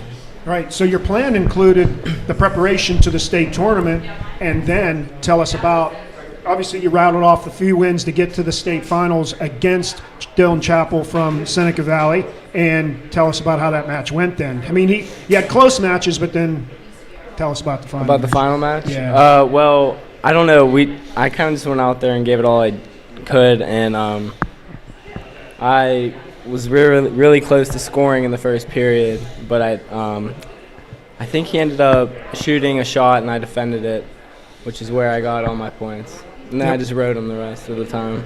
Right, and that was a very dominating win for you. What was it, 6-1, 6-2? I think it was 6-0. 6-0. Yeah. He shut him out. He blanked him, Coach. Right. So we're lucky enough to have 2 more quality wrestlers from Hempfield here, in Tyler Kapusta and Tyler. Where did I get him? Said that twice. Yeah. He's anyway. Lucas Kapusta and Ethan Lieben. Lucas, things didn't turn out as well as you would have liked, or any of us would have liked last year, simply because of the type of season that we had, going from the WPIALs to the Super Region, and Coach touched on this. This close because Normal year you're there, and probably being on podium, because the Super Region on the other half of the state, basically you had wrestled those guys that made it, and you were better than them on paper. We all know that you got to go on the mat and you got to wrestle. Every day is different, but on paper you were a guy that was going to be on podium. Talk about a little bit how that match went, your feelings at the Whippeals at Cannon Mac, and what it has done for you personally for this season coming up, how it has motivated you, and being able to work out with a guy like Breyer. Yeah, well, starting with the match, it went into overtime, obviously, and I thought I had the takedown with a Merkel. And right. It was controversial, too, oh my God. So there's no excuses, though. I like that. And then right after the match, Evans got his hand raised, and I just went downstairs. I ran down the stairs, and I was just thinking about the match and, like, all the work I put in throughout that year to, like, not make it to states. It was heartbreaking, but I knew I had to work hard in the off season, get ready for this year. Now, that year also, for those of you that don't know, it was his sophomore season. So this is your junior year. So you've got 2 more shots at this to reach the goals that I'm sure that you have written down or posted in your room that you want to do. So, yeah, that was a tough loss for you, but I'm hoping, as coach is, that that's going to motivate you to get to where you ultimately want to be for your career wrestling here at Hempfield, right? Yep. Now, if we slide over to Ethan Lieben, also junior this year with you, one of the leaders in the room. Ethan, you had a very similar thing happen. Your season, you guys, your records kind of paralleled each other. You were both on about the same path. You were, 28-9 on the season. So talk a little bit about your also 4th place finish at Cannon Mac, who that was against, what that did for you mentally, and what your plan is for this season. Well, it was against Chad Ozias. He's from Connellsville. I wrestled him in the section finals of the postseason, and then first round of the Whippeal tournament. And I beat him both times there, and it was obviously going to be a tough match to beat him again to go to 3rd, 4th. But I did lose that match. It was kind of tough. I knew that if I could stay persistent for the next 2 years, though, that I would be good. I'd make my way back up there. Only time can tell, though. Right, and you noticed he mentioned 3rd time. We talked about that a little earlier with another wrestler, Brandon Matthews. That 3rd time is always that tough match. It's the one that's it's going to separate you. And at least I believe, moving forward, this happens again for you guys this season and next season. You're going to come out on the end of that. I don't care if it's the 3rd time, the 4th time, or whatever, but I hope that's the mentality that you guys have moving forward, right? Yep, for sure. Briar, you're close to the 100 win mark, right? You've got 98 wins on your career. Is that something that obviously is a goal for you? I certainly think you're going to achieve that. What is your goal as far as this season? Newly commit to the University of Pittsburgh. So we've got that out of the way for you this year. Your commitment's out of the way. So having said that, what are your goals as far as the season goes? You can put that commitment behind you. What are your season goals for your senior campaign? My senior goals, I've always wanted to win Powerade, so that's my my first goal this year. And after that, I want to win a WPIAL title, which I have never done. That's been elusive for you as well, right? Yeah. You were on pace for that 2 years ago, and then, correct me if I'm wrong, did your weight issue became a problem, right? And at that tournament, it got the best of you, right? Yeah, that was close. It could have went either way there. But and then my final goal is to win states again. Again, you want to be a two-timer, which we know is tough to do, but that's the right goal to have, and Coach, I think, has a plan in place to get you there, right? Yeah. Coach, your plan for the team this year, what are your short-term and long-term goals for the team and for you? So I think the big thing right now is finding some leadership in the room. These three guys have to step up because we got, I think it was 415 wins or so between the three guys we lost with Ethan, Linson Migler, and Isaiah. So, we got some work to do, filling those guys, filling those spots. These guys are the guys we're looking to, along with a few others. So we need everybody to step up. That's what we need. It may be a rebuilding type year, but as Mikey Tomlin would say, the standard's the standard, right? Mikey Tomlin. So, that's what we're looking for. We're looking for, these guys, and we preach this to these guys all the time, is to step up and be leaders, verbally and obviously in the room. Their work ethic needs to rub off on the younger guys. These guys have been there. Obviously, Briar's been in the state finals, in the state finals and the state champ. So we want to make sure that he's on the path to repeat, which is one of the hardest things to do in the sport, I think. And obviously, these guys, we got to get them to the state tournament. So that each and every practice, they got to make sure they're getting better. Ethan, grab that mic. Oh. Tell us about yourself away from wrestling, hobbies, clubs, other sports. What do you enjoy doing away from wrestling? Away from wrestling, I like hanging out with my friends. Yeah, I like driving a lot too. That's a recent hobby of mine. Yeah, I got my license recently, so driving it's been a kind of a priority of mine.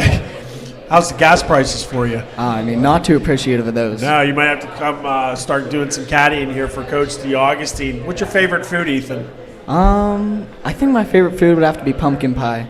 Pumpkin pie? Yeah. Yeah, right. What weight can we expect to see you at this year? You can expect me to be at around maybe 126, 132. 126, 132. Yeah. Fitting pumpkin pie, you might have to cut that out. Yeah, you might have to cut that out a little bit. I got my fair share last week, though. So I'm sure you did. I should be good. I'm sure you did. Lucas, go ahead and take over that mic. Tell me about your favorite class, Lucas. Like in school? Yeah.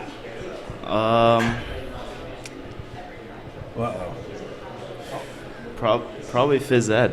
Phys ed, you like gym? I like gym. Why wouldn't you like gym? I was always middle school, the try hard in gym, on the pacer test. You're the gym class hero, aren't you? Yeah. You are. I like it. Well, I went to school to be a gym teacher. Your uncle is a physical education teacher, and I like that. No shame in that. I like it. No, hey, I was a gym class hero. Talk about what is your favorite food? Probably filet mignon. Filet, another steak? Wow, you go big time steak. Yeah, I like it. Yeah. What's your favorite holiday?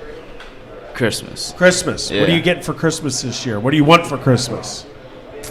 I don't really ask for anything. I got a car for kind of like my birthday. You got a car? Yeah. Wow.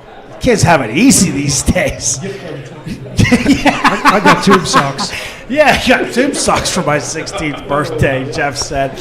Pass it over to Briar. Briar, tell us a little bit about yourself away from wrestling. How about your favorite thing to do outside of wrestling? My favorite thing to do is probably just to spend time with friends and family. What do you guys like to do? You like to go to golf? What do kids do these days? Go to the mall? Just hang Vince out. and I, we went to Taco Bell. That's right. That was like a date night for us. It was. I shouldn't call it a date night. Yeah. That was kind of weird, right? Great.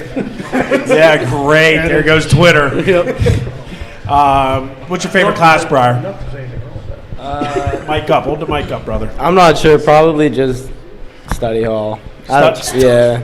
Study hall. He said it. What are you going to study at Pitt? Engineering. Wow. Yeah. You're going to like more than study hall there. So, hey, that is the Hempfield area Trojans, or Hempfield area Spartans.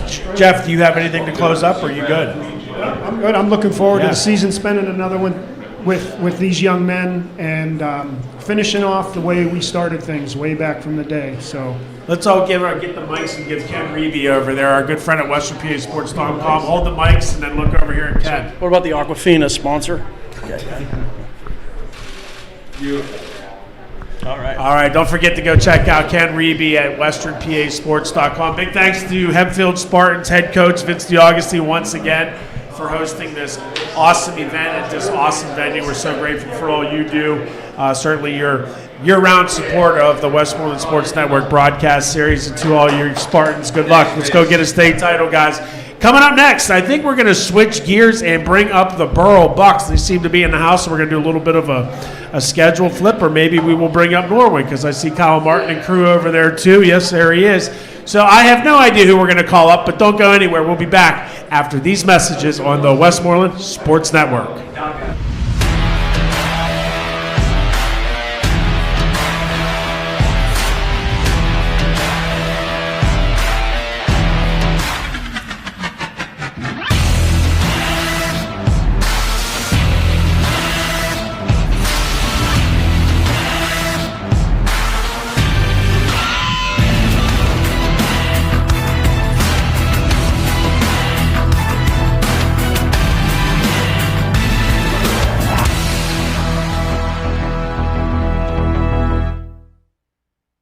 If your home, office, or rental property sustains water or fire damage, ServiceMaster Complete Restoration by Stiffy is your go-to call 24 hours a day, 7 days a week. The Stiffy family's been serving the greater Pittsburgh area for over 32 years. ServiceMaster Complete Restoration by Stiffy features friendly, licensed professionals that are here to deliver peace of mind with a fast response, expert service, and guaranteed satisfaction. Contact ServiceMaster by Stiffy today at 724-834-8889 or ServiceMasterByStiffy.com.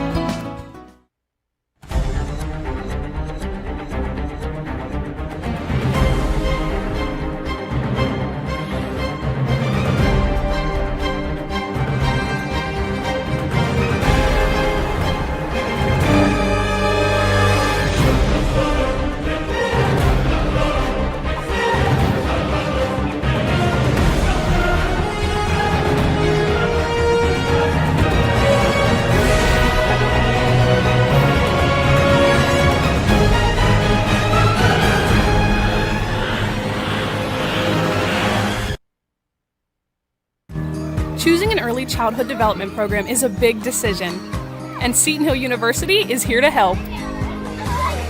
At Seton Hill's Child Development Center, your 3, 4, or 5-year-old will have fun while developing social skills, self-confidence, and creating a foundation for learning. Here, we foster a mastery of life skills that will prepare your child for success in any endeavor. Learn more about the Seton Hill University Child Development Center by visiting setonhill.edu/childdevelopment. Our digital partners at WesternPASports.com deliver high-quality action photos for sporting events happening in and around Westmoreland County. Visit WesternPASports.com this winter to view stunning photos of high school basketball and wrestling that makes you feel like you're in the gym. WesternPASports.com also provides full photo coverage of all Westmoreland County Coaches Association events. Share photos from their social media pages on Twitter and Instagram at Western PA Sports. The Chamber of Commerce for Westmoreland County is one of the largest chambers of commerce in the Commonwealth. We work on workforce development. We work on the county's comprehensive plan, economic development, transportation, and building businesses that affect our community. Westmoreland County Chamber of Commerce, building business, connecting communities, and empowering everyone. Back here at the Manor Valley Golf Club alongside Hannah Mears, I am Chris Smith, but sometimes they call me Smitty. I'm joined now by the Borough Bucks, the boys in blue. Filling in for head coach Josh Shields, who's going to be at the Steeler game here today, is assistant coach Isaac Greeley. Dear friend of mine, we grew up wrestling with each other. He also brought along with him Cooper Hornack and Cole Clark. Guys, welcome back here on the Westmoreland County Wrestling Kickoff Show. Coach, let's jump right into it. Obviously, last year wrapped up. Had yourself a hell of a finish. Tell us a little bit about that, and then some of the off-season summer training and then the preseason training thus far. Okay.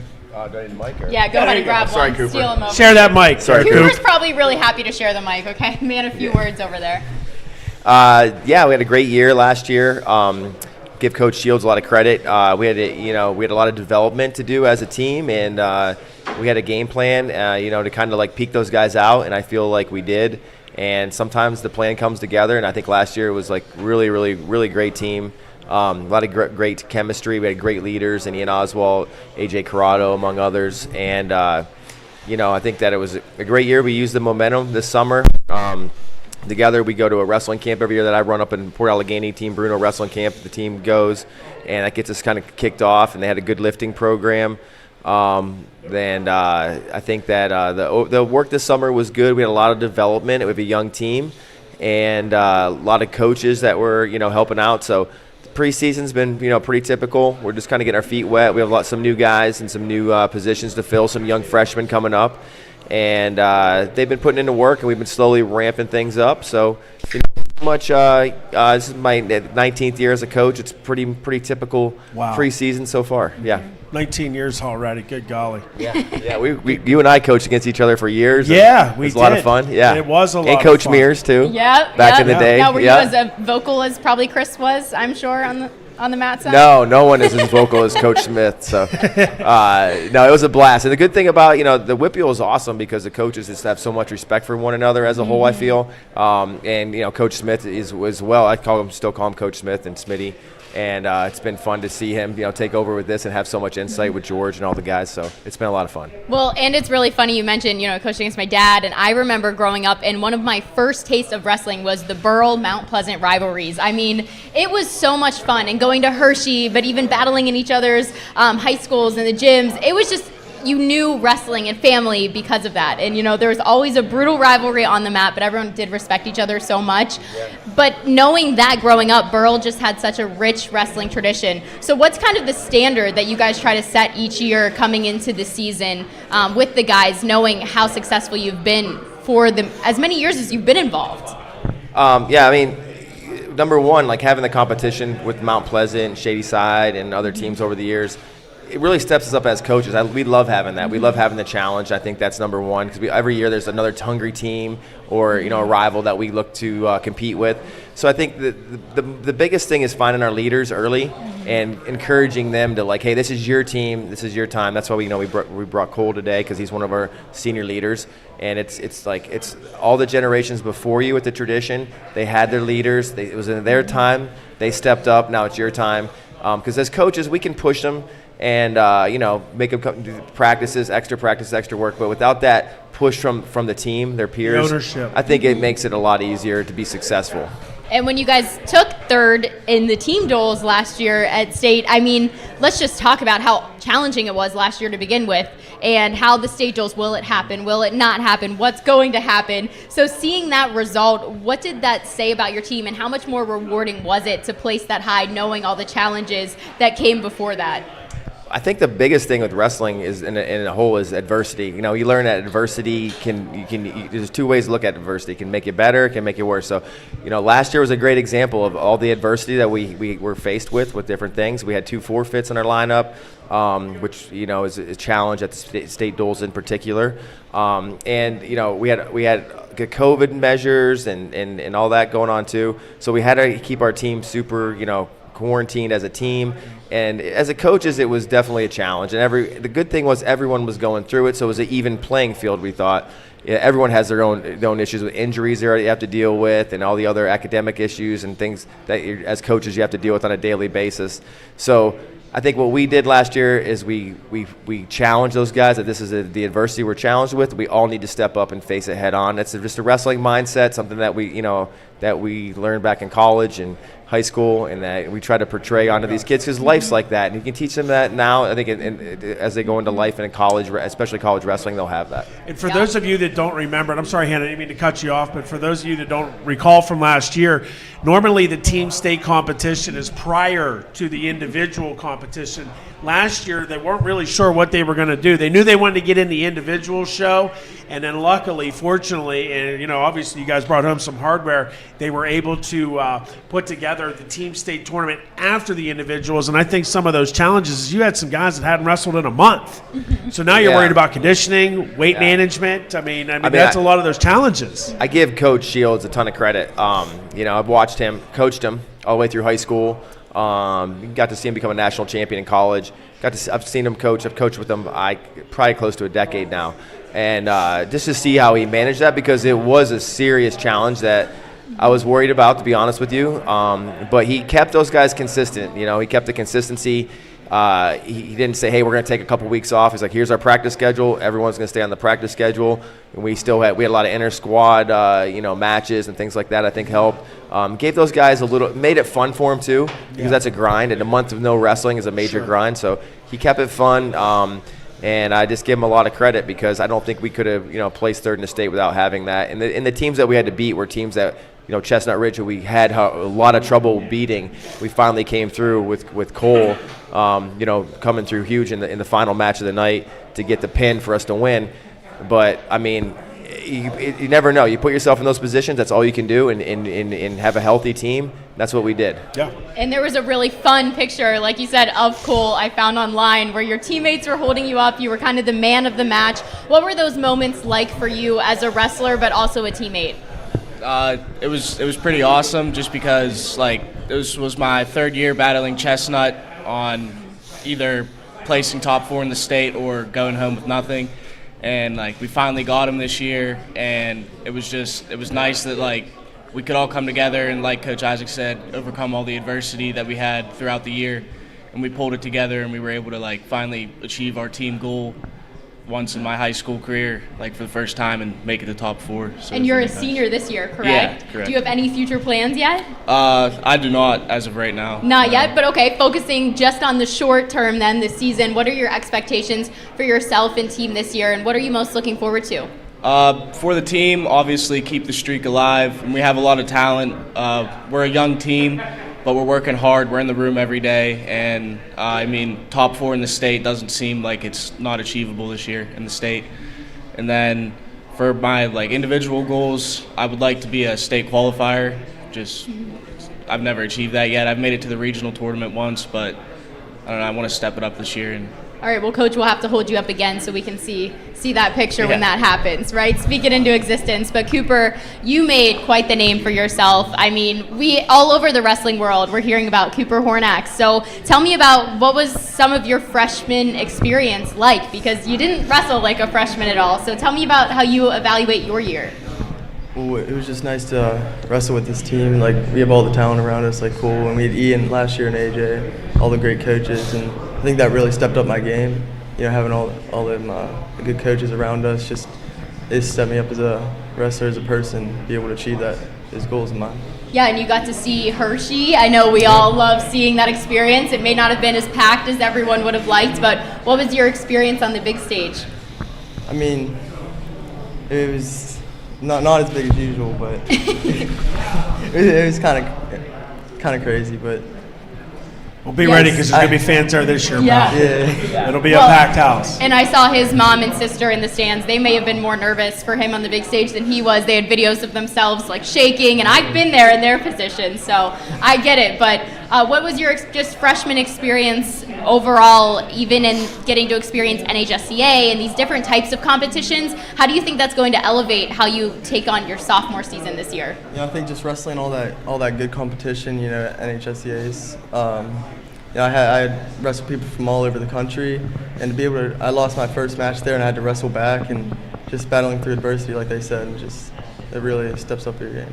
Yeah, really important lessons to learn as the season comes, right? Yeah, I mean, adversity is, it's outside of wrestling, and I think that's the greatest thing is there's always adversity in wrestling. I mean, in each period of each match, there's adversity, and I don't care who you're wrestling or what the score is, you've got to learn how to overcome it, and I think you have a great staff, and one of the streaks that they were alluding to earlier is 17-team WPIAL titles in a row, 17 consecutive. So they are looking for number 18.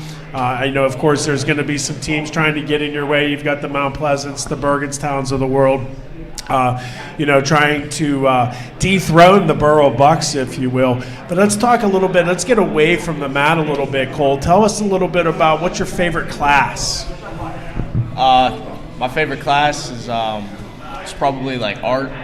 Art. That's a second art. Do you like to draw or paint? I like to paint more. I'm not that good, to be honest, but it's just like relaxing. You don't got to think much. You can kind of just, an art teacher never judges you on like how bad it looks or how good it looks. They're always just kind of like, good job. So it's like. Do you find it therapeutic? Yeah, in a way. It's a little mind numbing, Yeah, just something away. Like if you get stressed, you're like, screw it. I'm going to get out the canvas and my brushes and I'm going to go to town. Yeah, I'll paint up a little mural or something every once in a while. Good deal. Are you looking to go on to college after you graduate from Borough and perhaps wrestle? As of right now, no. I plan on just going to, I'm going to try and apply to Duquesne Light and get into the power company. Wonderful. See how that goes. Yeah. Good deal. What are your hobbies away from, tell us your favorite hobbies. I go outside a lot. You like the outdoors? Yeah, I like the outdoors. Hunting, fishing, camping. Hunting, fishing, all that. Okay. Yeah. Maybe he can paint you some deer that you shoot. Paint me some deer that I can practice shooting. Yeah. I have yet to get one this year, and I've talked to a couple archery guys that have already gotten two, so I need to catch up. Coop, let's move it over to you off the mat. What's your favorite food? I gotta say pizza. Pizza? Yeah. Did you like Dom's Pizza over there? Dom's Pizza? You didn't have? No, I didn't try it. Well, you have to try it. I will. He's good. Okay, he's good. Take the hint, Smitty. He's good. He doesn't need any pizza. Your favorite hobbies away from the wrestling mat, Coop? Well, I played football this year. I like football. I heard you played football this year. Did you like it? Yeah, it was fun. Real fun. I actually called your first game at Mount Pleasant. Really? Yes, it was. It didn't go as well as you guys thought, but you had a lot of guys out with injury. I think you might have had some guys that were also sick. But then you made it to the playoffs, and you got to play Mount Pleasant again. So how was that? Tell me this: did a lot of the skill sets and the techniques that you learned in the wrestling room, did those kind of transpire out there on the football field? Yeah, the tackling is kind of like the same as like taking a shot or just a lot of the footwork stuff, because you have to have good footwork in wrestling. Because you carried the ball. Were you a running back? Yeah, I carried it some. Yeah, I thought so. Then did Coach Greeley, did that make you and the coaching staff a little bit nervous? Because I remember seeing Coop last year as, not really the football type-esque body. But. Well, one thing about Cooper is he's a competitor, and I know he's on a football field. It's always a chance for injury, but he's, his family tradition's amazing. His little known fact, his uncle was a safety at Pitt, and his dad, I think he has the whip-yo record, but Cooper, Seth Hornack. Seth Hornack's his uncle. Yeah, Tom, I remember. We played against each other. Tom had 6 interceptions in one game, his dad, in 1986. So Cooper had 6 in my high school. I'm sorry, 5. It was 5. Yeah. So his dad had 5 interceptions in one game, and Cooper got his first interception. The Valley News did a headline says Cooper Hornack with his first interception and has to catch up to his dad with 5 in one game. Oh man, couldn't even give you the credit for your first one, right? But, yeah, Cooper. Every time we play wall ball and different things, like his competitiveness, I can relate to that. It's fiery. So having him on a football field, he's using that and sharpening that. So we're fine with that as long as he doesn't get hurt. Obviously, we're worried about that, but. He had a great year, and it was fun to watch him play football, and now we're back in trying to win a state title. Well, I have some challenges to test just how competitive they are behind the scenes that everyone, just to update you, will see on social media later today or tomorrow. It's been a lot of fun, so you guys will have fun with it as well. Good deal. Hey, guys, thanks so much for coming out. Go get number 18, and we're looking forward to seeing you guys mat side as we always do. That's assistant coach Isaac Greeley, Coop, and Cole with the Borough Bucks. Coming up next, I believe, are we moving with Jeff Upson with PA Power, a little special guest? I have no idea who's coming up next, but you'll find out in about 2 minutes. Stay right here with us on the Westmoreland Sports Network as our coverage of the Westmoreland County Wrestling Kickoff Show will continue. At Marino's American Eatery, we have one focus: you. Just like home, our dining room brings the whole family to the table with a truly unique menu prepared fresh in-house.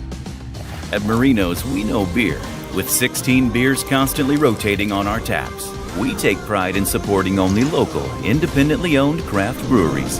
Come experience Marino's American Eatery in Greensburg, Westmoreland County's local craft beer destination.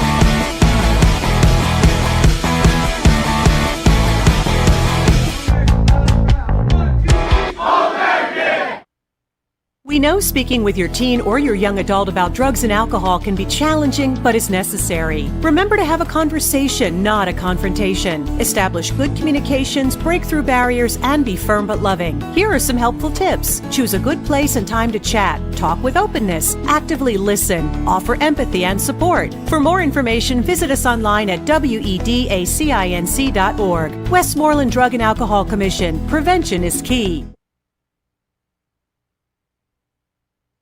Dr. Scott Learn and his dental team have been caring for the community for over 20 years. Dr. Learn offers a wide variety of dental services, including oral exams, gingivitis treatments, crowns, veneers, and more. He even makes custom sports mouth guards. Call 724-537-3314 or visit scottellearndmd.com. Dr. Scott Learn General and Cosmetic Dentistry in Latrobe, giving you the confidence to enjoy your smile. Back here on the Westmoreland Sports Network, we're joined now by the Norwood Knights head coach Kyle Martin and a couple of his studs, Chase Kranitz and Luke Passarelli. Coach, let's get right to it. I'll start with you. Go ahead and hand the mic over there, Chance. Do a little bit of a recap of last season and then talk about getting into the summer training and then the preseason thus far, what we can expect. Oh, awesome. So last year we had I think a fairly successful season. Don't really base that on wins and losses. It was my first year as a head coach in Norwin, and it was incredible how easily I was kind of accepted into it. Didn't feel like I was an outsider at any point. Embraced with open arms. It was pretty fun. Through the end of the season, I think we did pretty well. Kranitz did okay. I mean, leaving Hershey with a medal is pretty good. Luke wrestled well at the end of the season, like a nasty weight class, and then in a terrible time with COVID where you limit participation out, which was frustrating. But these two guys have been leaders since March. Kranitz took care of his health, got back, had to kick him out of the room a little bit to make sure he's worrying about the health. Passarelli grinded all summer. Fargo qualifier, made junior national duels team. Then we had great freestyle Greco season. We had 15 state qualifiers for freestyle Greco. One of our freshmen won a freestyle and Greco state title, Jackson Huss. We had a lot of freshmen this year that were competing. I think we had 13 or so up for the preseason stuff. Our youth program right now has over 100 in it. Wow. Middle school is right around 40. High school is about 26, 27 right now. So our we're numbers looking are up. good over there. Yeah, we were pushing it. We want to have everybody in Norwin, hopefully, want to be a part of the wrestling program somehow, in any shape or form, just coming out. We got a couple baseball players. Kranitz brought his bullpen out. Yeah, I've heard he's a good pitcher. Yeah, he's all right there, too. Yeah. He's not bad. I think better pitcher than spike ball player, though, right? Whoa. I don't know. not say I think that. so. I think so. Apparently, All around spike that ball pitch. is becoming a a warm-up of choice in most wrestling rooms, which is awesome because it's one of my favorite things to do at the beach and with friends. Oh yeah, it's fun. It's fun. But that's about it. We're looking forward to continuing to build the program, make it valuable to student athletes at Norwin, make it something that they can use to improve their character, their skill in other sports, or just to improve how they want to approach life in general. So now, do you guys? And speaking of that, is there a nice co-op with the football team? Because we've had a lot of football players, and obviously, and I always tell people to do this. You want to look at a pretty fascinating list. Google NFL football players with wrestling experience, and it will mind blow you some of the names. You'll be like, I can't believe, like Ray Lewis, Warren Sapp, both Florida State champs. Big names like that were not just didn't participate. I mean, they were successful in wrestling. So is there a nice co-op program with Yeah, it's starting there. I reached out last year to football coaches to let them know we're here to help. Even if they don't want to compete, they can come in, train with wrestling, be a body, help out, let us help out the football team, vice versa, build all of Norwin sports is the goal. We want to make Norwin a powerhouse in everything. Right now we want it to be the powerhouse in wrestling, but we're working that way. Sure. Jeffrey, go ahead. So you had a great first year, and for those of you who don't know, I was at Norwin 2 years ago, and I completely endorsed their decision to have Coach Kyle Martin come in there. Not that anybody had anything like I have any weight, but sure you do, this Jeffrey. young man is outstanding at what he does. He's done great things with the club that's gone there. He's done great by these young men that I was blessed and fortunate enough to have a little bit of interaction with. I love my time at Norwin, and I'm glad they got a quality coach in you that cares, that's compassionate, that's kind, that's intelligent, and all those adjectives that describe the sport that we love so much. So thank you for being there with them. I appreciate it. It's really easy, though. At Norwin. It is so easy. The kids are great. The parents are great. Boosters, the administration, everyone's very supportive. The coaching staff is fantastic at our high school. Our middle school staff is phenomenal. So it's easy. I do get to just kind of hang out and do what you love. And yeah, exactly. So let's get to your wrestlers, and Chase Kranitz and Luke Passarelli. Chase, like I mentioned before, you've been here on our show before. I was lucky enough to see you at the Southwest Regional. You did things big then back in the middle school. I was lucky to be with you for a season, and that was maybe a turning point for you because, as we mentioned, Chase is also a great baseball player, but if you don't know yet, he has committed to go where? Tell them all. I won't steal your thunder. Yeah, I recently committed to Buffalo, and I'm really excited to join the Bulls and get up there and wrestle. So, Coach Stutzman. Yep, Coach Stutzman. I'm excited. Yeah, Stutzman. So that's a great thing. You've got that out of the way. But 2 years ago, we went to the state tournament, and what was it? The blood round, right? Got you. And if we all know how hard that is for everybody, but really, it seemed like it almost devastated you to the point that I think he loves baseball, but at that moment, I think you committed to say, I'm a wrestler now, because he come back last year with a vengeance, which Coach Kyle Martin already mentioned, came home with a state medal. So that really motivated this young man and now has made him a wrestler for the future. You want to talk to us a little bit about your state tournament and how it started? It was a tough weight class. They're all tough, but the kids that you had to wrestle and what you had to go through coming back through to get on the podium from the regional tournament, the super regional tournament to states. I mean, once you made it to the state tournament, we all know everybody was on podium, but the WPIAL and the regional tournament was tough. So tell us a little bit about that. Right, absolutely, and you were right. My sophomore year when I didn't make it on the podium and losing in that blood round match really hurt, and I didn't want to feel that ever again. And I made sure I'm going to do everything in my ability to not let that happen again. That third day or second day, whatever, I had to be there and watch Kurt and John out there, and me watching them warm up really hurt. And it set in the summer, and I realized that I got to step it up a little bit, and I did. And last year going into it, COVID, no one really counted on COVID happening, so everyone took their own routes of how they wanted to approach the season, and some people were down, and me and John were working every day finding a room if we got shut down, or me and Coach and John and other teammates of ours were finding a room, getting a workout in and getting better when other guys weren't, and that was a big thing. And going into all these extra tournaments to get to states, and it was just one by one you just got to go through in each match, and it was more mental more than anything, and then the physical thing came behind it. So Well, it speaks volumes for the effort that you've put forward, obviously, to have a program like Buffalo look at you and bring you on board with them. And you're going to like it up there. It's a good school, good program. They're like and a snow, good too. fit. Right, a lot of snow. Yeah. Use those underground tunnels to go to class, right? Yep. Luke, again, I was able to see you wrestle 2 years ago and enjoyed being in the room with you. I've seen you have a great progression through the year. Your season last year alone was outstanding. We saw you early at the, I think it was the Midwinter Classic. You had a great tournament there, and also Powerade. What was it? Was it Powerade that you rattled off? You were like 5-1 there. Wasn't it the best tournament of your season was Powerade, right? Yeah. You beat a Hempfield wrestler, Ethan Lieben. Yeah, so kinda. you guys knew each other. You went back and forth. Had a good win against him. And what an awesome tournament you had. Talk about your season and how being in the room with guys like John and Chase and Phipps. What that did for you, because you were a soccer player also, correct me if I'm wrong, and now you're like full-blown into wrestling and one of the leaders in the room with your teammate beside you.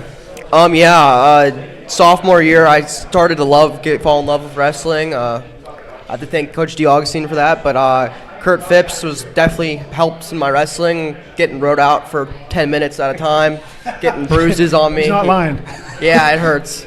Kurt Phipps is a really good wrestler. But, junior season, John really was a leader to me, and he always set a pace, and that's a really big part of my wrestling now is outpacing everybody. I win matches I shouldn't because I'm out-conditioned everybody, and that's what John brought to our team, and I want to bring that to our team this year. So, yeah. Both of you guys are extremely hard on yourselves. At least that's what I remember. But you use that as motivation to get you to the next match. And I think that has a lot to do with your steady improvement in the room and for Coach Kyle and the Norwood Knights. I love how you respond to adversity and react. So I like that.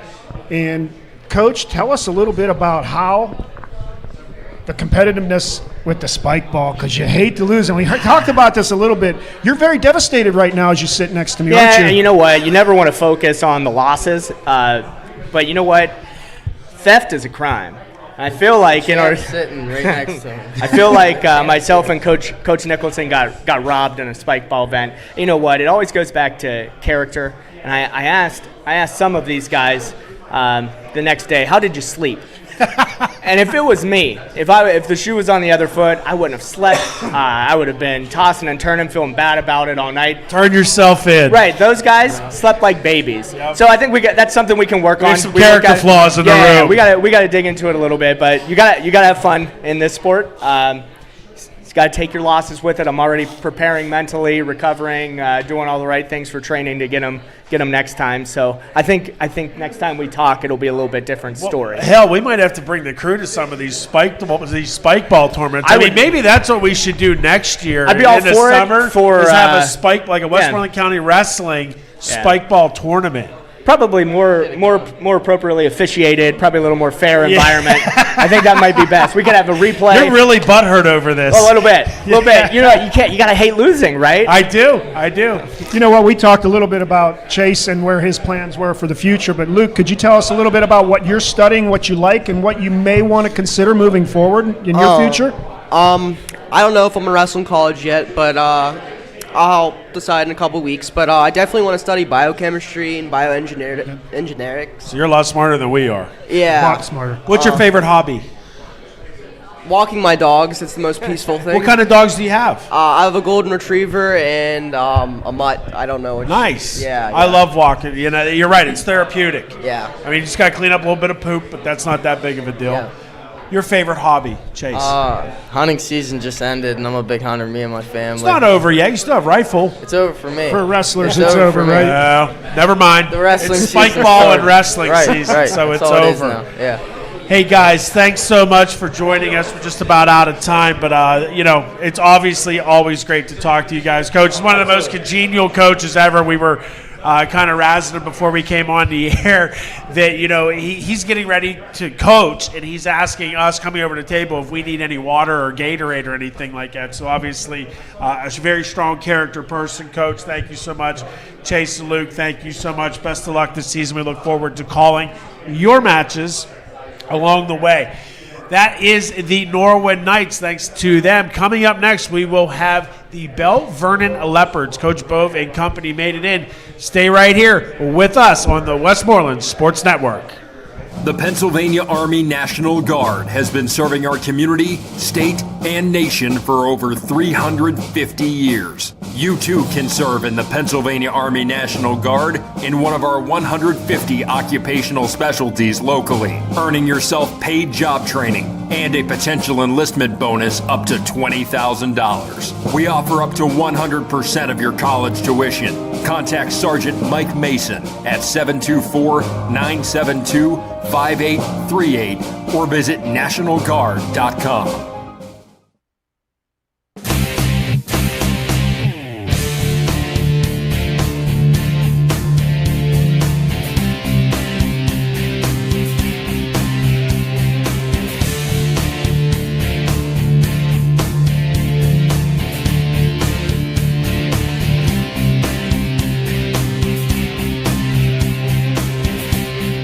Train hard, look good, feel better. Come to the Rehab Center. The OMP system is designed to help enhance wrestling skills for athletes all over Western Pennsylvania and Eastern Ohio. Our techniques teach wrestlers to develop muscle memory in a wide range of areas in order to connect multiple skills together from moderate to advanced. We strive not only to develop better wrestlers, but also better students and teammates with life lessons that will outlast their days on the mat. Above all, it is our passion that sets OMP apart from the other clubs. For more, check us out at ompwrestlingclub.com. Silvis Group is a full-service landscape design company located right here in the heart of Westmoreland County. For over 30 years, Jake Silvis and his expert crews have supplied outstanding customer service with quality work second to none. For your next landscape project or maintenance needs, residential or commercial, call Silvis at 724-54-PLANT. That's 724-547-5268. Silvis Group also has career opportunities. Visit online at silvisgroup.com.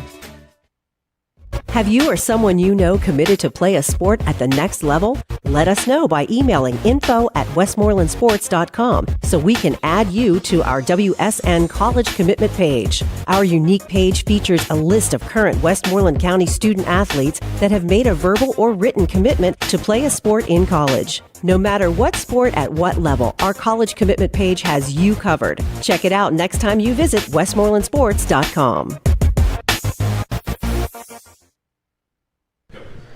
Alongside Hannah Mears, I am Smitty. We're back for the Westmoreland County Wrestling Kickoff Show.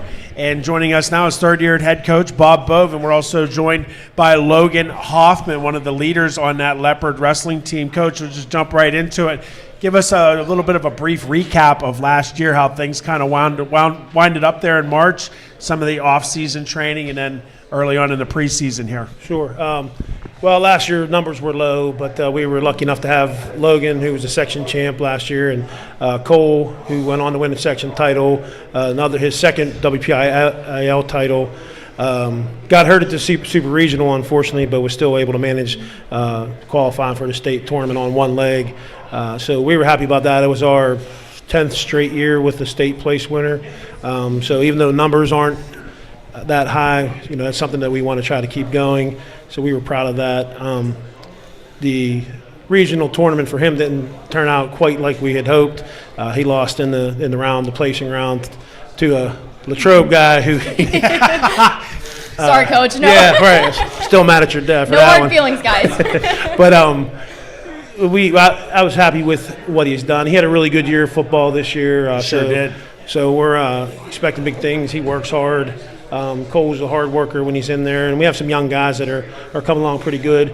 Might be a few more years before we get the numbers back up, but as far as I try to focus on the quality that we're putting out on the mat, and I think we're still doing that. So. How's the junior high numbers looking, Coach? Not great. We got about 8, but they're when you have one 8th grader who's actually he's another stud coming up too, Elijah Brown. He was third place in junior high states, and he was a state champ the year before that. We just don't have enough of those guys, but we have about 7 7th graders, and then we're starting to get some youth kids move up. We just had a couple down years, not down years in youth. We just had a couple grades that for whatever Plus reason. COVID didn't help anything with the youths. Yeah. Right, But I'm surprised you're saying numbers, because I want to say I found like on your Facebook page for wrestling the other night they had like a youth picture and there was like 80 some little kids in it, and I was like, it's so refreshing to see that this year because of all the downfalls a lot of teams had, to see their youth programs being built again. So how promising is that future looking in the staffs that are helping keep that coming through the program? Right, we have about, if I get the numbers right, I think there's about 75 youth kids. There's a lot of A them. couple years ago, Tim Ayersman, who was our youth coach when the program really made strides, he went up to junior high for a little while, and he went back down to the elementary program. I think that's kind of instrumental. He does a really good job down there, not just preparing kids, but getting kids to come out. And we got a great group of parents. I don't think you can have a good youth program without parents doing their job as well. So. Yeah, and I'm curious, you guys kept talking about that super regional, and that was something different this year. We talked about there was almost an extra step in between, and you guys experienced the downfall of what that could do, having an extra step in there. So I'm curious on both of your thoughts. From a coaching view, what was it like keeping your athletes ready for that extra step they had to take to get to the state tournament, which in our area is already hard enough to get to? Right. I wasn't a fan. I'm Yeah. glad. I don't think anybody was. No. I'm glad it's gone. And obviously for us, it took a little more of a sour note because that's where Cole got injured. Right. His knee at. I get it. It was a necessary evil last year, but I'm kind of glad it's back to normal. So. Yeah. Logan, I'd like to jump over. I mean, I know we're here for wrestling, but and Cole wasn't able to make it. But man, you guys really had your one heck of a football season, a great run all the way, to a loss against a very talented Aliquippa. So first off, congratulations about that. But I always and I've been asking all of the football players this: do you see a lot of those skill sets and techniques in wrestling working for you out there on the football field as well? Yeah, I think it's safe to say wrestling just makes me so much better football player. I mean, it's just, especially with tackling. I used a couple of double leg takedowns this year. I saw a number of them sometimes. So, I feel like that's the most popular one we see out there. But on the football field, getting to the big stages and getting there with your team, especially in years this past year has not been easy for anyone. So getting to beat your rival too in TJ, I know that all had to be sweet victories taken away from this season. So how were you guys sort of coming together and relishing those moments and remembering that, even though it didn't end in the perfect way you wanted it to? I think the first time we beat TJ, it was easy to say that we might have got lucky, but beating them twice is something a lot of people haven't done. So that's one of my favorite moments of the year. But yeah, it was just a surreal feeling this year. Now talk about, obviously you guys beat Penn Trafford, but I mean, Penn Trafford's on a roll right now. I mean, I've got a tall task in Imhotep this coming Friday, but I mean, are you guys in their corner right now cheering for them to bring home a state gold? I'd say we're cheering for any Whitfield team just to represent, especially Aliquippa. They're a tough team. They deserve it.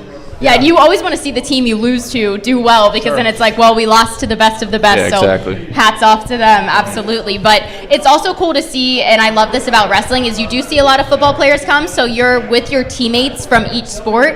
And in high school, I didn't have a ton of that sometimes. Soccer players are soccer players, basketball players. Wasn't a ton of multi-sport athletes, but I think it's such an awesome skill set to have. So what's it like getting to be so close with your teammates at football, and then guys like Cole, you guys get to experience the wrestling season together too, so closely? Yeah, obviously we don't have a big wrestling team, so most of the football players get a basketball, but there is a good handful of football players that go to wrestling. But yeah, it just carries over, nothing's lost, and just keeps the chemistry going. We actually only have 12 kids on the team, and 7 of them played football. So. Yeah. Oh wow! So you've been waiting. Right. Well, are you in favor of them playing multiple sports, or does it you get anxious sometimes because you're I'd like to them be in the weight room with me and in the mat room? And well, we obviously.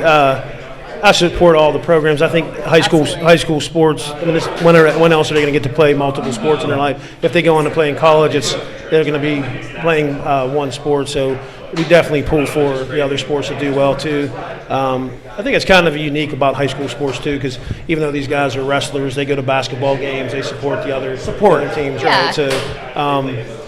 But if we're going to get the season started and the majority of my team plays football, I was kind of man, I wish it wasn't such a big overlap.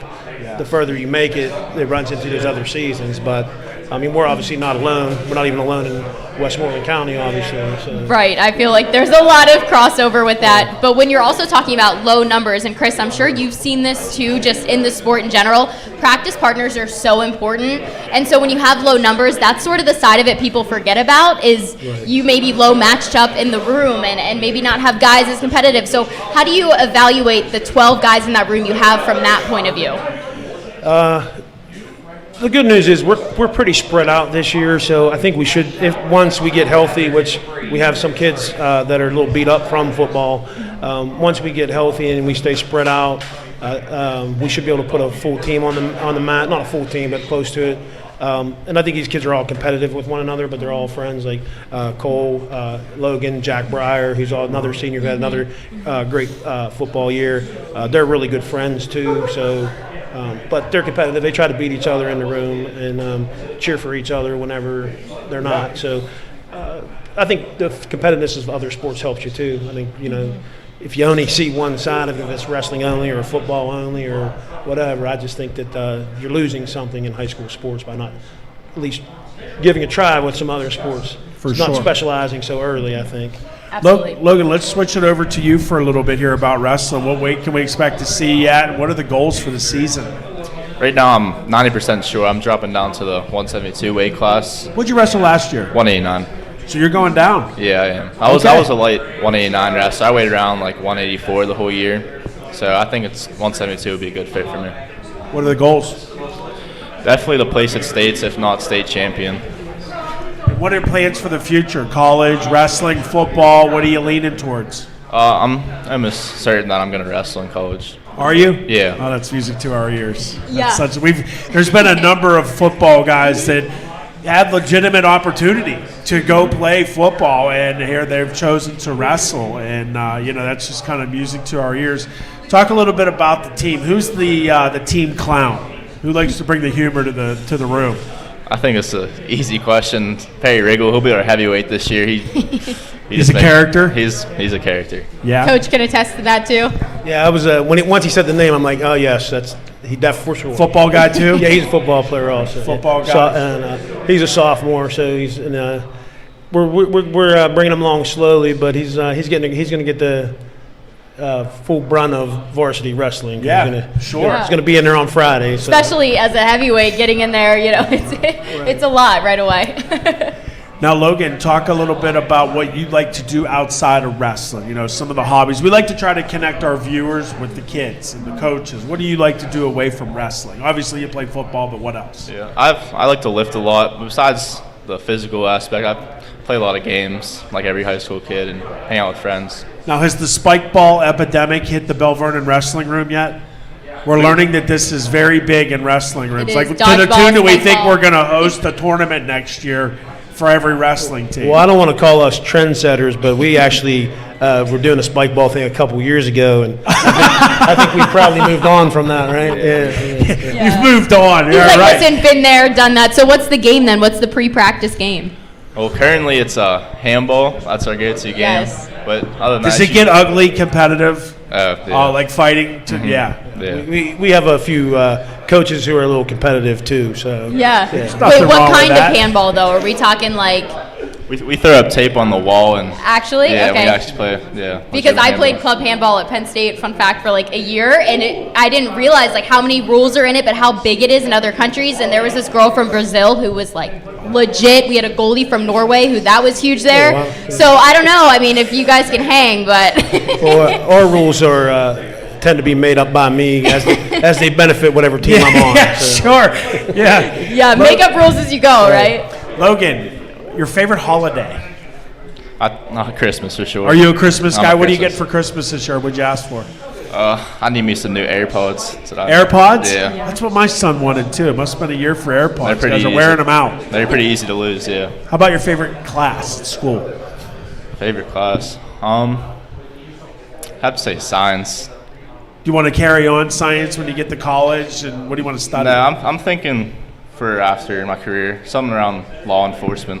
Oh, really? Yeah. I love it. Cool. Good deal. Yeah, Coach, do you see a trend like that in a lot of your your athletes you coach where you don't have to really worry about them too much in the classroom. You see that they're setting big goals for themselves. I mean, we cover a lot of these guys in football, and we see the expectations they have athletically. So well-rounded kids you get to work with. How cool is that as a coach? Yeah, I sure hope so. So far, so good. Right? Fingers crossed. Right, and I think all of us experienced just craziness last year with keeping kids trying to follow who's quarantined, who's not quarantined. Grades were here, there, and everywhere. So it was real nice to see we actually got our first grade report of the year for athletes, and it was nice to see no wrestlers on the warning list at all. So we try to strive that as being people who I'm an educator as well, so try to stress that you're still student athletes and the student part needs to come first, or you won't get the athlete part. So, Coach, what do you teach?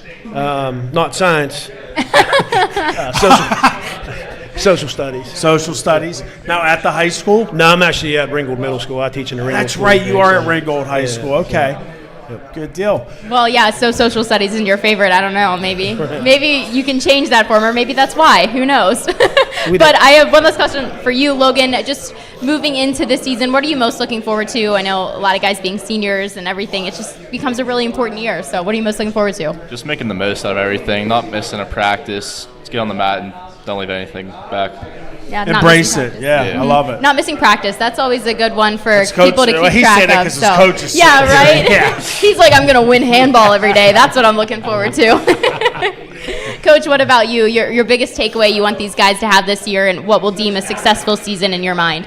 Well, we obviously are going to focus more on the individuals. We want to win team matches for sure if we can get to the position where we have enough bodies to win team matches, but we want to focus on the individual aspect.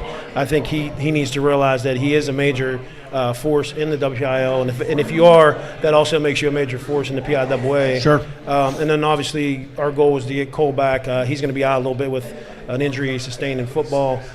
We want to get him back, and we think he's obviously one of the front runners for not just his third WPIL title, but a state title as well. We've had the good fortune of having a few runner-ups now, but we still have that to get that elusive state champ. So want him to realize he's in my mind he's a state place winner. Got to go out and get it done. Sure. And hopefully, like I said, we get Cole back healthy. And a couple of these other young guys, like to see them continue to progress. We threw a couple freshmen into the fire last year, maybe that weren't, on that bubble, whether they were ready or not. So hopefully they'll continue to improve. Sure. Looking forward to. Maybe you can get Whitlock to come out for wrestling. Yeah, what right? an athlete he is. Dan was actually calling. Dan, who was that against when Whitlock did? He sent me a video. He goes, this dude is like Madden. Like he was like in EA Sports, but he ran this way, ran that way, and threw it down the field. And then you said that Cole had delivered, I forget the adjective you used, but like a dead pancake? Yeah, it was like a deadly block against, was that against TJ? Yeah, that sprung him for the winning touchdown. So, all right, I digress. We're back to it. That's Bell Vernon. Guys, thank you so much. Best of luck to you guys this season. Coming up next, last but not least, as far as the teams we'll be speaking with, it's the Yawk Cougars. Stay with us on the Westmoreland Sports Network. At D'Annunzio's, our menu is extensive with an abundance of selections. The next best thing to being at one of our 3 locations is having our frozen food and jarred sauce in your own home. For our frozen food selections, we have wedding soup, pasta fagioli, lasagna, stuffed cheese rigatoni, ricotta cavatelli, and potato gnocchi. Our jarred sauces include the original, smooth, marinara, and tomato cream. These products can all be found at our restaurants or your local grocer. You're always on the winning team with Bowser Chevrolet of Monroeville and Bowser Chevrolet Chippewa. Visit BowserChevrolet.com 24 hours a day, 7 days a week, and get the power of Bowser in your hands. With the new Chevy vehicles arriving weekly, reserve yours now at Bowser Chevrolet. See the full lineup of Chevy cars, trucks, and SUVs at BowserChevrolet.com. Bowser Chevrolet, where the power of Bowser is yours.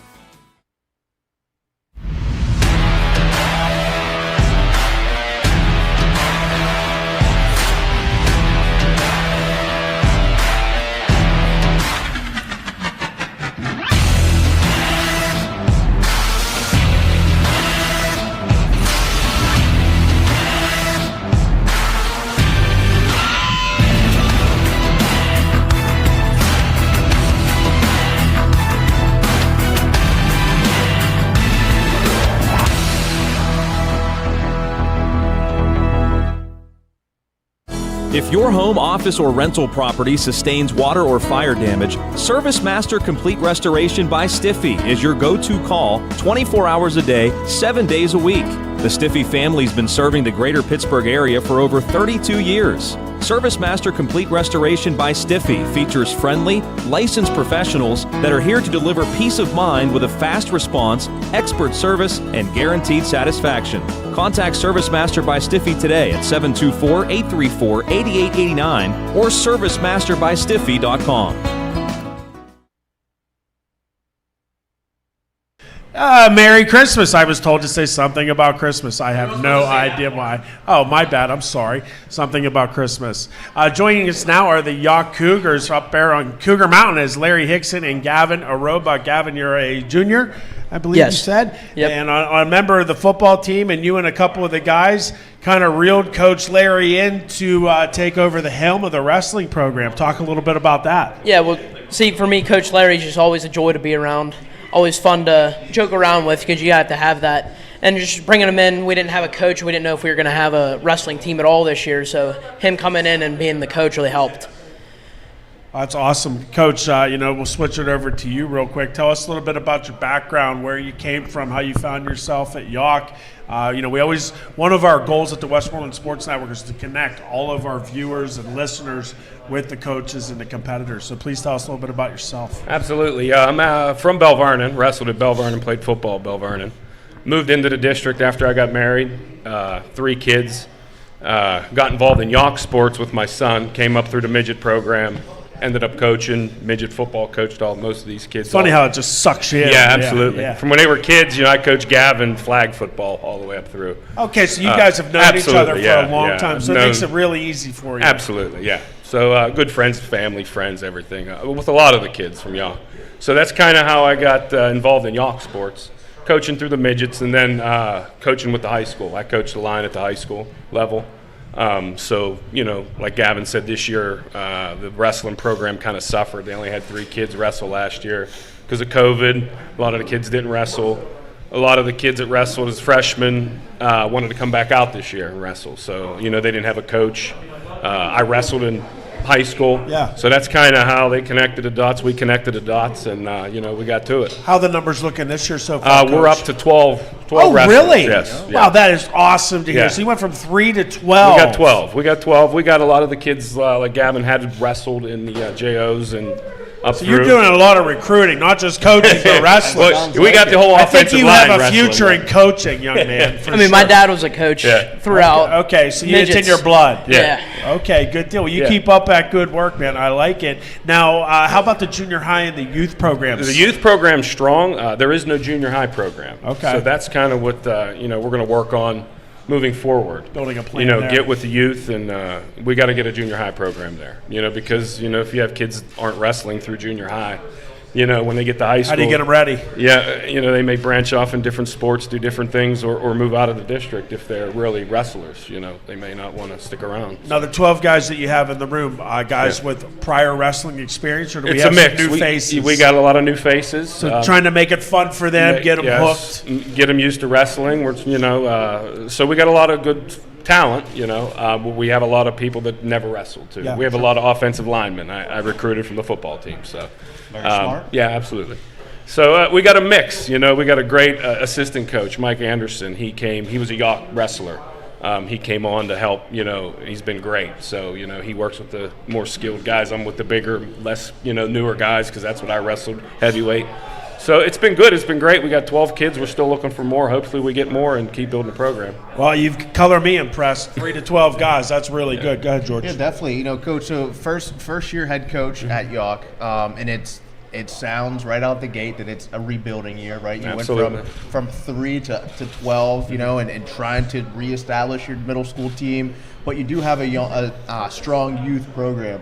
What type of, what's the mentality that you're going to try to instill into these younger wrestlers to, one, keep them involved in the sport, right? Because with 12 wrestlers, you can't necessarily afford for guys to just drop off and quit. So what's Correct. the mentality? How are you keeping it fun and keeping those guys around? Well, that's the hard part. It's the easy part too for me because, like Gavin said, I can keep it fun, I can keep it loose, but at the same time, we're going to work. You Sure. know, we're going to work. We're going to compete. So, you know, big goal this year is just get everybody to compete, be aggressive.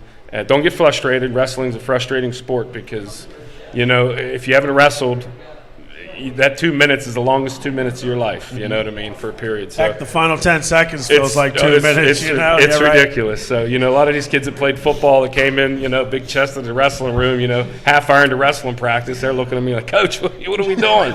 You know, we're just warming up. You know, we ain't even started yet. You know, so, but keeping it loose like that because, like you said, we don't want to lose any kids. You know, we've only got 12, and we've, you know, been lucky to get the 12 that we got. So, and out of those 12, 5 are freshmen. We only have 2 seniors on the roster. So, you know, we got a lot of young kids there wrestling. So it's a good thing. Now, the 12 that you have, Coach, do you feel like you're going to be able to fill the lineup with 12 guys, or are we going to have some crossover? We're real heavy up top, you know, because obviously we recruited yeah, a lot I'm sorry, of linemen. I'm sorry, you did mention that. We're heavy up top, so, you know, we're going to be giving up some weight classes, on, you know, with the lighter weight you got to go classes. find some small kids. Yeah. I'll try my best. Go to the baseball team or something, okay? Been trying. Yeah, so we're going to struggle with the lightweight classes. Now, obviously, I mean, you know, as a football coach, football player, you see the benefit in the cross of those two sports. Is that kind of one of the selling points that you both use? You know, listen, you don't have to compete. Just come out and be a body in the room because this is going to help you. Because, you know, everybody has that dream. I'm going to the NFL. And I'm sure a lot of guys on Cougar Mountain do as well. And you tell those guys, it's going to be great for your footwork, your balance, your agility, your hand fighting, et cetera, et cetera. Is that some of your selling points? Yeah, also conditioning-wise is a big point for me when I sell it, especially to kids who say they want to get in shape, they want to, you know, like wrestle. So it's like, for me, I tell them conditioning for wrestling is the hardest sport to condition for because that 2-3 you have to periods, wrestle to condition for wrestling. There's pretty much no break, as where for football you get the break in between every play, but for wrestling, I said, it's pretty much no break unless there's like obviously an injury or anything like that. What's your outside of wrestling? What do you like to do? Sports. I'm a big sports person. Football and baseball are my other 2 sports. Baseball. What position in baseball? Third base. Third baseman. Yes. You like the hot corner. Yeah. Now, whenever you're going to graduate next year, what do you want to do? You want to go to college? You want to play sports? What's the plan? The plan is to play, hopefully, baseball in college because I feel like that's my most sport I'm like into, and I feel like for me I'm best at. But if that doesn't work out, I actually either want to get into law enforcement to become a policeman, or I love cooking for me. Really? Yeah, I love cooking. So that's a new one. Yeah, so I'd like to get into culinary What do you like school. to cook? Everything.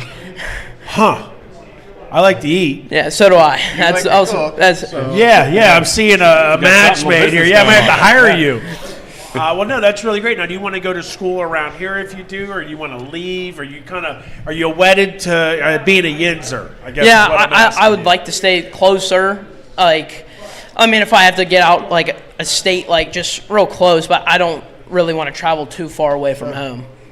You're an interesting one. I like you. Go ahead, George. So, you know, Gavin, a lot of we've been talking about is your kind of recruiting efforts, right? Just to make sure you have a wrestling team.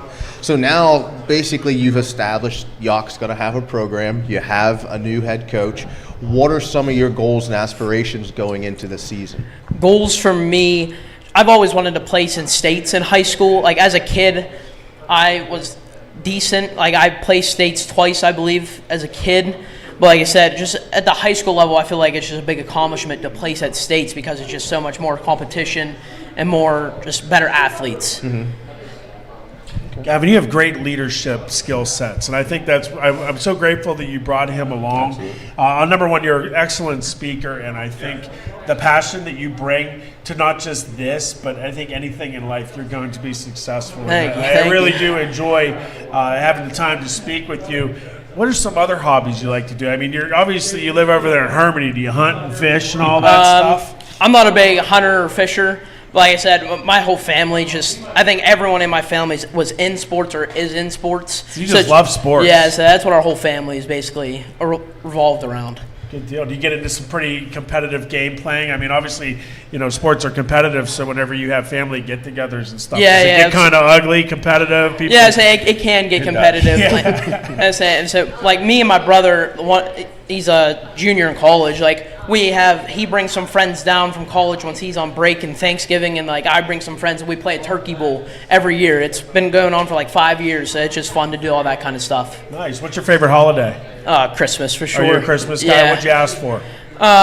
Just a bunch of like clothes, like Pitt clothes or Steelers clothes and stuff like that. Nice. He is a sports guy. He's not lying. He's not lying for sure. Good deal. George, do you have anything So else? yeah, Coach, going into the season, what do you guys have lined up on your schedule?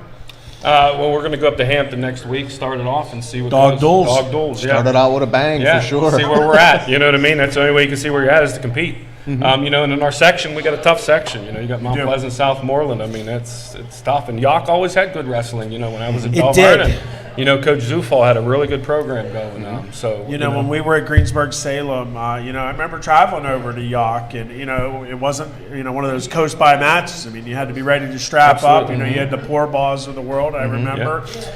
So it'll be nice, and I'm really grateful. And I'm really, really happy that you went from 3 to 12. Absolutely. Yeah. You never want to lose a wrestling program, especially now when they're starting to add them.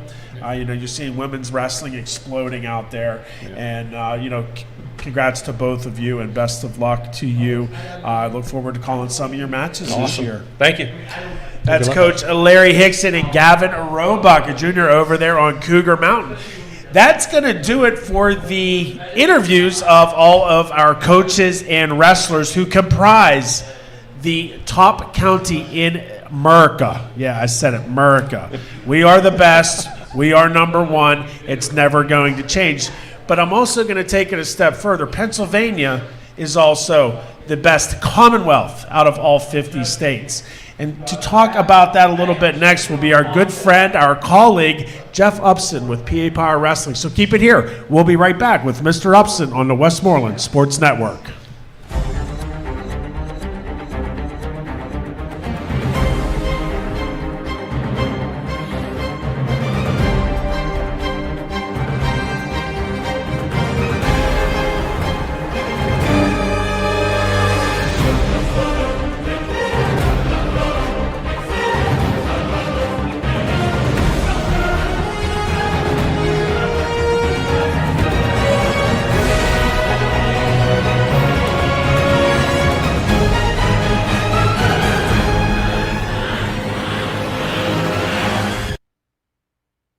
The all-new 2022 Mitsubishi Outlander at Sindel Mitsubishi.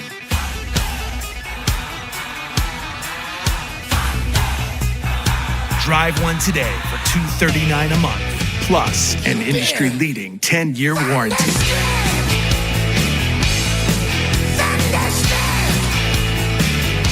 The all-new Outlander at Sindel Mitsubishi.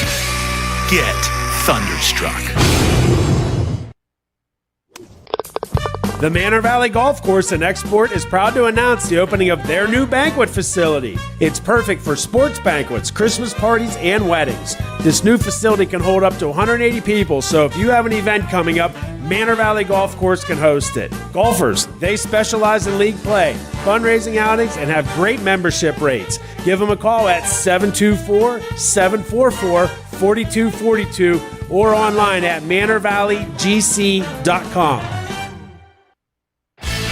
The Quest School of Wrestling is celebrating its 18th year of operation. Come meet Coach Jim Akerly and assistant Mason Beckman and see why Quest easily becomes family for your wrestler. The Quest School of Wrestling offers group coaching, open workouts, and private instruction to wrestlers at all levels, from elementary through high school. Call 412-352-3727 or QuestSchoolOfWrestling.com. The Quest School of Wrestling, with facilities open all year round in Washington, PA. The most incredible machine ever created didn't come with replacement parts. Until now. Rebuilding the human body takes skill, not just science. Some of the region's most accomplished orthopedists are right here at Excella Health. AP, and lateral. Our team of specialists are using non-surgical treatments, minimally invasive procedures, and the most sophisticated and complex surgical techniques to restore all aspects of human motion. All right. Whether you walk or fly.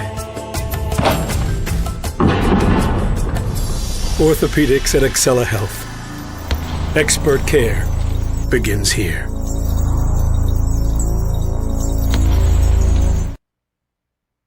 We're back here live at Manor Valley for a very special treat. Two treats. One is sitting right next to me right now, and PA Power, Jeff Upson, along with George. But the real special treat you're all in for is my colleague and partner. Buckle up, wrestling fans. Here he comes. Smitty in the Surge singlet. Grab that mic, brother, because I don't know what to say right now. Breath already. Jeff, thank you so much for bringing this. I figured, did you have any idea that I was going to do this? Because I'd asked you for a singlet. You did. I thought you were going to display it or something. Oh, I'm displaying it. Well, yeah. That's one way to say it. You're doing something to it. I'll tell you that. You're touching me. You can keep right on his head. Hand up. Come pull up this other strap. I'm like, I need help getting it up. Man, maybe a double XL. That's all right. For next year. I just didn't have I couldn't say it. I'm like, send me a no. I'm not a double XL. Hey, was this worth you staying this long for? Absolutely. I would have stayed here 8 hours to see this and to be a part of this. I mean, this is great. Yeah. I've never been a part of anything like it. Where does he fit into your rankings? He is the rankings. That's it. Just Chris Smith. That's it. Rankings. You are the rankings. K. Smitty. Our slogan is PA is wrestling. Yeah. This is it right here. Chris is wrestling. He lives it. He loves it, and I love it. As evidence. Yeah. I do love it. And Jeff, we know that you certainly love wrestling and appreciate all that you do for us at the Westmoreland Sports Network. So, I mean, of course, we use. Yeah, I guess I kind of just try to change the whole. I'm going to pretend like. Well, I want to get to what Jeff does at PA Power. He doesn't want to be a distraction, even though it's distracting. I'm going to face this way. So I got that in.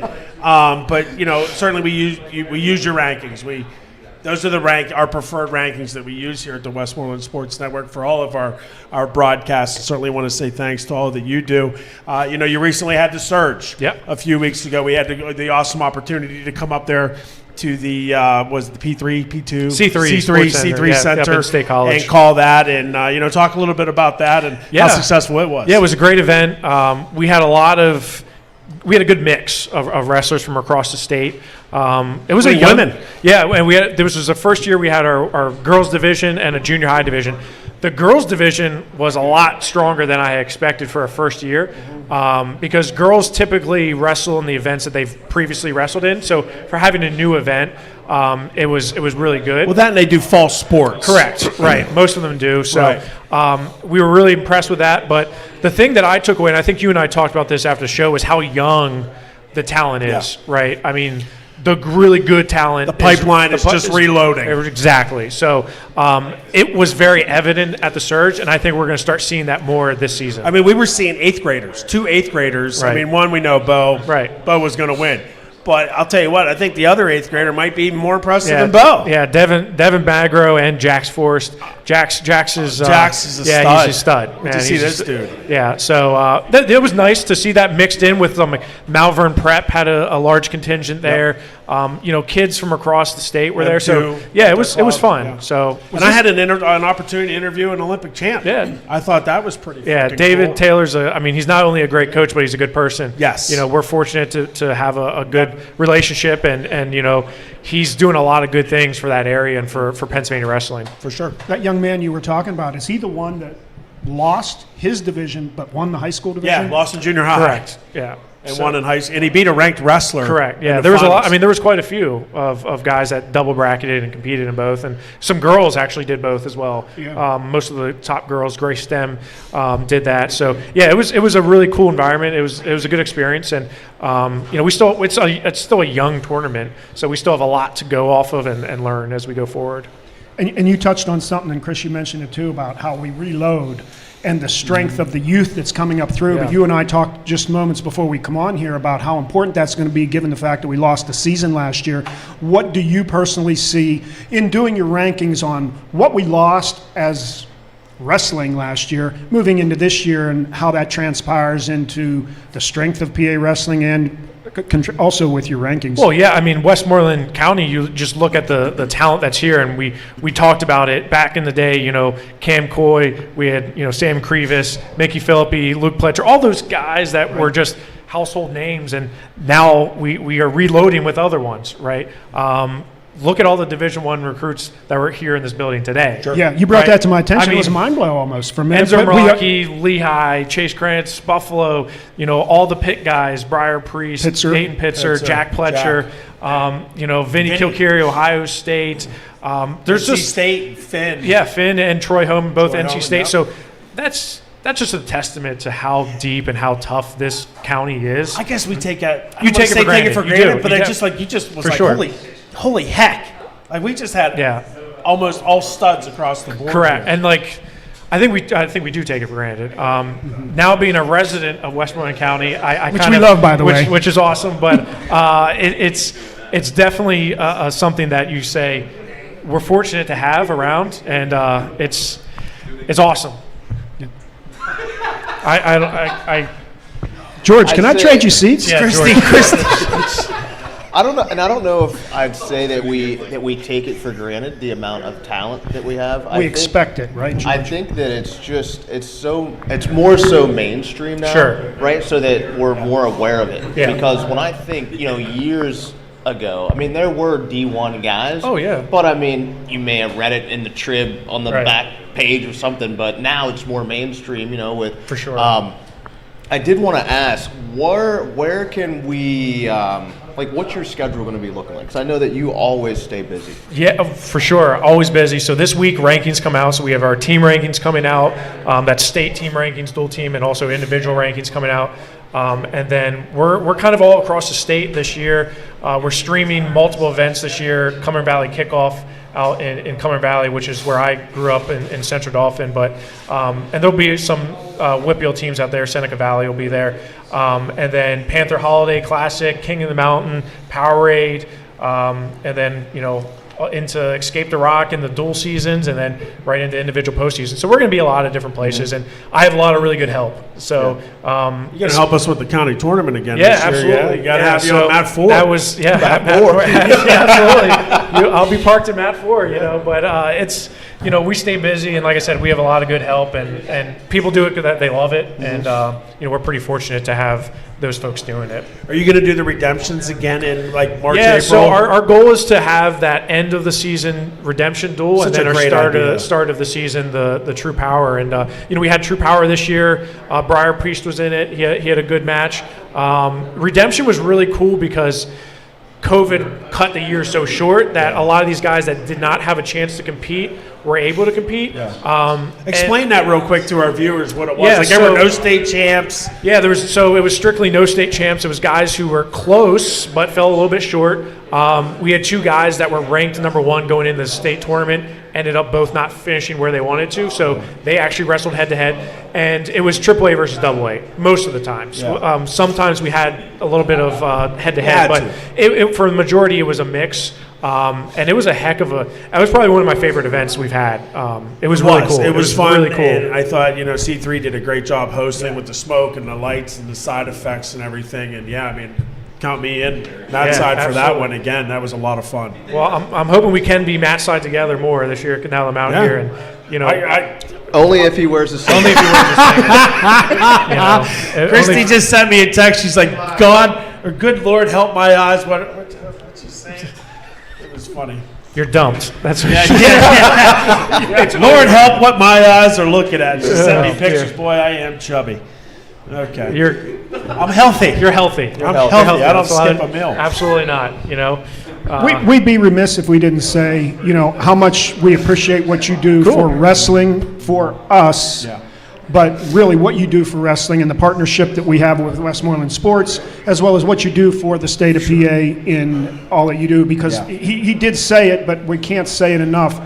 We do it because we love it. Yeah. He doesn't get paid to do the rankings. He does it because of the passion for the sport, for what he loves for the kids, what he loves for PA wrestling. So, and they've become the preferred rankings.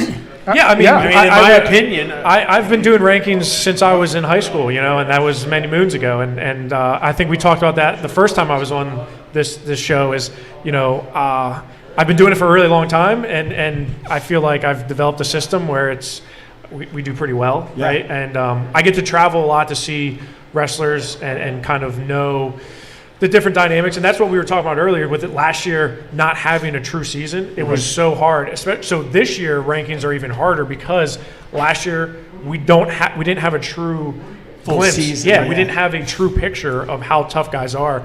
And this year it's just going to be it's almost like starting over. So there's going to be a lot of returning state medalists that don't make it to Hershey. There's going to be a lot of state champions that are going to be tested. And it's more of a grind this year because back to a little bit of normalcy. Yeah, for sure. So, and out east especially. Again, we take it for granted out here is that we had more of a normal season than most folks out east did. Right. Some big schools, right? So this year is going to be interesting to see where the chips fall because I think, especially if you look at the WPIAL, there's a lot of parity, and I think there's a lot of room for people to take a jump and make some noise. I think there's AA and AAA both are going to be more wide open than they have been in the years past, in my opinion. Good stuff. Also, I want to share that he is also a Pittsburgh police officer. So you are a sergeant, and you train. I do, yeah. You're a trainer, so obviously big thanks to just not Jeff, but all our men and women who rock the blue uniform. We back the blue all the way, and certainly all our men and women in the armed forces as well who continue and who have served. We thank you. We wouldn't get to do what we do up here, looking like this, without all that you do to give me the freedom to hang out like this. America. Literally. America. Yeah. Absolutely. So, do you guys have anything else for Jeff, and we'll wrap it up? I think we're just ready to. Yeah, I'm ready to get out of this. Yeah. We're going to wrap that up in a bow. So, I think we'll guys. take a quick break, and then we'll have Hannah back up, and we'll close it down. Jeff, thank you very so much. much. Appreciate It's always it. a pleasure Appreciate to it. have you on, Absolutely. brother. We'll make sure we get a picture here with Mr. Reeby. And, hey, you keep it here with us. We'll be back in as long as it takes me to get out of this singlet with our wrap-up. Keep it here on the Westmoreland Sports Network.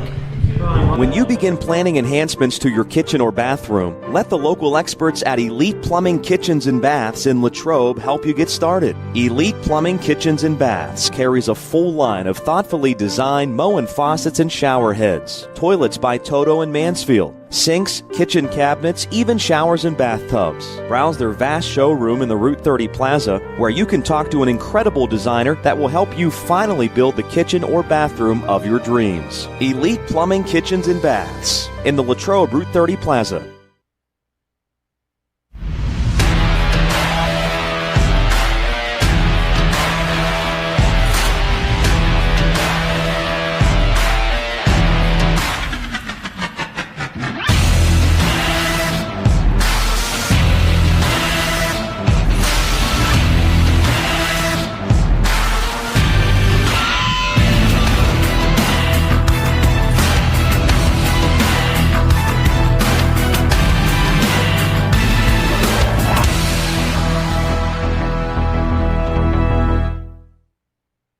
If your home, office, or rental property sustains water or fire damage, Service Master Complete Restoration by Stiffy is your go-to call 24 hours a day, 7 days a week.